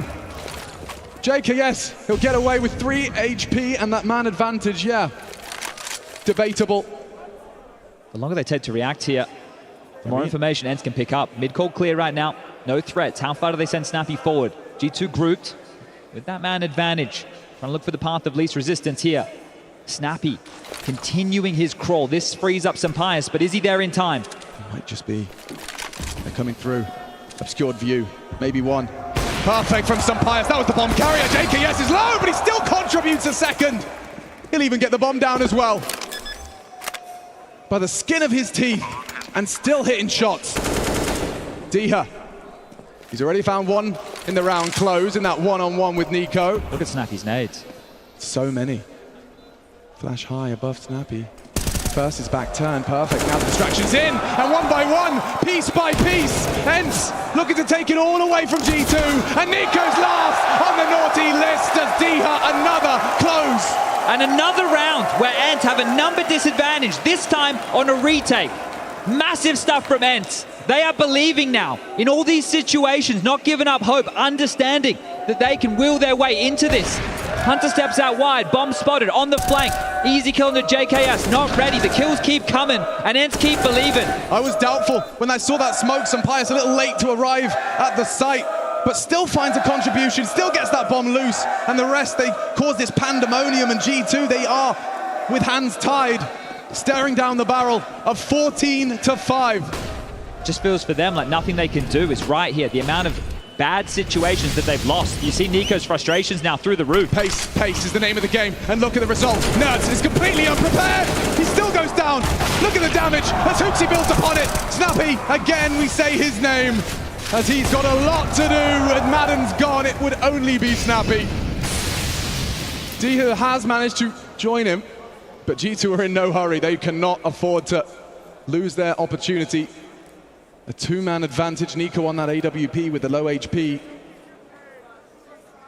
But this is the stuff where G2 do start to fall apart at the seams. Sure, aggression in your face, that's great.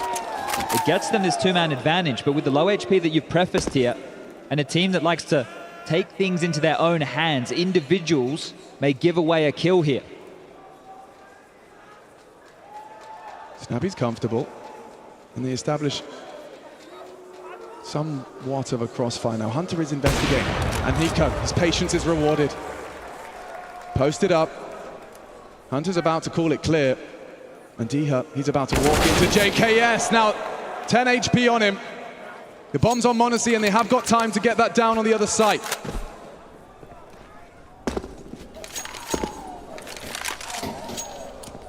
Nico, happy to collect another.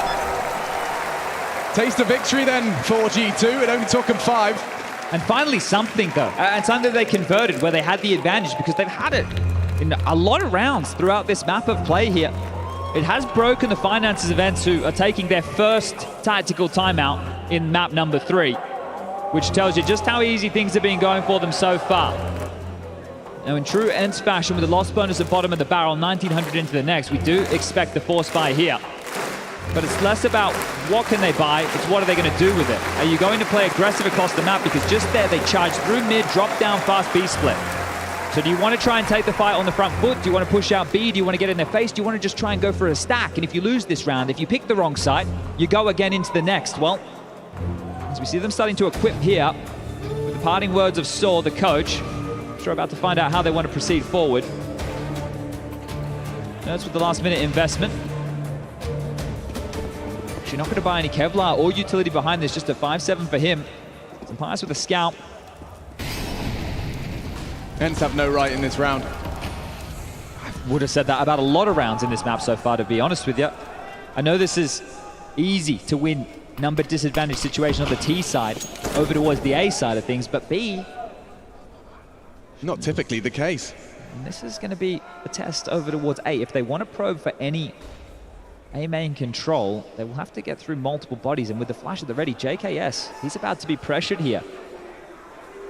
Tends to not feel that pressure. Waiting for the cue.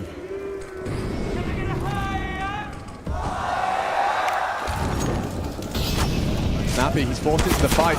And long range, JKS delivers. Surprisingly, doesn't move ENCE to be more aggressive, knowing that the A lurk or the A extremity was otherwise engaged here. 50 seconds left on the clock now, and still G2 need to investigate. Hunter will be the point man. Yeah, he's probing. Are they going to let him off the leash here? You don't want to give away an AK in towards the stack, so time is going to be the biggest problem for G2 here. Yeah, they have fallen victim to the clock on more than one occasion. If they split A, they're going into the stack here. That's what that smoke indicates. Diha can still block connector. There's going to be problems. Big problems. That's a great molly. Forces him forward. The flash is there. The flash is there. JKS, a full white screen. Madden can't get it done. Can't finish the job. Finally, he falls. Too much resistance. They've taken the bomb. Split towards B here. It's going to go down towards CT spawn. Hooksy on the beach. He definitely isn't relaxed, though. A lot to do. A lot to do. A long way back into this map. Hello. Oh, no. Oh, no. Diha, one bullet will do it. And he does at least leave with the rifle for a moment. And this shot out of the AWP makes it even more awkward. And honestly looking shaky in map number 3. It's all up for debate now. Diha's dead. Didn't quite nail the exit. And that's Sampaio's scout. Wow, hits the head of Hunter. Maybe they do leave with the rifle after all. No one else is close. A nice upgrade for him. Yeah, something to carry through into the next. So held on to the AK-47. They know how to keep us guessing, don't they, G2? But a mountain to climb here today. 7 rounds the difference now.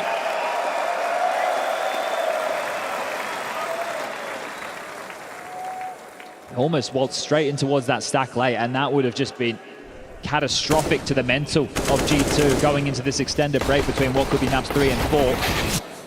Very uncomfortable scenario for JKS there. He handled it well. Madden uncomfortable as well. Missing his first burst. How much can you get out of this AK now in the hands of Sampaio here? And as mentioned, Monacy, he's been having a great series so far, but we've seen some wobbles, some missed shots from the young sniper. Sampaio's trying his luck. Help by JKS from runs.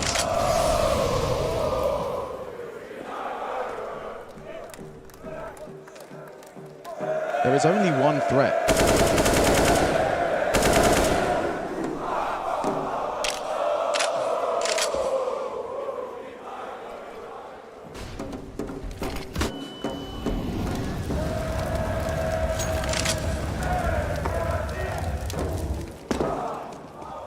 JKS starts to use his util. Implies attention towards the A site. And that's Sampaio's rifle. The only opportunity for lethality for ENCE's 22nd. And he has already laid down the law, reveals himself. m0NESY looked for the rebuttal, empty-handed. And HooXi's crawl is going to catch the Spaniard off guard, no doubt. As he looks through, HooXi's up, and oh, Sampaio adjusts. Anyone can finish him off. He's pre-firing through, damage inflicted onto m0NESY as well. This gets dicey now. Diha has awkward. flashes. Super awkward now. Nice from Nico. Catches Diha on the way in. Only the P2K for Snappy as Nico doesn't need to see his opponent, but Nertz nails it with the deagle. Has Sampaio done enough? Can they really recover this with only the one rifle? Nico doesn't think so. Heroics from Nico here, 23 kills. He wants to get his hands on that trophy at the end of that stage. Not willing to give up a gimme here. That got very, very close. Sampaio, great production. A lot out of a saved rifle. Damage done and still forcing G2 to look a little bit timid here.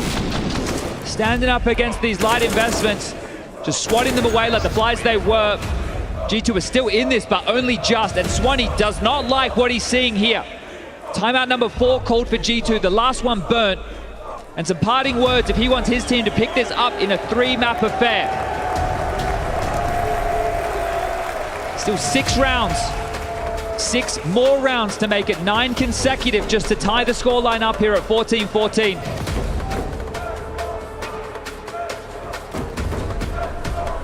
And if you're ENCE and you see them playing that slow, that methodical, you think you've got them right where you want them. Sure, it's the lighter by. Sure, we say be careful. Right now, G2, they're the ones who look like they're playing with the pressure. And ENCE relieved by the position they found themselves in. The back's against the wall. Now they're playing some of their better Counter-Strike. Yeah, m0NESY taking some initiative, as well the CTs considered it. He sweeps through the angles early. This is a gift. The CTs will smoke.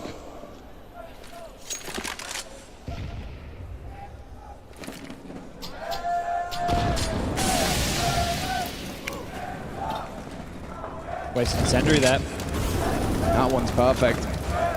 Costly piece of util to delay here for ENCE to miss. So under pressure over towards B once more, but the fight is coming Hunter's way. And the fade of the flames, they reoccupy. But this is a headshot position. This is where Hunter and his precision can do deadly work. Getting this mid control more often than not here, G2. Same combination. It would be an AWP up against this AK, but a hard shot to hit all the same. All to play for if G2 can find another. And Nertz, he's aware. HooXi, his first victim, and Nico falls as well. G2 running out of options, running out of players. As JKS, he's next! As Sampaio racks up the double. Only m0NESY, next gone, and 15 in the bank. As ENCE look to find a response to those first 2 maps of this grand final. You feel that's going to be it, don't you? You do. You wonder with that call as well, trying to split mid to B like that, like jiggling in that corridor here. You see just how easy it is for Nertz. This is a perfect fight for him. For Nico, it's a desperate attempt on the trade, and the same thing to be said right here. More than enough time for Sampaio to reposition, and Nertz with the final blow. G2 not looking like themselves, and hey, the crowd are chanting for overtime. I don't think so. Look at this. Game face is on. Sampaio fires off the shot. HooXi felt that one whistle past.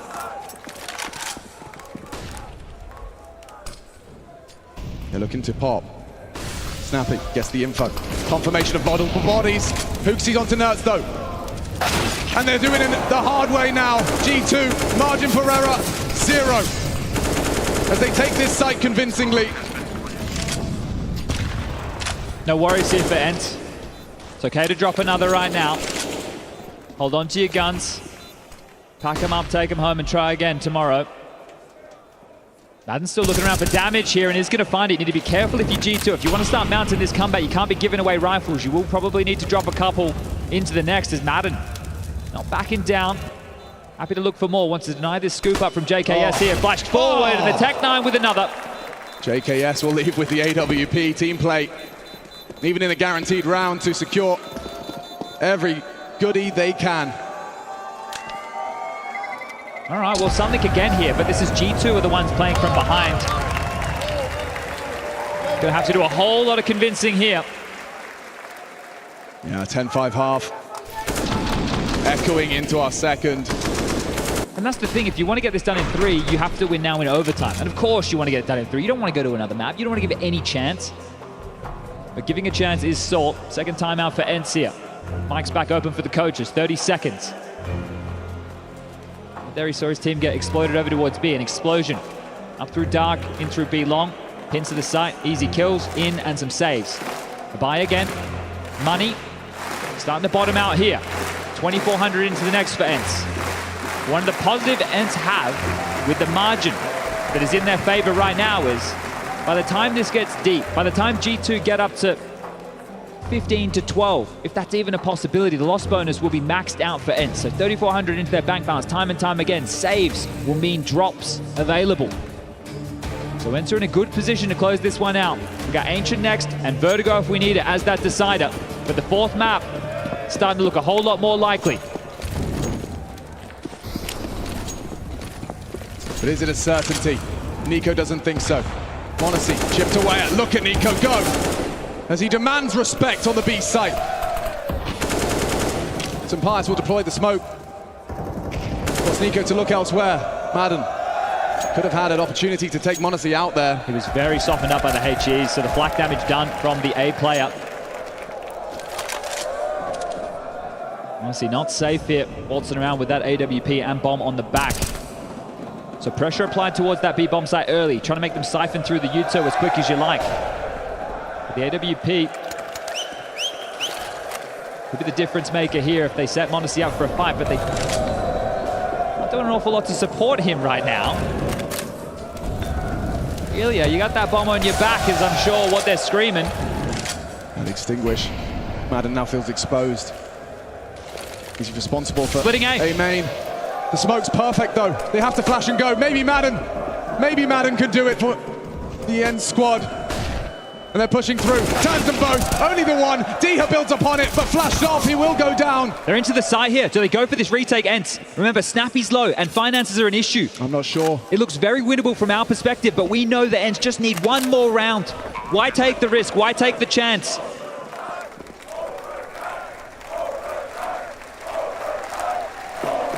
It's just touch and go for G2 in a lot of these situations. You're prefacing Madden potentially there as the hero, a multi-kill, the difference maker. The same to be said for Diha, isolated up towards the fountain position. Removed, but only just. So 2 kills, that makes the difference here. G2 grab another round, they get themselves up to double digits. But you're walking a tightrope here. Good spacing, you can see how difficult it was for Madden to make that adjustment. JKS getting his crosser on his head in time. Yeah, most definitely doing it the hard way. This is a good sequence out of G2. Winning 5 of the last 6. But of course that one put ENCE onto map point. So far they've weathered the first 2 and 5 more map points before that overtime conversation starts. Just have to hit on the money once. And with those saved guns, this one, not with all the bells and whistles, ENCE still competitive. Still a threat. That smoke, and that shot marks a potential 11th. With Snappy gone, the highest flyer, the highest fragger. Eyes are on Madden and Nerds. But look at the gamble here. Snappy understanding the situation. Pulls everybody over to respond to this B bomb site here. Sampayas is the only one in the wind, and as G2 are gearing up, they're about to get a face full of flash. Yeah, Madden's been asked to do it. He's diligent to check his back, but upon the fade. Upon the fade, Monacy lets it go. Diha good on the dig as well. They've already got 2 frags and Madden builds upon it. Hunter trying to save G2 now, and Sampayas, he comes alive with a frag of his own. Hunter to try and clutch to save G2. And the first is beautiful. A sequence with the molly. A tap to the head of Nertz. And with 50 seconds, Hunter fills his lungs with a fresh batch of air and gets to work. Sampayas has given them a way back in here. Responding through Dark, not locking down the mid-rotation point. There is an avenue open for Hunter. His bigger issue is he has to get a move on, and as he drops down, Sampayas is going to hear that, the fight. Hunter, he's cooking up trouble now. Sampayas is going to be punching his desk if Madden can't close. He's just trying to fake him out. He just death can faked him. Madden full rotation. He's going to have a chance to plant the bomb. Hunter, this could be a masterclass. This was supposed to be it. This was supposed to be it. Madden's committed now. He's not going to leave. He's going to rotate now. There's no time for him to waltz in and plant. Madden's going to get there just in time. How safe does Hunter feel? Hunter, one more frag for one hell of a clutch in a grand final. On the ropes, battered and bloody. 1 versus 3. As ENCE at touching distance of forcing a 4th. Hunter has a molly. Oh, that could be enough. There's no smoke for Madden available here. Madden, you're running out of time. You're running out of time. Is this really it? It's just going to save. No. That's it. Hunter. That's the round. That's done. Hunter, a masterclass in the 1v3. And Oxy knows another lifeline. G2 are not done yet, this comeback. It's still on. That right there, an absolute masterclass. Outplaying Madden. Still in it. Still alive. Magical. You thought Monacy started off right for G2, and then Hunter in a 1v3, the second frag. Sampayas isolated, headshots across the board, and then you can see Madden losing to this chess game. Faked him out on the cam. Saul right now needs to get on the mic and settle ENCE. That was a round with 3 save guns and 2 upgrades behind it. It wasn't even a full buy. Boys, that's fine. Who cares? Wipe that out of your mind. The amount of man disadvantaged situations that we have won in this series, this is our map. That's what Saul needs to be on the mic saying right here, right now. They almost did it with less. And right now they've got a whole lot more. Sampayas with the AWP. Rifles are plenty. Util to boot. Kids are here. ENCE can still get this done. G2 are putting on a show, but this is ENCE's map.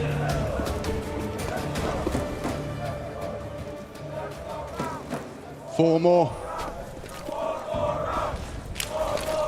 Round at a time. Nade is bang on the Monacy.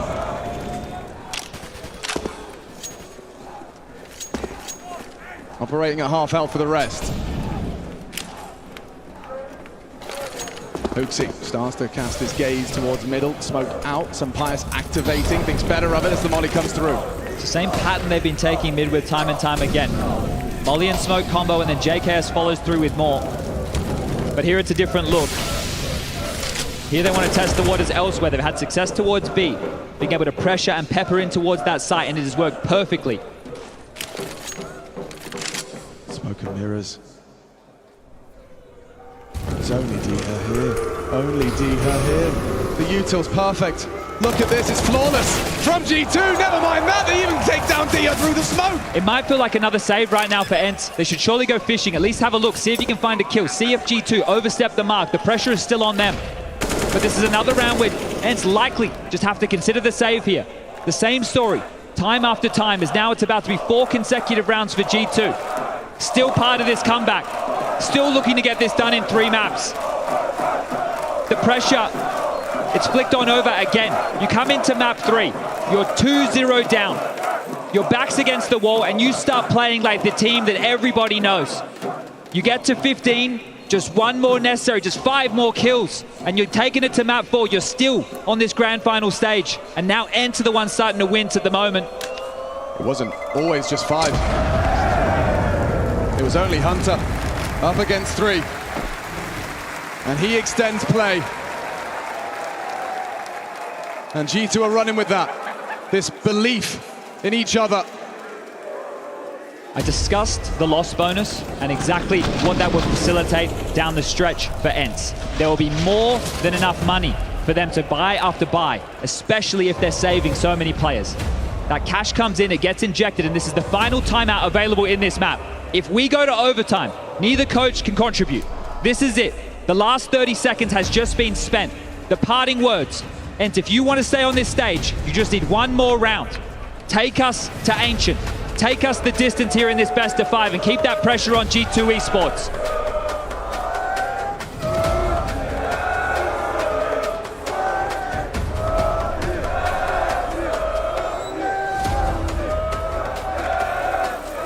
One round at a time. This is quite the run from G2, but it still has to remain flawless. ENCE, just that one exception. And Ancient will be seen. A different look. Once again. HooXi getting answers. With nobody indoors. Madden overlooking this, and m0NESY will profit. But HooXi's still unknown. HooXi's still unknown completely. Yeah, he's going to be overlooked. Diha's not going to be ready for this. Not at all. He's not expecting especially with the m0NESY. U2. They're going to be walking through. Hello! It's in his hands! Oh, it's another round! It's another save! 13 in the bag! You just can't keep testing the waters. You're going to have to go all in, ENCE. You're going to have to go aggressive. You're going to have to choose how to take the fight in these final 2 rounds. You are getting dictated to. And HooXi's found the gap. He has even more pain as Snappy falls. They're lost in their own minds now. Visualizing how this goes wrong, as opposed to how this goes right. They have to go aggressive in round the next after 2. round, They just have to go aggressive. You don't have any choices now. Right now, HooXi calling circles around you, and he rips more guns away. This is huge. You just got to find Nerds now. 21 points of health. The AWP, they're hunting, and HooXi's farming. This is a twist of the knife. Taking out some pious. Nerds has still got that big green, but for how long they're crawling through. They know where you are now. Nerds will have nothing to boast. Another test passed. 5 map points. It's not going to get any easier here. Eluded ENCE. And only 2 more required for a 7-round run to overtime from G2. Madden's going to be mad about that. Never mind Diha. What a surprise for Diha there. And HooXi had already started that hunt because of how easy that was. So 3 huge kills, sure. We know the loss bonus. We know there can be another buy here, but have whittled them down at the right time. It has to be now. It has to be now. But it's a default setup. It's a 2-1-2 again. They cannot fumble. They are so flustered. But see how much pressure is being applied. You don't want to dump your U2 immediately. A smoke on the side, a pressure of an AWP, and you're already siphoning through 2 smokes on that B bomb site. A HE from Hunter. Just barely misses the mark there.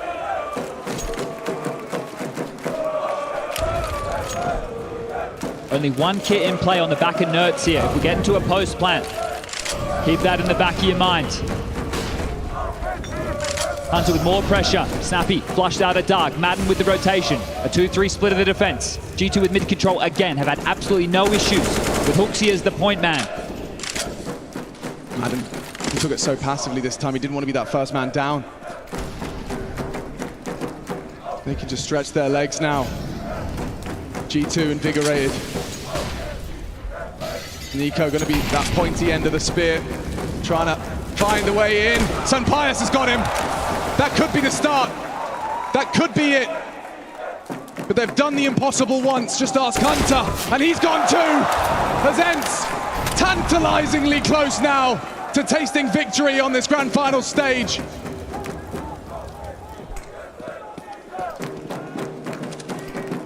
Thrown around in the first 2 maps. And here on Anubis, support's coming. 18 seconds, G2 need to plant if they want to keep playing. A valiant attempt. Going for the plant, no one's stopping him. HooXi will extend.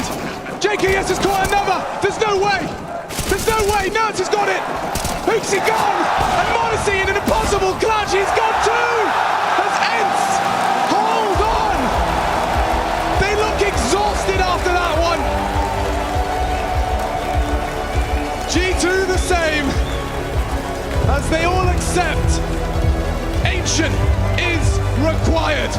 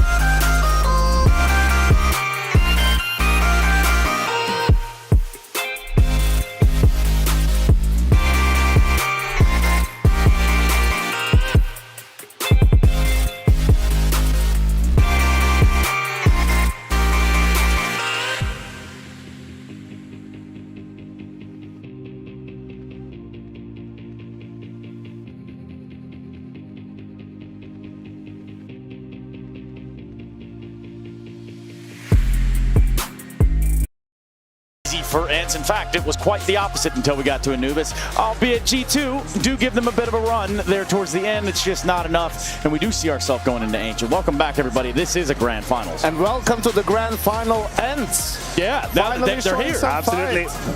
I mean, listen, huge sigh of relief. I think in the entire arena, we could see the train wreck happening on that last map. We could see it coming. You could see G2 powering up, piling up out of these clutches when Hunter gets the 1v3 out of a magical hat, and ENCE is starting to struggle a little bit. We see mistakes being made. I thought they were going to crumble. I thought the pressure would be too high. You thought it was just going to just break in half. Yeah, can you grab onto that? Does that make sense? Yes and no. I think the fact that they were patient and went for all those saves made it really difficult for G2 to mount the comeback all the way back, right? Even though they got a couple of rounds for free, you know, with like an early entrance into the bomb site, and you know, I think it was just the fact that ENCE had gun round after gun round after gun round. They couldn't get a round against pistols or something like that to make it sort of easier to mount the comeback, and also they made too many mistakes in the first half. Yes, really, that led to that point. This is where ENCE really put themselves in a good position. They capitalize on a couple of mistakes from G2. It's tough to say where it's going and what's the source of it. Is it relaxing just a little bit? You're seeing yourself a little too pretty. We have a couple of examples here. Yanko, is G2 doing G2 things? Yeah, it's a 5v3 round, right? And Nerds as a B player is alive. Hooksy goes for a push, dies. Now this creates chaos. Nico decides to sit in the smoke fade to try to do something, right? With JK is baiting for it. That doesn't work.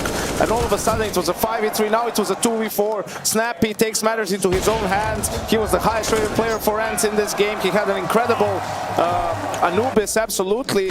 And G2 sort of throws that round away. Look at this now, towards the end of the half. Round 13, right, 5v3 situation. Nico gets a free, basically, double entry kill. And look at this, m0NESY, just like the peak is almost too slow for Sun Pius. And m0NESY fires off the shot without being completely lined up. Now a couple of great shots from the side of the ENCE guys. And it's another 5v3 round. And the biggest problem with these two rounds is the fact that you could tell the frustration on the faces of G2 players. It's also very disjointed. Like, it's a whole lot of 1v1s being put in. G2 is trying to fight back into these rounds. I think they can feel sort of the fail happening, but no stabilization. No, none at all. Oh, Wild Kaden appears. Hey man, somehow. What's up? What are you thinking? What do you take out of that match? Crazy match, and I'm also glad that it's going further, you know, like I think the 3-0 best of 5, I don't like it. I know also some people don't like when they go the full distance, but I like the resilience from ENCE. I like to see that they are fighting back. I think one of the things you guys just talked about, the body language in G2, it was the first time I saw them a little bit frustrated and things not going their way, and some of the tight situations ENCE were more calm and more composed, and I mean Snappy had maybe the half of his life as well, created the space with the Mac-10, had the good AK rounds, and it was great to see. Yeah, pretty sure he was rocking out of the first half with 20 frags, like leading the pack by a large margin. Wow. So I guess you look at the entirety of what we just got here, and now we have an actual match on our hands. You know, that changes the course of the entire thing. I think for G2, though, it's good that they were coming back in the second half, because that's where you could see them play more their own game and be a little bit more calm. So, and it's also good they get this extended break now, because if I'm the coach, the sports psychologist, or whoever on that team, I'm back there and saying, guys, just look at the difference when we let like some of the emotions get better of us. Yes, should we be losing this round? No, but who cares, right? Like, as long as we stay composed, we can always come back into the game. We can always win this. And also, unfortunately, against UKD in Katowice, it was a similar situation. They were 2-0 up, then lost on Inferno, then it's going to Ancient, where it's like you guys had the advantage there on paper, right? But they were still able to sort of come out on top. And ironically, we are going to Ancient. You know, you think about the big picture, that's exactly what's going to be happening. Kadian, we got a pretty lackluster first two maps. You know, the third one stands and delivers. How do you forecast the rest of this series going? I have a feeling that G2, if they need to close it, it needs to be Ancient. Not because I think that the difference in skill is necessarily very big on Vertigo, like in terms of the map pool, but all this talk about like Nico and these guys hating the map, I feel like losing 2 maps in a row, coming into a map that you don't feel comfortable in, that you can make the difference, I think that could be too big of a task. Also, I think that on Ancient, I favor G2. So I think like this is your chance. This is now that you go in and close it, right?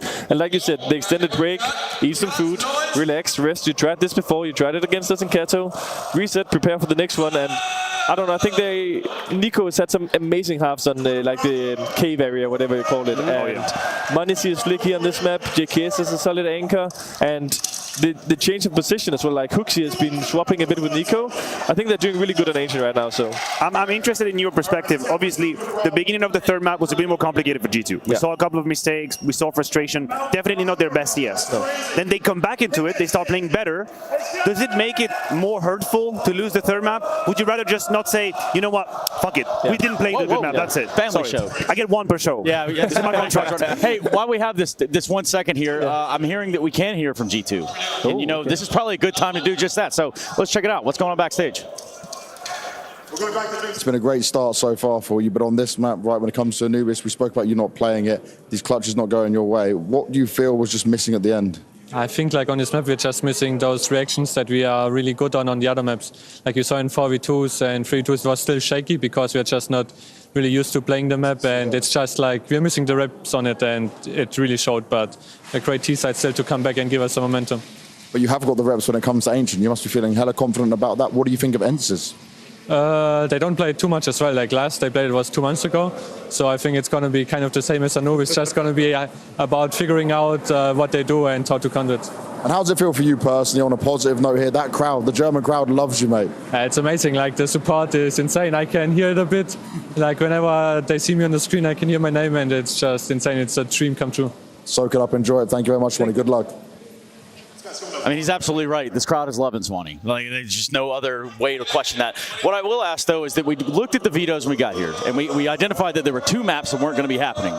So now that we find ourselves in the 4th, and, you know, we hear what he just says, I'll kick it to you, Katie. What do you think about looking at Ancient down the barrel? Yeah, I mean, when people were talking about the veto, they said there's 2 maps that is clearly in the favor of ENCE. It is Nuke and it is Anubis, right? And the G2 survived one of the 2 main threats of the ENCE veto process. So again, I think like G2 is favored in my opinion on Ancient. I think they're playing it very well. I think, like you said, ENCE hasn't been playing it much. They are capable, for sure, of playing this map, but they are going to be tested. And to answer the question that you said, Matt, like I think at this point in the series, like, you'd rather just get it done. Like, if you're not feeling comfortable on Noob, it's like all this crawling back and it's whatever. Like, the map is lost. And they're going to be out there and they're going to say, we're not good on this map. They're going to say, like Swanee said, we don't know our reactions well enough. So 16-14, 16-4, they would probably have been feeling worse because they would, oh, we're close to the title, we can do this, we're 1-2 kills away.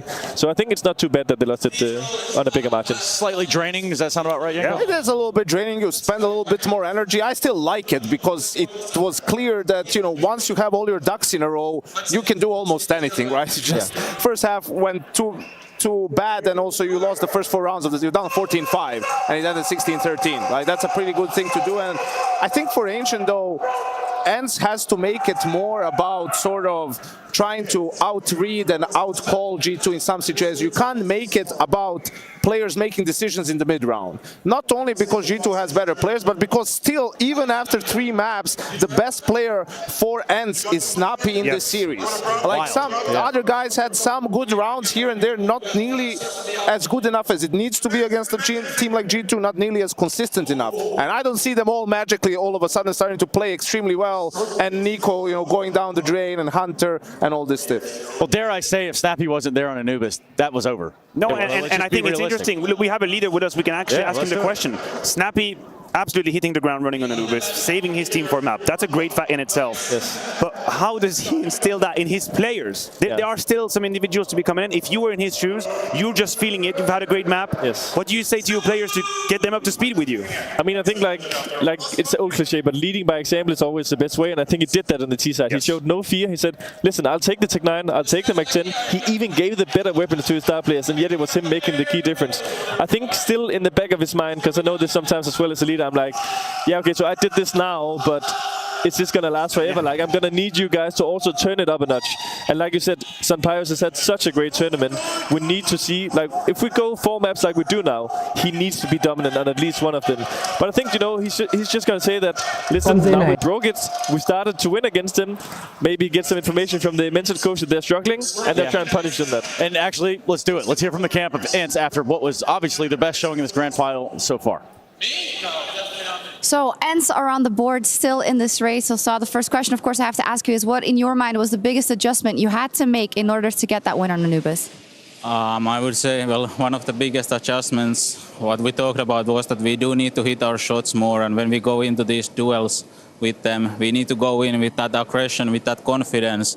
So we are going to take those duels, because the first 2 maps, obviously we were lacking some in that apartment, and then it transfers into when we lose entries, for example, we lose map control, we feel like we can't get anything going.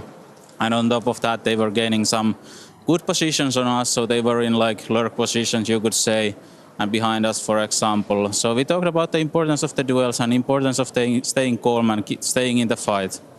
Of course, the confidence, now it's much better, but 2 maps to go, so it's a question of stamina now too. So can you say a couple of things about how you think the team will react to the fact that it's becoming a really long day and you got to keep hitting those shots, as you say?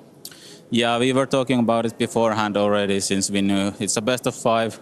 It can go really long, and that's really important. So we were preparing for it, and even after first, second map, we were talking about never to give up. And as long as there's rounds to play, we will never give up. Love it. Good luck on Ancient. So let's grab right onto that. He's even identified right there something that we already said earlier, which was there was a timid ENCE in the server prior to this past map. What are you taking from that, Janko? I think obviously you had to make that change mentally, right? And say, hey, if we're going to go out, let's go out swinging and don't play it scared and play our own game. I think also in the first 2 maps, I mean, that's where G2 is really comfortable, right? And that's where they make the game more difficult for you to play. You could now see on Anubis, with some space given to them or them creating the space, what ENCE can do as well. And they just need to try to create more scenarios like that on Ancient as well. Yeah, for me, it's also a question of stamina now. Like, you have to realize none of the ENCE players are really accustomed to this best of 5. They've played it once, and that was an 0-3 in Dallas. So now that we have a player with us, we at the desk, we always try to say, best of 5 is unique. Yeah. It gets a bit more messy, it gets more draining. Can you tell us a little bit how you experience it when you get down the 4th, 5th hour of Counter-Strike? It gets a little blurry. How do you experience it? I mean, you are asking the wrong guy, because I'm like your nickname, a maniac. You know, I barely don't get very much tired in those bits of Fair enough. But I think, like he said, if you talked about it prior, if you have a plan for what you're going to eat now, how you're going to try to just recharge your battery a little bit, I think still with a stage like this, the crowd and the what is called adrenaline is still going to kick in. That doesn't mean, I think for me it's not so much about hitting the shots, it's more about the decision making, and like the communication is still going to be fine. You're going to be able to say where they're running and how they're doing it, but it's the small decisions, like when you are a little bit tired in the back of your head and you forget to jiggle peek that angle, you forget to call your mate for double peaks and stuff like this. Yeah, and that becomes that falls under the category of some sloppy Counter-Strike at times, right? But also creates these crazy frag movie highlight things that happen. Sometimes miracles happen. And it leads to frustration. I think it's also something that matters a lot. People don't realize that in these moments of Counter-Strike, you make more mistakes, you're more tired, which means you don't have the energy to stay focused, which means you make more mistakes, we make more angry. Yes. So how do you get away from that horrifying circle which you can fall in sometimes? Yeah, I mean, I think ENCE is at least a team that plays oftentimes more strict and set strategies where you don't need to think as much about the small decisions. I mean, there will be the mid-round, the trades and stuff like this, but where G2 is playing a bit more fluent at times. And I think maybe that's also like a small point about the series so far is what is the by far hardest map to be putting CT aggression on? It's Anubis. When you saw on Nuke, they were killing nerds in lobby, clearing all these kind of positions. On Mirage, JKS was consistently pushing Slope and Palace, getting the information, and they will have more opportunity to do that on Ancient. So I think also what you do in that scenario is you modify and manage your expectations, right? Like you come into it, it's coming, you say, guys, it's normal for mental mistakes to happen, right? Like expect it to happen and let's just keep it moving, you know, let's keep rolling. Forget about it, right? And don't let one round make you lose 3 more after. Addressing the elephant in the room, right? Saying like this might happen, and if it happens, don't punch your own head. Like get on to the next round. If you die, communicate to your teammates what's happening. Are you in a good position? Should you push? Should you stay? Stuff like this. But I remember from the 5th map against the final of Pro League, it was online. So even I remember from the Katowice, like when it's a crowd setting, you have the cameras following you all day. It's even more draining. It's not even comparable. But on the 5th map of the final against Gambit, we played them many times on Mirage, and never has it been more easy on the CT side, because they were so good at jiggle peeking, never making the mistakes. Their map control was imminent back then, and when we played them on the 5th map, I just got so many easy shots, I felt like, and my teammates were getting multi-kills way easier. Yeah, and, well, let me grab that. You said 5th map. I don't know if you'll be sticking around with us that long, but maybe you do. Regardless, Vertigo, if it goes all the way through, how does that play out? I mean, again, I think then that ENCE will have the favor, just in terms of us. But then again, there is also also unique things about fifth maps and going the distance and stuff like unique. this. So I'm not going to sit here and give any like perfect predictions. Of course, we don't do that either. And if it happens, I'm going to maybe just stand a little bit here and just enjoy you guys doing your amazing analysis and all this, you know. But I don't have the perfect answer for it. But I think still, if I'm G2 mentally, the best and easiest way, obviously, is to close it now in a map where you are favored and you're comfortable. Your star players are comfortable. That's the key thing. Yeah, I like that answer. Yeah, amen. I'd love it. I'd love it to play out that way, Trace. You know that. Yeah, of course. If it does, we do have to go through Ancient first. With Anubis in the pocket, Ancient out there. Anybody changing predictions? We're going to stick with what we got up here.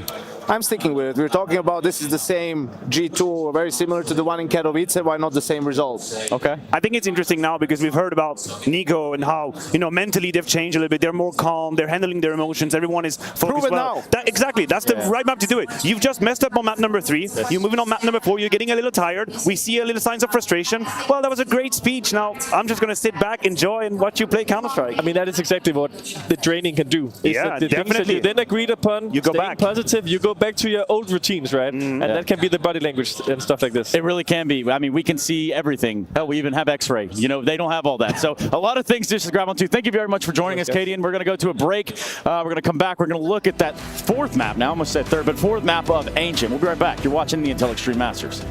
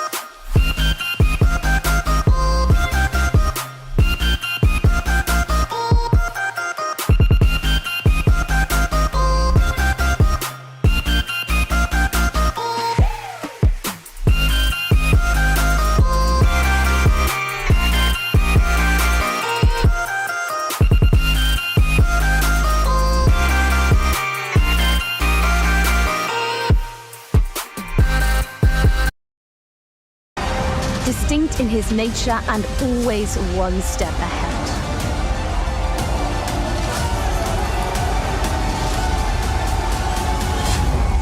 The librarian silences those in his path. Preparation and calculations clearly paying off. But for the select few, making the unfathomable look like second nature. It comes with ease. Never breaking a sweat.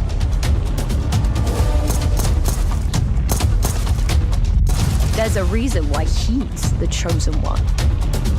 Others let the action come to them. Sure, perhaps more passive, but certainly not submissive.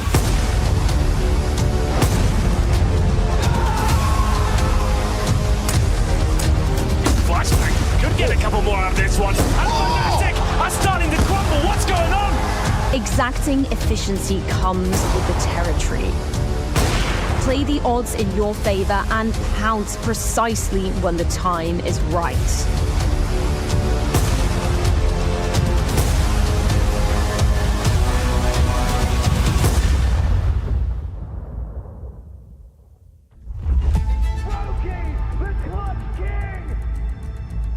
Cool, calm, collected.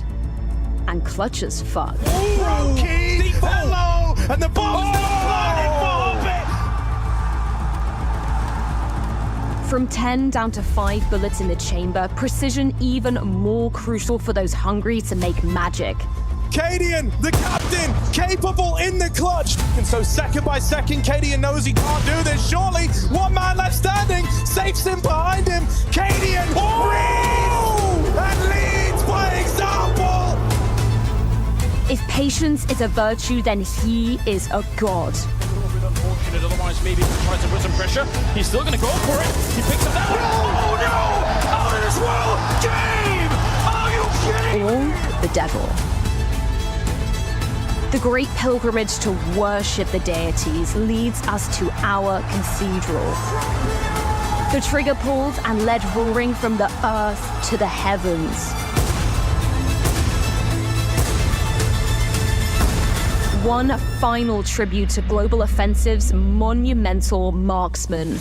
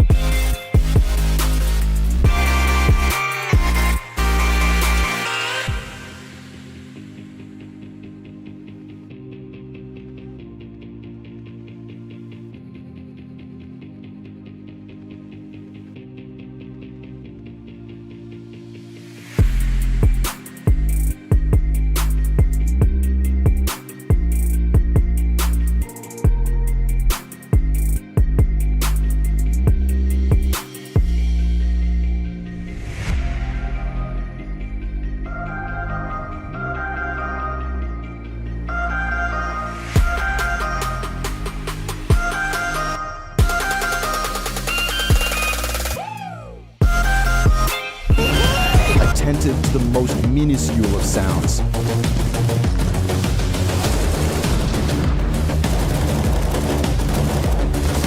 The opponent's element of surprise, no match for the inhuman reflexes.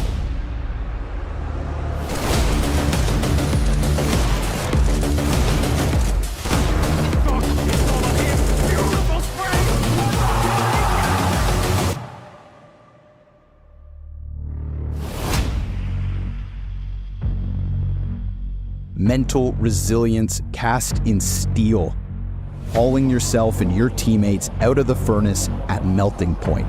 This is starting to shatter a little bit here. Everything all completely flawless at this point. Calculating the perfect time to strike.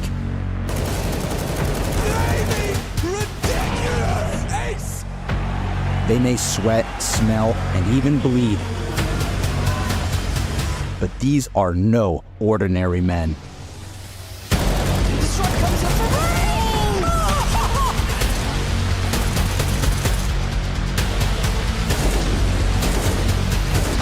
Cybernetic arms engineered with enough force to blow you into the next universe.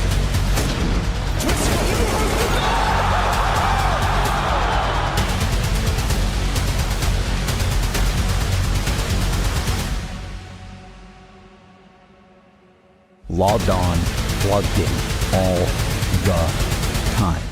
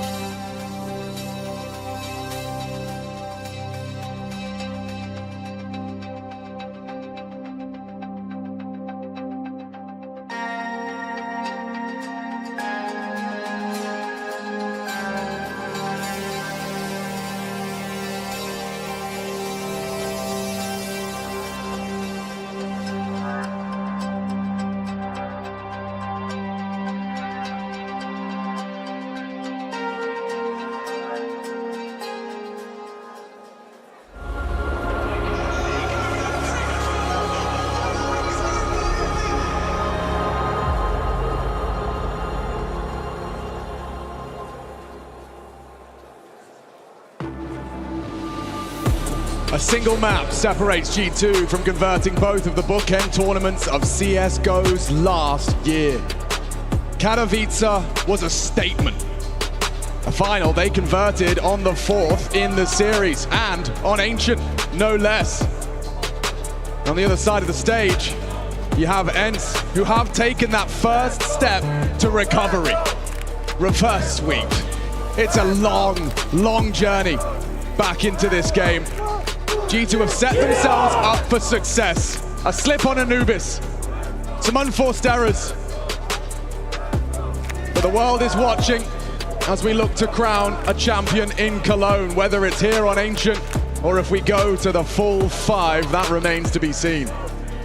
Snappy, leading by example on Anubis. You've got to turn and you've got to give respect to the in-game leader, 33 years of age, in his first final here in the Cathedral of Counter-Strike and stepping up. He wasn't done. And he pulled his team kicking and screaming back into action to close things out in that second half of play. Sure, it wasn't easy, but that's the win they needed. That's the win to unlock this confidence.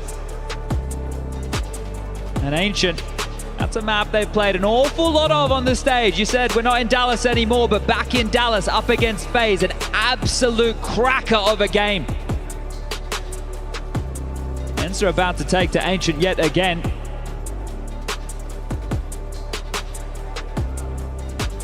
And they have to get through Nico. They have to take some wind out of his sails right now. He is in MVP form. A legend of our game. Boasting 70 frags across our first 3 maps, and one of them was a stomping. And we heard from the coach of ENCE, Saw. In that brief interview, he said, as long as there are rounds to play, we will never give up. And ladies and gentlemen, you know what that sound means. Those rounds start now. 4 maps deep into the grand finals. A game of endurance as well. And though there is so much complexity to Counter-Strike, it does still boil over into hitting your shots.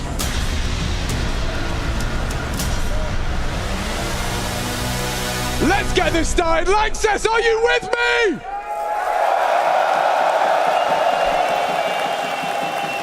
G2 in the attack here, their map choice.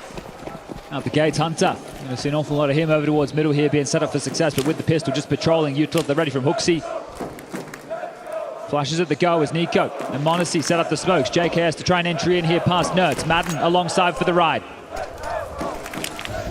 Now Flash could set Nerds up. He's going to go through this. Nerds, can he start strong? Hard to track. JKS was doing the flashbang dance, but he gets away with his life. Bomb will go down here. Post plant. Flustered. Oh, posted up through the smoke. JKS down now. Nerds finds his target. And that bomb has gone down. This retake is on. The smoke locks in Nico. They'll opt for a boost, but they're ready. The next fight will be Ramside. They're already low on Nico. 26 and counting. Still hits his shots. Hooksy trying to delay. So many bodies. His deathmatch right now on the site. Up to Monacy. Oh! The first double from him. There's no kit. There's no kit. Maybe Nico can come up clutch. Snappy just has to hit one bullet. And it will be ENCE starting with the pistol. But dicey there for a moment. Monacy gets that third. A whole different round available in G2. They get the wind under their sails here, but ENCE. Sure, it's dicey. The plant, the retake, that smoke. Integral to make that a possibility. And of course, both of these teams locking horns here. I don't think we've had a pistol go by where the other team hasn't force-fought through. That's a freebie for Nersh, just peppering away. JKS's head removed. And defending the honor right there was Snappy. Couple of Galils, couple of Tech 9s, and even Util to boot here. Red smoked, some higher spamming through, but Hunter will find the gap. He will. Red pressure means it's unlikely to have 3 players defending B here. G2 know that. And they just waltz in. Nico with that Galil. He's got info and he's got bullets into his Kevlar as Sumpires takes him out. Madden, oh, JKS overlooked, and he gets himself nice pair of frags as Sumpires holds on to the site, the bomb in his grasp. Hunter reveals himself on the flank. Hunted by Nerds now, left low on 3 HP. A winnable one for Nerds. He just has to clear his corners, does adjust into Hunter. Hooksy looking to bring home the force by conversion. And Nerds has got him dead to rights. 14 HP, no kit, still has a smoke and time. Now he's picked it up. Hooksy doesn't have the help for this straight up engagement. But it may not matter. Nerds. Oh, Nerds, that's ballsy! Holds the defuse in the face of adversity. And look at them, unburdened by the pressure now, just jumping around.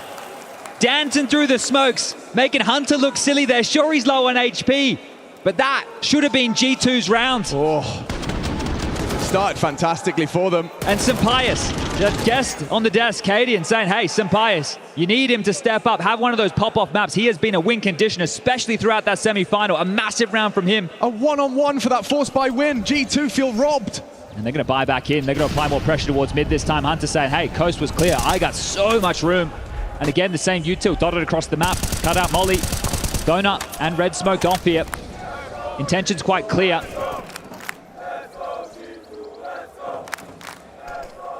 Red room smoke fades, as does the Donut smoke shortly. Yep. Replenished there by the CTs. So this smoke was at the ready, just going to be the redeploy of Red, and deep for a reason. Means that if there is a player playing in the mouth, that they have to worry about a lurk through either side. This forces you back, and more of a passive angle, as yet another Donut smoke will hold this mid corridor at bay for now. G2 cannot find the path of least resistance here. A third Red smoke in the round, so both teams just showing how much they want this territory. CD is on his perch. Plenty of bodies to deal with this, Alex. Yeah, he should be tested, but he has got help. I mean, Madden cheating over. Can Diha deliver? No, he can't. Quick swing out of Monacy. Now Nerds up for the bait. Oh, just like that. Just like that. G2 command, respect, and the sight. And their first round of this 4th map. Now, Snappy doesn't really have a whole lot to hold on to here. Something's better than nothing, sure. An upgrade would be available, would be lovely, but he's the one who's being hunted right now. Finds a safe haven to roost, but the bomb halfway gone. Hunter and Nico, the cousins, not too far away here. Taking their time about this. Lost bonus into the next, of course, only that 1400. ENCE going to have nothing to work with if Snappy goes down. It looks like he might get away with this. Oh, maybe not. Hunter steps on in, Revenge. gives up the position, and Nico gets the trade. Perfect. Exactly what the doctor ordered, and Swanee, the coach, should be happy with that.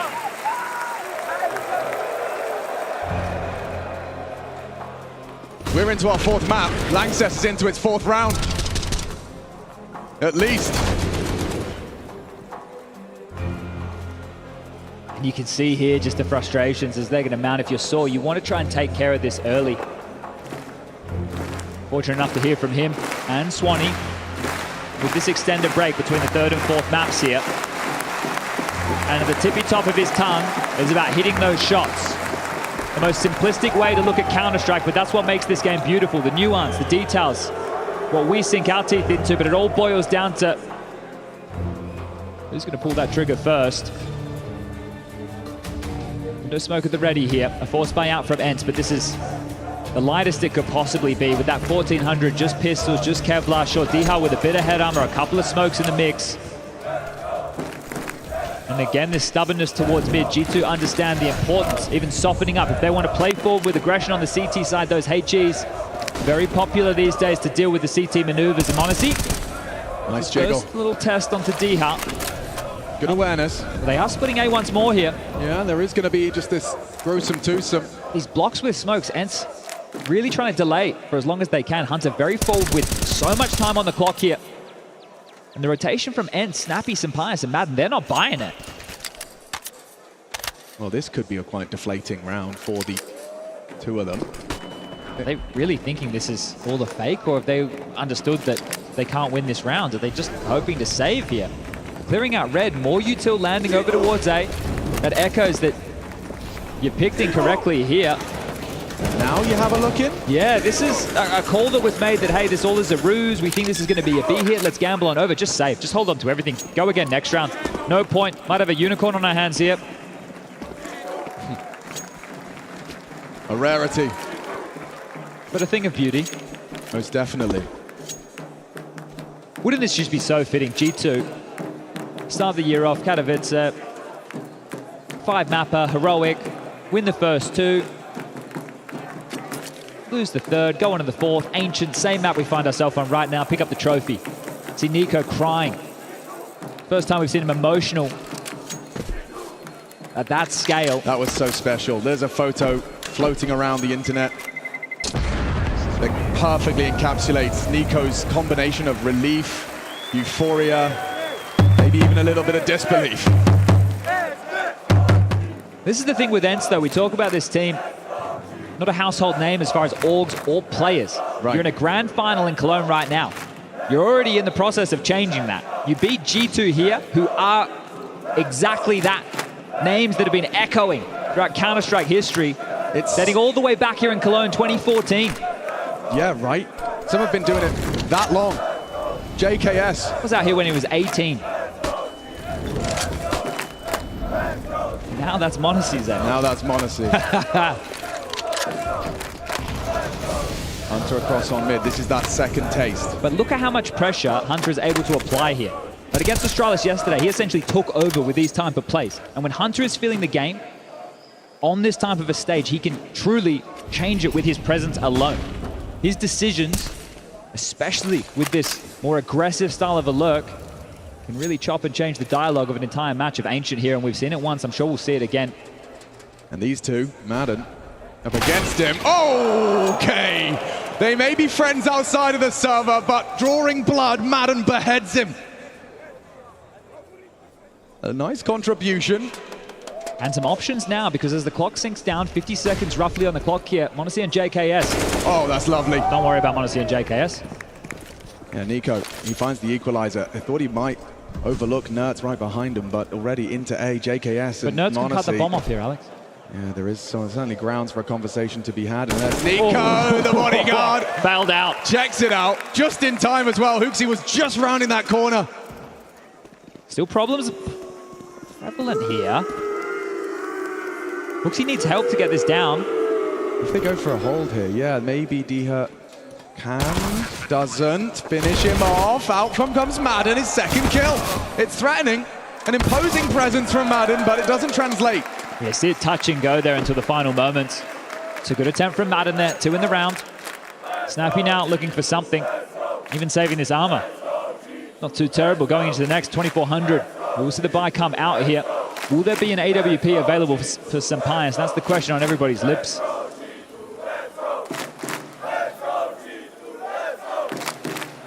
He doesn't need to push the issue. Or maybe with that bomb radius. Oh, walking into Snappy. He's going to get some punishing frags here if he gets another as well. Held on and out just by the skin of their teeth. Yeah, very, very close there. Obviously down to 3 HP, so keeping 2 alive. Plenty of cash already accrued here. Nico with 10K before the buys come in. So a great start for G2 off the back of those buys early within this half of play. And Nico did bow them out. Hunter goes down. We were just talking about his presence. Well, apparently Madden doesn't think a whole lot of it. And once upon a time, Madden was considered one of the best players on this very map when it first came into the pool. I think he was the Ancient One. But here we go into the rifles. No AWP available here, just no money. And note, this is the first time Hunter's going to have real resistance up against his mid-crawl. He's already been sprayed down to just 1/3 of his health.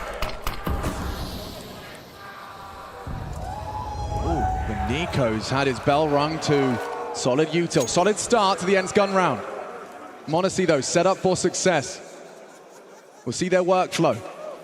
How do they plan to take this space? Madden can drop that smoke at his own discretion. Oh, and a jiggle to confirm it. They're trying to punish, and now Madden continues to open up the account for ENCE. Diha, though, next to be tested. Hunter reveals his location. They're trying to pivot, using Hunter as that pivot point, but from behind they re-aggress. Solid find, now it's Monacy next up. Hoopsy won, Nuts, he finds him, but Monacy maintains a little bit of space. They can rotate. Diha's the problem here, he's already tucked in. Yet to frag. Hard clear. Anchor though. Does Monacy really clear it through? Oh, Monacy! A revolting awareness of the situation now. The bomb can go down clean. And he's already searching for more aggression out of Madden, not rewarded, a dink not enough, and Monacy closes! Poetic! From G2! Huge for the young gun, looking wobbly on Anubis. The moment seems to be getting the better of him. A couple of missed shots cost them a few rounds, but this time, standing up to be countered, the AWP bows G2 out, and that are the type of rounds that ENCE were winning on Anubis. Players down, disadvantages, waltzing on in, hitting some bangers of shots, and JKS as well just stays alive. The dink from Madden, more frustration starting to brew for ENCE, and Hooksy getting fired up again, bringing back that energy. And you need that now more than ever. From map number 4, best of 5s. An exclusive. Katowice and Cologne finals now. Familiar territory for G2, these grand arenas on the Intel Extreme Masters circuit.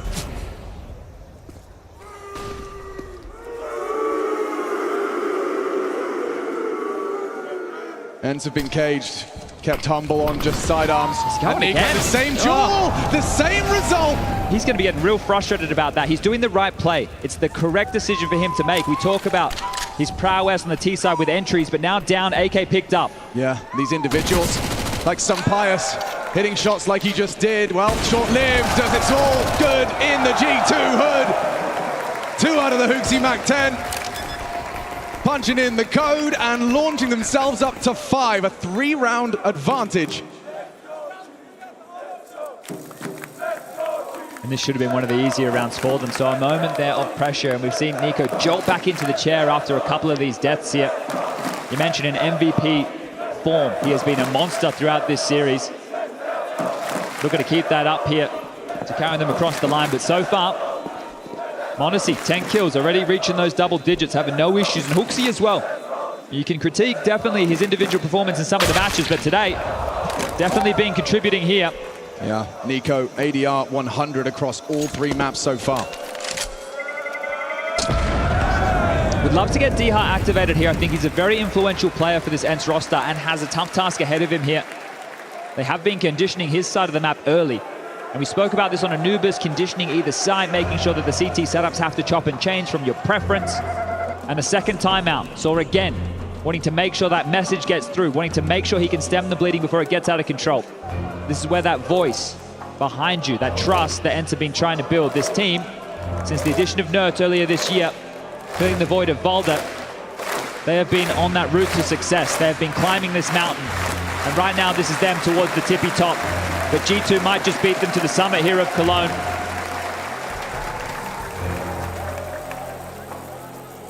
We've seen G2 respond out of a few of these ENCE timeouts with aggression, with pace. What is Hooksy expecting to come through this time? We've seen mid as a real issue. Donut smoke, red smoke, cut out molly, flashes aplenty to facilitate Hunter. You got Hooksy already lining up the insta-red. You'd be expecting an all-in somewhere across the map here.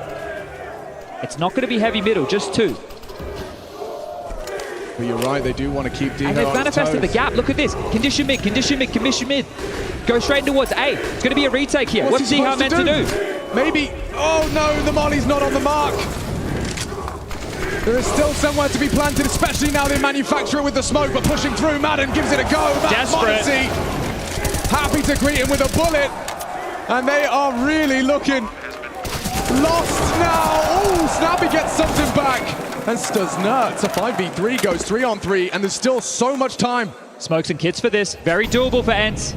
But Monacy still alive and already racked up 12. Missed one. Time ticking in their favor. Oh, Nico's gone. They know where they both are. They know exactly where you are. You boosted him up. Now it's up to Monacy. Up to the rifle. Can ENCE really retake this site? It was 5 versus 3. Hooksy holds on with the spray. And Sunpires runs away. Oh. Monacy on the hunt, loses it out, but that's Hooksy's hero moment there. He had low HP, Nico down, they knew exactly where you were. Smoke on the bomb, and Hooksy pulls it off. And that's a Hooksy round right there. I understand those 2 kills got a little bit dicey towards the tail end. A on Ancient, one of the easier sites to retake for CTs in the current map pool. But all in all, that is the conditioning I'm talking about paying off immediately there. Just called his team into a round with a pace changer. A go, out the gates. But this is in-game leading at its finest here, and you're going to be feeling real good. You're going to feel like you have Snappy in the palm of your hand right now. Save door, upgrades behind it. Lost bonus maxed out, of course. 6 in a row for G2 here as the pain just keeps on coming. Not bad, peppered. Chipping away. At this G2T side, Snappy, he's feeling himself. He heard that reload and he will catch him. But it wasn't Hunter. Hunter wants to be overlooked. This is crazy. This is absurd. This is madness. Hunter, he's going to get one. Diha can't believe it. Snappy lucky to be alive, but only for a moment. Maybe because Nico finishes what his cousin started. Madden's turn. Well-timed block here. They've gone through this smoke a couple of times and they've been chopped off every single move. JKS with the util, trying to make this possible. They're going to boost Honesty up and over, hoping to flush a player out towards the pillar. Madden staying in a retake setup right now. Sampaius rotating over. He has util to facilitate flash fights. But there's still a minute on the clock. G2 are not set at the ready here. They don't have to go. And they won't. Problem here for this finish is Nico has the flashes. There's no util for Monacy and JKS. So from Cave, Nico would love a flash to be able to peek towards long. They need that util to try and facilitate this, or they're just going to have to walk in contact and hope the shots are hit. Yeah, and you know that Sunpires AWP primed and ready. Monacy, you'd love to be able to isolate that AWP on AWP action. Sunpires plays it passive. 25. Action incoming. Up and over. Monacy finds the angle. A great flight path to open up the site. G2 looking to continue on Ancient. A run of 6 in a row. Is it really going to be 7? Holding, hitting, shots. Madden on the off for 2. And it's up to Nico now in that clutch. Util deployed. Nico poised, needs a tap, and in signature Nico fashion, he's made it a one-on-one. Nerds, what have you got for us? He's off the ball. Nico strikes! A step closer to the crown and to the double. Back in form for sure. The audacity to start that repeat. He knows Nerds is going to look at the bomb again, averts his gaze. That was his first in the round. Monacy got them into the site with a great one onto Sampaius, but this is a 1v2 for Nico that takes them another leap in the direction of that trophy. That's the Monacy that you know and love, exploiting the details of the game. Nobody looks deeper than Monacy, and he finds them a way in towards that site. That was looking very difficult for G2 to break in, considering the circumstances here. And the crowd loves the fact they see Swanee on the mic. It's his timeout, not another ENCE drama. Swanee loving how it's going. We're in to soak in the moment. 7-2, a 5-round lead. And they've got ENCE right where they want them. What are you supposed to do with this, Chad? You need to get your individuals activated. Diha needs to get on the board. Having a real rough go of things early here. G2 can return to what was working, getting Hunter out mid, controlling the tempo of the game. It's worked so wonderfully. And if it ain't broke, aggression, don't fix it. Nico, ready. Oh, and it's only the one. Madden leaps around the corner. Nico takes him from the grave. The molly was good. And the frag's better because now they're running into Sunpius with a deagle. He shouldn't get anything done with this one. Chip damage. Maybe softened up for Nerds. Diha gets his first, and now these 5-7s have filled the feed. JKS has got this. And Diha, maybe some redemption on the menu. A safe plant. Walks up. Knows they're both here. Spots out Monacy. And Orp now staring at your exit. Throwing out what little remains of his util. JKS relocates. Diha's brain whirring with options. How can he possibly dig himself out of this? The odds stacked against him, they're giving him nothing. Absolutely nothing. As Diha jump spot from Monacy, playing with his food at this point. There's no hope for Diha now. Monacy confirms it. And off the back of that Swanee timeout, G2 will win out the T-half. 8 already.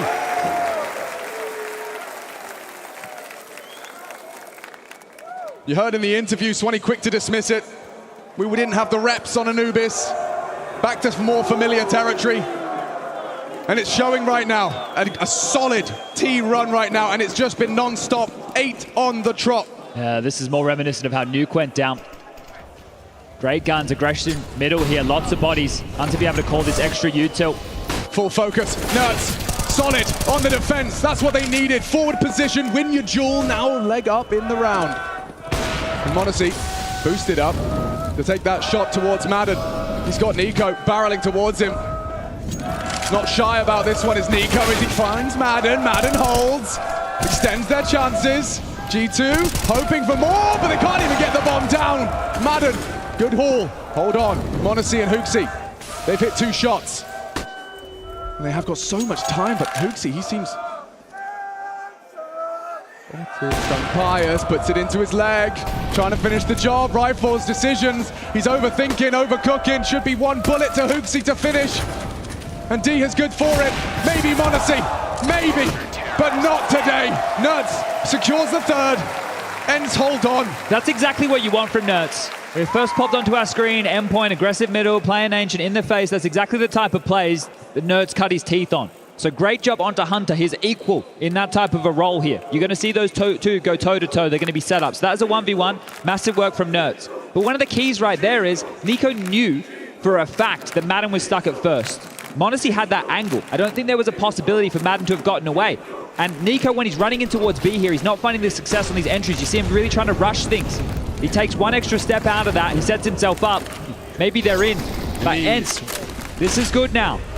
It was the pistol, it was the conversion. That is their first round since. 8 on the trot for G2 has been stopped, and they win this one here, they can break the finances. But this is cheeky. This is very cheeky, and again, Sunpius is going to get peeked from an angle he just hasn't considered. Oh, the flick! Unbelievable! Monacy lucky to be alive as Sunpius breaks his wrist. Yeah, that's not a leg shot. That had to have been through the box there. Nico catches Madden going. Look at this head-to-head continues. On that B ramp, Nico, though, he's found his footing. Nico just spammed Sunpius on rotation down to 12 HP, coming in to deal with this B bomb site. Everyone's hitting these shots. Everyone's in that grand final form. This is a good weapon for the job here, Snappy. They might overlook him. Could be a double. Audacity! Oh! Monacy! On his 17th with an absurd flick! That was supposed to be the double, supposed to be 3 versus 3, and now Hoopsy's caught another! Nerds thought he had room! And Sunpius so low from the Nico spray. Still has to take the gamble. And that's the first found. Monacy punished for the jump. Another smoke down. Hold on. The 4v2. 25 seconds. That decision has to be made from G2, and now. Scarpering. Speedy about it, Diha. Quiet start, but he's definitely found his feet here. This is the long way round. It might even be the wrong way round. Oh, Nico's just passed him. 12 seconds. Diha going to struggle. Surely JKS doesn't have the time to clear his corners. Diha's going to win the round just by virtue of being there. And taking down the bomb carrier. G2 a fumble. Nico chasing ghosts. He can't find them. Diha's gone. And the round is theirs. ENCE secure a fourth. And Finance is now up for debate. Oh, what a battle that was. Some massive shots from either side there. But the decision to go for red, you understand why you want to be able to separate the two, but rotating back into a bomb site with so many unknowns, that's so difficult. And this is the flick up from Sampaius. Felt like he saw m0NESY forever there. Really lucky to be alive with that one. And this is, wow. Well, it looked a lot bigger from Snappy's perspective, didn't it? Well, consider as well that one bullet would have done it. One bullet out of their MP9. He had to hit that. Never mind a headshot for style. Well, one more for ENCE here. They can still break G2. Arthur's still on the front foot over towards A main. Diha and Sampaius trying to deal with these lurks. Hunter has been able to get on out mid, jump up and put pressure over towards B alongside m0NESY, Nico and HooXi. This standoff continues. Look at this, just rhythmically swapping between the potential fights. Yeah, but you see, this is the whole play. Madden holds on to this smoke until he feels threatened. And they're backpedaling away from A main now. Can actually just park Sampaius here and leave him here for the duration. So here comes the pressure. A main is locked down. Now you block towards B while the rest of your team rotate into position to defend against this. You know A, essentially yours. And even if you lose it through mid, you're more than happy to play retake on the A site of Ancient. Handful of flashbangs on Nico.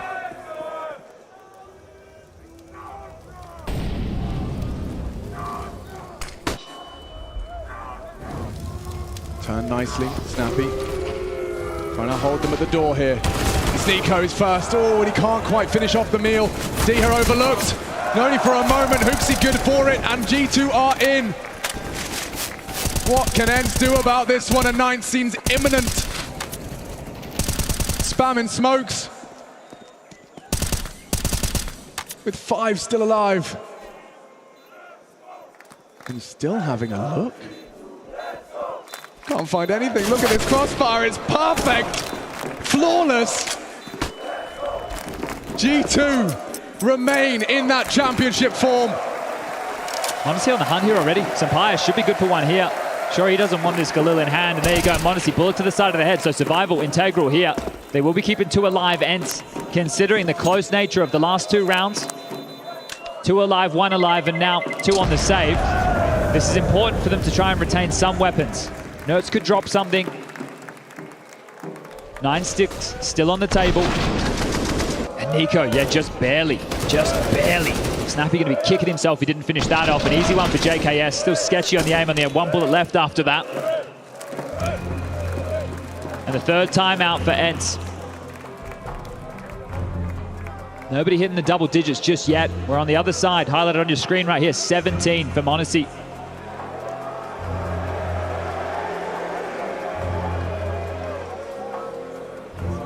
I feel like more often than not, ENCE have just not been able to have these full buys with all the weapons. There's always been an omission, always been a sacrifice, something lacking. It's a kid, it's some util, somebody stuck with a dud gun. Well, here they're going to try and fight their way out of this half. For the final round, they'll get 2,900 as that loss bonus. So again, we've had similar conversations here. You lose the site, you might just have to go for a save. But what was up ENCE's sleeve in the last map of play? It was winning number disadvantage scenarios. Whether that was on the T side or the CT side, they made it happen.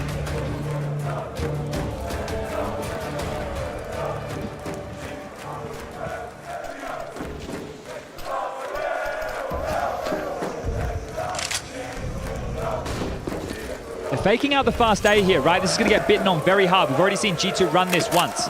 And they full rotated. From the donut position, Diha would be hearing stampeding footsteps. So he's saying, I don't hear anything. He cannot confirm the site. Nerds can. Forward to the smoke, but drawn now. The rotation is exactly what you are hoping for if you're HooXi with this call.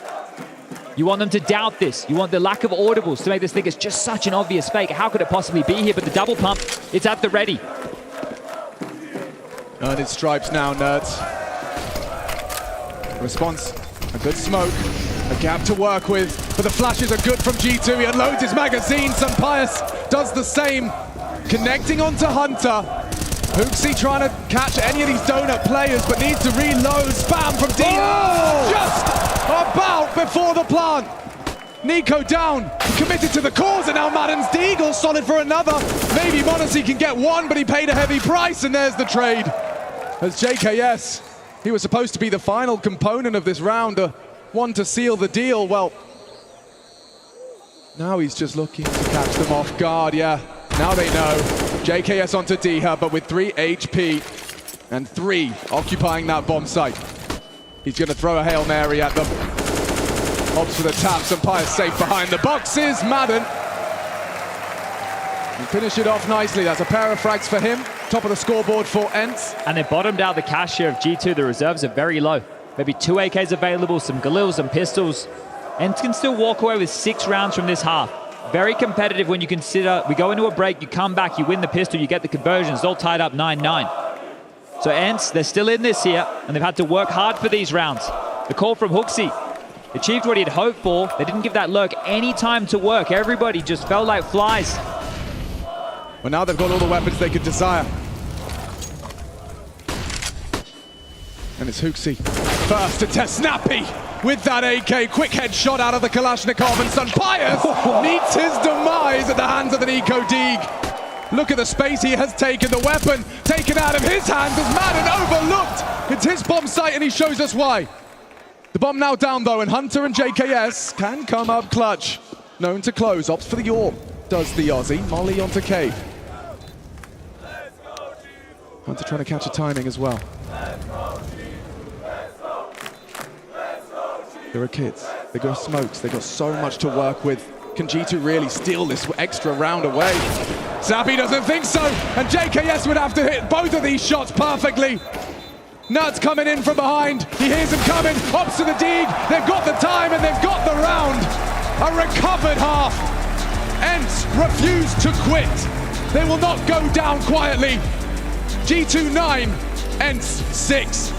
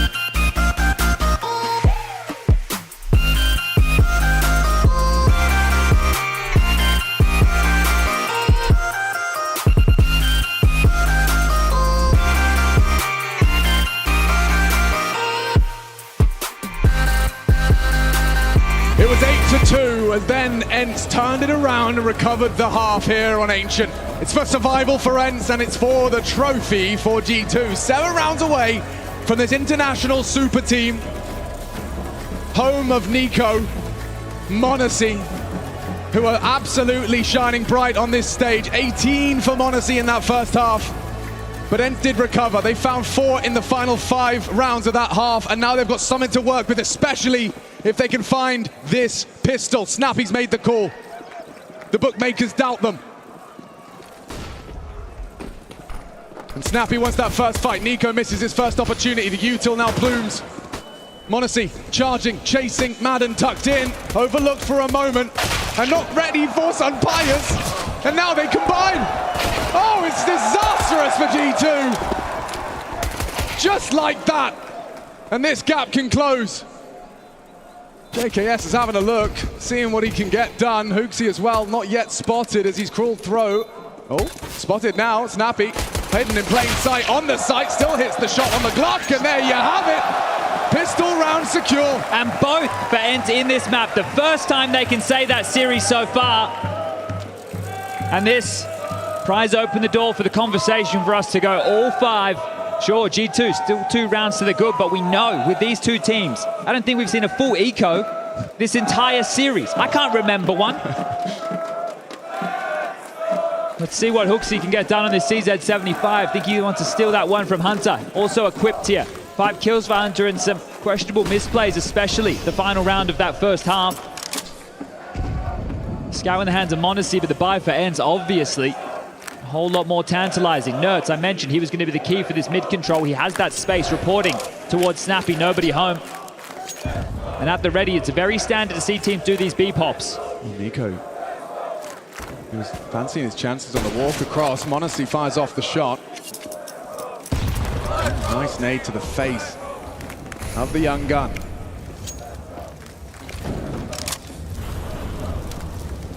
ENCE doing this as a unit. This wolf pack to ensure trade potential against these pesky pistols. This could all happen really quick here. Red smoke, flash donut, and go. They're going to isolate the 2 players on A here. That block needs to be good from JKS. It's not bad. It's not bad at all. They'll wait to see if Nerds gets anything. I need a nibble on his main jiggle. Nico already surging to lock the doors behind them. Good search here available from Snappy, though. They still have time for this, 40 seconds. The flank from Nico won't be there in time. This should be released. Yes, it is. And now Snappy activates as well. HooXi dead to the Snappy Mac 10. JKS flattened. And only one overlooked was Hunter. Can't find the head. And it could be perfect. Snappy's Mac 10 racks him up a nice double. And then Nico Deeg, that flank revealed. There's no hope for him here. He'd love a kill. And Snappy denies that as well. Staying focused. Staying together. And yeah, 2 pistols and a 2-0 in this second half. Well, we might see one of those full ecos come out here from G2. Nothing in this one. And a really well-called round from Snappy. Good reactions to what was thrown his way. Nerds calls mid clear. They test the waters on B as a unit. If they break in, they go. If they get denied, they stick together. Flush out cave. You know you have mid under control. Nerds reported that earlier. Straight through donut. Blocked again. The re-pivot. Lovely stuff. There's a flash here for HooXi to facilitate this mid fight. They're going to come teaming out the donut smoke. And Nerds, he was anti-flash. Yeah, and he'll get himself at least 2 on that spray. Snappy even more cash to splash with another $600 SMG frag. HooXi long range, Madden's got that AK, and we are all even. 9 each, 4th map, grand finals. We know ENCE can do it on this map. We've seen it before. Any particular game you're thinking of? Yeah, get Carrigan on the phone. I'm sure he'll tell you all about it. Made a 20-minute feature-length film about just one map of Counter-Strike. But here we go. The buy's in. m0NESY's AWP is out. Buying for mid. Nerds will get to duel against the likes of Hunter here. Fumble on the nade. Wouldn't have connected anyway. HooXi's got some balls going for wide swings like that. Didn't see anything. HooXi's done a lot with that. Catches Snappy going to investigate the cave, and an opening kill provided. G2 leg up in the round. In-game leader down. The first one of Snappy's adventures that's been punished in this half. And a good heads-up fight from HooXi. Cave is a difficult position, but it's somewhere where the in-game leader can feel out the map. Kind of get a temperature check on the sound cues, what util's being thrown, and also get a couple of kills through spam and cheeky smokes. So doesn't help aiding in that regard.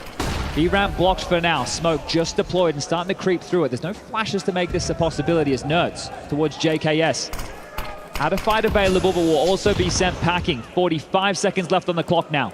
They can get in towards B, but the retake, that's going to be the question. In the absence of Snappy, they still can access this site. That man disadvantaged. Nico's got the angle, and Madden, a bullet between his eyes now as this advantage for G2 extended by Nico. Again, Nico strikes onto Diha. No bomb. Maybe Sunpius could get it down. Nerds is with him. Getting out of this choke point. It's not easy, but Nico's gone. Oh, and Sunpius, despite the flash, maybe they can plant. After all, a tag, Nerds lives on. Gets across. He needs to plant. Oh, Modesty, brilliant. And Sunpius can't do anything. He's chasing him. No hope for this one. And the clock translates into 10. But only just. G2 won't be happy with how that one went down. An opening kill from HooXi, 2 back from Nico, and those were the type of rounds that G2 fell over on Anubis. ENCE have shown great proficiency in post-plant situations, and what happened this time? The bomb didn't go down. They punched those digits in. You think this is theirs. A great attempt from ENCE here. Love this second shot out of Monacy. He knew that bomb had to be retrieved, placed his crosshair perfectly, and finished off what he tagged up earlier. You need to take this timeout if you are G2. The finances are waning here. Sure, you won the round, but you're going to be worse for wear. You'll be able to buy in, but lacking in a lot of departments here.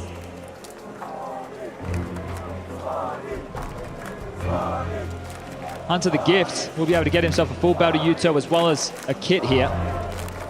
May come in handy. JKS may have to operate with something a bit lighter. But all in all, you look at ENCE's buy, you can't fault that, can ya? An M4, 3 AKs, an AWP. Yeah, came down too much after the Nico contributions. Oh, great call here. Look at him go. Look at He's him going to push through this. He knows Hunter surely got him in his sights. Hands off the mouse for a second. This is an ENCE classic here. Just poking. Nose through the smoke. Snappy doing the double smoke. JKS. About to be blindsided. He's got to do so much. His head on a swivel. Has to address. A team kill at least keeps it level. And Monacy smoked off. He knows there's a molly there. Madden down to Hunter. Holding onto the site now for G2. Up and over. Didn't get spotted. Yes, he did. Diha delivers the equalizing frag. And those smokes will start to fade. Now it becomes more of a brawl. Utility sailing all the way from spawn. Limits Sunpius' contributions. If it had landed, Nico, only the one. Diha still hitting every shot he takes in this round. Bomb to be planted, no hurry. HooXi activating, hoping. Diha not looking. A big one from HooXi. G2 to extend their lead. Sunpius stands in their path. The bomb retrievable. HooXi last seen close. Oh, the Julies from Sunpius. We know how well he can use them, but Monacy's got him. Locks it in, pre-plant. Hits the shot he had to. Felt like ENCE outplayed them there, but maybe the intention was to allow JKS to play forward. He's the A defender. Once he goes down, maybe lulled into a false sense of security. Of course, Hunter, one of the first responders, is still here. But a real brawl over towards this site, and as the smokes start to fade, it all comes down to this mid-round. Nico likes the look of that one. They hold on once more. Oh, I think we've lost a player. No harm, no foul. Not out the gate just yet. No damage done, and we will get this one reset. So a quick chance for us to take our breath. Or more likely catch it. Lanxess, this might be the final half of Counter-Strike here today. Make sure these players remember this moment.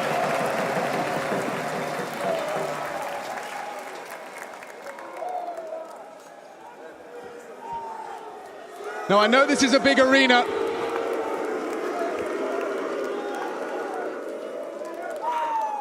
But it must feel absolutely gigantic to the players sat in those seats.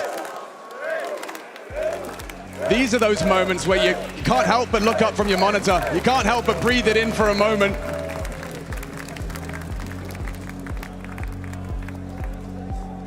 A sold-out stadium designed for concerts, designed for rock stars. And we've got Counter-Strike rock stars on that stage for this grand final. You got to hold your nerve in these environments. And G2, after conceding one, taking us to Ancient, and ENCE forced it. And every member of ENCE has started to come online, do their role, play it perfectly. Looks like we're ready to get this one back underway. Honestly, back in the server, everything's sorted now, and the buys are back through. Let's give round number 21 another go here. Some bias has been facilitated at AWP by Snappy. That was highlighted in the desk discussion. Snappy feeding his players and still getting it done. Well, let's see if he can find that form and continue it here on Ancient. 16 kills for the in-game leader, the Dane. Not going down without a fight here tonight. If G2 can find Ancient without winning either of the pistols, that is testament to their individual prowess. Hunter has been summoned here. Brought over the third component of this B defense is Madden, taking a risk, taking a gap, and might actually find it here. Once this fades, some Pies will have long covered off.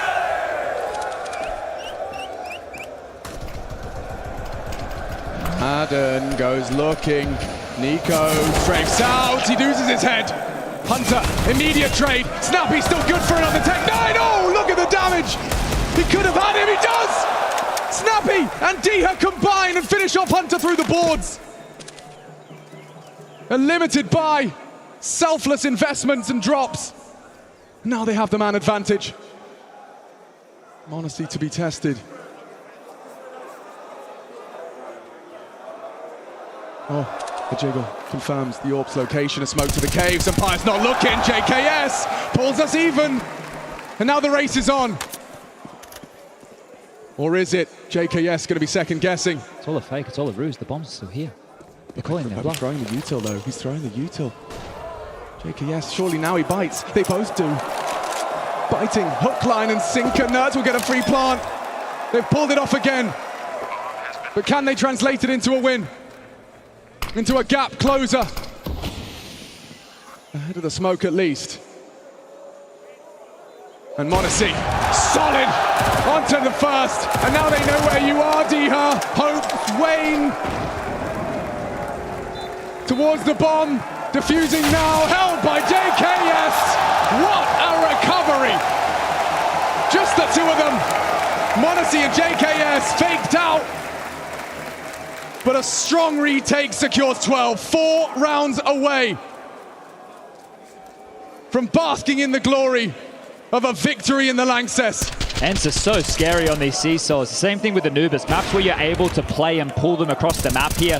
The devil is in the details, right? He knows the positions that JKS and Monacy are in. If Diha runs, they're going to hear the steps. They put, line, and sinker, and we're straight back out mid. JKS through the smoke. He's just bowed Hunter out. Saved him. They're going to run in towards A. Maybe. Monacy, salt in the wound as he hits another onto Nerds. Another onto Sunpius. Monacy, he's possessed! He takes every single one out main!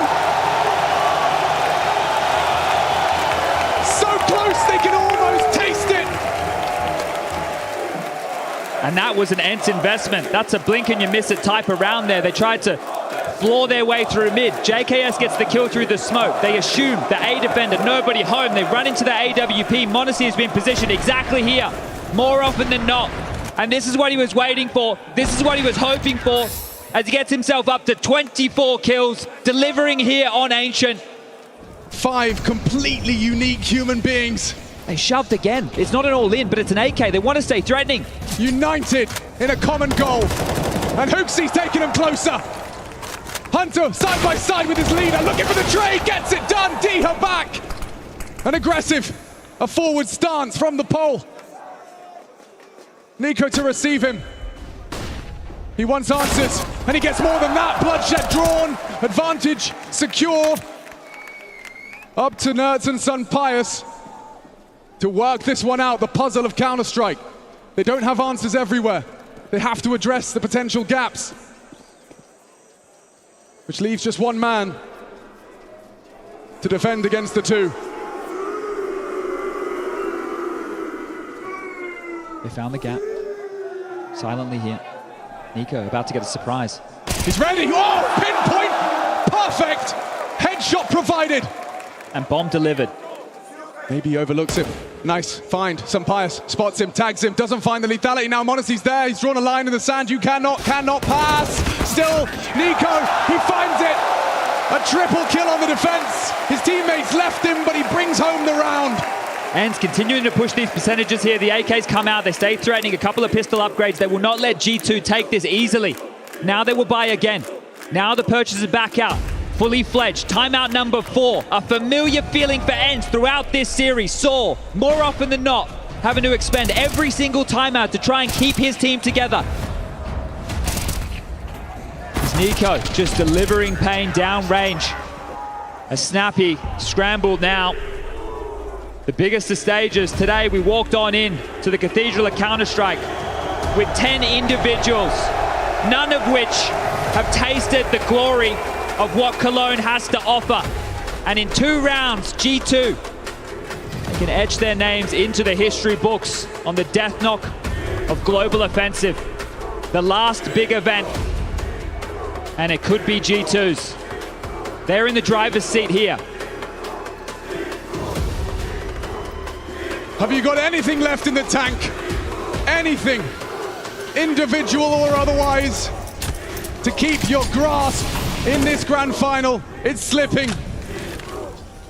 As are their smokes. Missing that red smoke. JKS has got full view. And a deep one for good measure. Well, if you wanted to see the nerves painted across the server, this is exactly that. Just those details. It started on Nuke. Map number 1, couldn't get the smoke walls right. Now here, map number 4, and the pressure is still on. Utility they practice time after time after time. And now in front of all of you, struggling to connect those dots. A redeploy of red, Donut as well. Cut out Molly at the ready as JKS ready to exchange that util.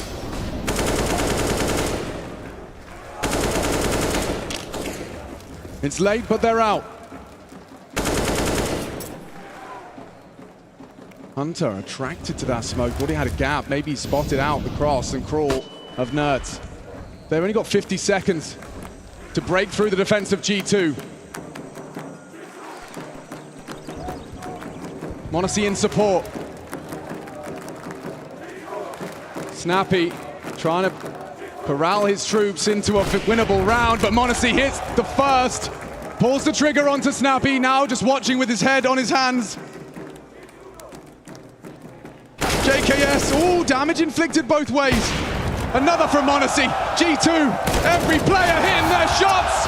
They're touching it now. A single round of the thousands they've played. One more round.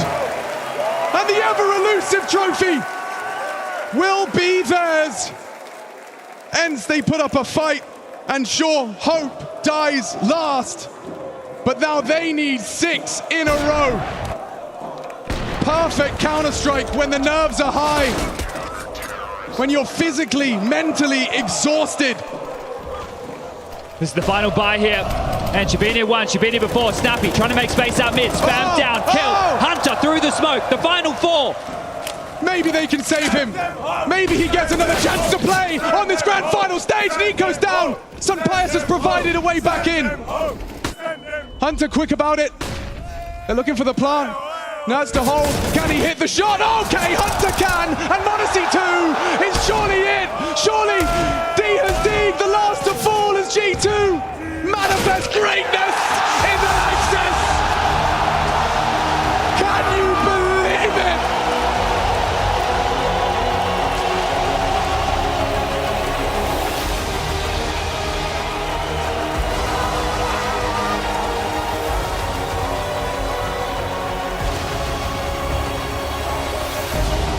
The double for G2. IEM Katowice, IEM Cologne. Big stage team. And a team effort across the board. How many times did you narrowly miss out on that last little bit of Counter-Strike? And their powers combined, this unit, 5 fingers on a fist. For Hoopsy, his first IEM Cologne. For Monacy, 18 years of age, testament to the arrival of the next generation. 10 years of age, the first time Counter-Strike was played in the Lanxess Arena. And JKS, a man who was Monacy's age, the first time he came to this very city to contest for this trophy. As the long runway towards that trophy, bask in your glory, bask in your success, and soak this in. An 8th attempt from Nico. Though the majors may have eluded him, Nico's CSGO story ends in glory. A sold-out stadium to witness. G2 riding the high. Breathe it in. Bask in this moment. Because ladies and gentlemen, G2 are your IEM Cologne champions of 2023!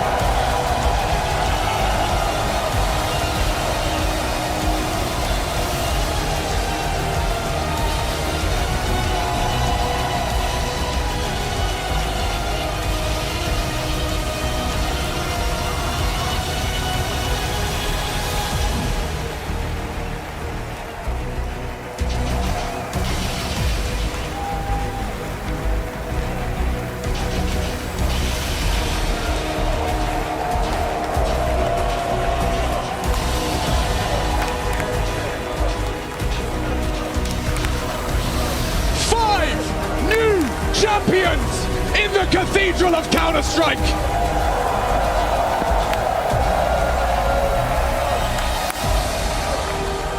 Hoopsy, his first, and I'm sure it's not his last. Fitting here, Swanee, hero of the crowd, German representation.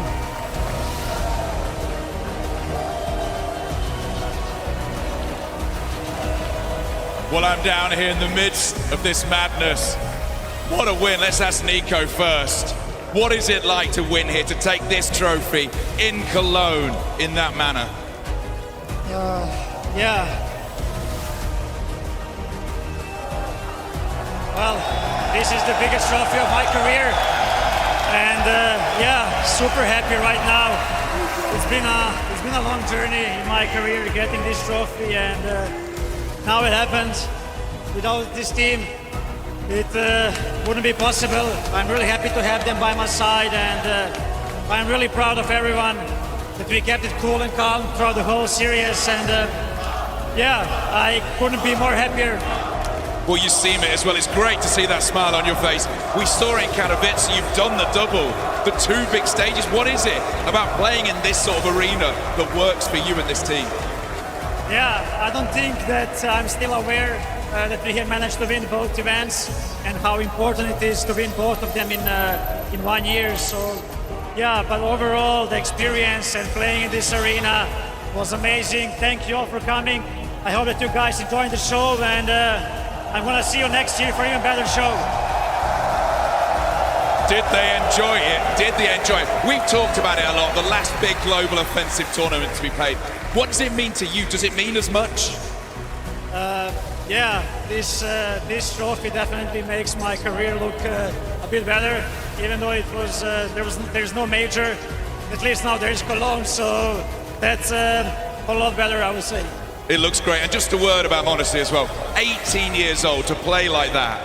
No, it's crazy how much he stepped up during the whole final, especially on the last map. He was lights out, and without him, maybe we would be playing the last map. So yeah, the kid is insane, and he has so much potential to still show, and he's just getting started.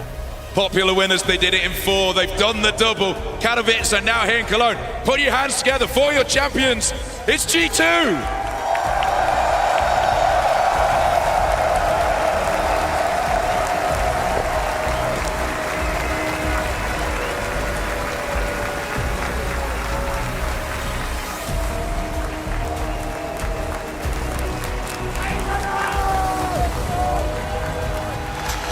And there's not too many players that can say they've toppled feats, they've shown up in the biggest stadiums that a sport has to offer, an esport has to offer. Take your pickings, it doesn't damn matter. They've done it in Katowice, they did it in Cologne here, and this is something they're going to hold their heads up about for a long time. They get the double, Trace. I think absolutely, majors are a thing of its own, but after that, without a doubt, Cologne comes next. And I think it absolutely matches the feeling of winning a major. It has that prestige. It has that, environment, atmosphere about it. Look at this amazing stadium, these amazing people that are here, that are cheering, and it's moments like this that you put all the hours in, that make it all worth it, all the terrible losses, all the hours spent away. Now, the good feeling comes. The sacrifices. This is what it adds up to. This is it. This is reward, and it's a reward that has so many different meanings for the players that are on this stage, Trace. For JKS, it's coming back from the nowhere. 4th Grand Final 1 in a row ever since he stepped in. For FaZe Clan, for Hooksy, shutting up a whole lot of critics out there. For Nico as well. 2023 turned out to be such a critical year for a long career of one of the most exceptional players we have in the game, adding Katowice and Cologne. And Hunter as well, the man of the playoffs. Great stories. All over the place, and his crosshair was right there with him too, which is an awesome thing to have happen. You love it when it lines up, and for a story like this, it's a feel-good one, Janko. Absolutely, and also a testament, and some props to the management of G2 for not deciding to make any roster changes and actually trusting in these guys and having patience. We've seen them in the past make changes sometimes perhaps too quickly, with the LXCB to Hooksy change, who knows what might have been. So to trust in this team, and it also says, that the players themselves realize what it means. They've stepped up. You can see that the atmosphere in the team is good, that they believe in each other, that they trust each other, and they've also been playing some amazing CS. Yes, I mean, the players have seized that opportunity. The management extended the lifeline of this lineup, and they took their chance. They played much better CS. They stayed grounded throughout this series. We saw a couple of signs, symptoms here and there during the series. We thought, is that going to be a G2 catastrophe? But it wasn't meant to be. So many different players stepped up. m0NESY has to be a talk. m0NESY has to be a topic. Absolutely unreal. Absolutely. Not this guy. This kid. He's still a kid. He's 18 years old. He's coming out here in front of 10,000 people, composed. First of all, hitting incredible shots, but then also his movements. He is the best player at gaining information with as little risk as possible and just pushing the envelope, having impact, going for the aggressive plays, and he was right up there with Nico. He had so many late round critical decisions where he knew exactly where to be, how to close these 2v2, and I send you back to the conversation we had with Cadian. As this series was getting longer, people were going to get more tired. Mistakes were going to be made, a couple of giga peaks here and there. The AWP was going to be influential, and he absolutely had that impact. So many times he punished them. And also mentally to be able to bounce back, right? After Anubis, not just as a team, but m0NESY especially. He had some rough misses, some rough rounds, right, where he was caught a little bit out of position. For such a young player, that can get into your head, right? Like you can start thinking, I'm ruining it all for my team, I'm letting the team down. No, he went right back into it and finished Ancient on an incredible note. And run it all the way back. You look at a team that has been tried, or they have tried, they've been tested. Hell, they've tried a few more times, failed a couple times. Like, this is a team that has actually risen out of that for the time being. We don't know what the future looks like, but right here, they definitely, they've held on to the trophy here in Cologne. And so what? I'll tell you more. Or better yet, OJ, here's some Nico on the stage. So then we have one last bit of business to do here before we end this amazing tournament here in the Cathedral of Counter-Strike, and that is to find out who is the DHL MVP. I can tell you that person comes from G2. Cologne, who do you think is the MVP? Who? I can tell you, your DHL MVP is Nico!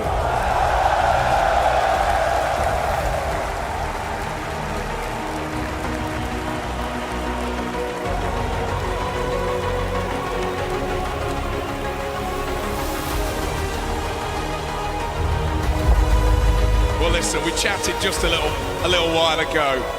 How much does it mean to know not only have you won the trophy, but your performance is seen by the people who voted that you are the MVP? Well, first of all, as long as I'm talking to you, that means I'm doing something good, so I'm very happy about it. But happy, really happy about my performance. But yeah, without this team, it wouldn't be possible. I put a lot of effort to overcome the difficulties that I have been facing before, especially in the finals, such as this event. I just want to thank all the people that worked for me in order for me to overcome this, and I'm proud of myself, but proud of everyone around me as well. Mate, you're a rock star. It is great to watch you play Counter-Strike. We'll hand over the trophy right now for the DHL MVP at the Intel Extreme Masters Cologne 2023. One more time, not just for a great team, but a great player as well. He is the MVP. It's Nico.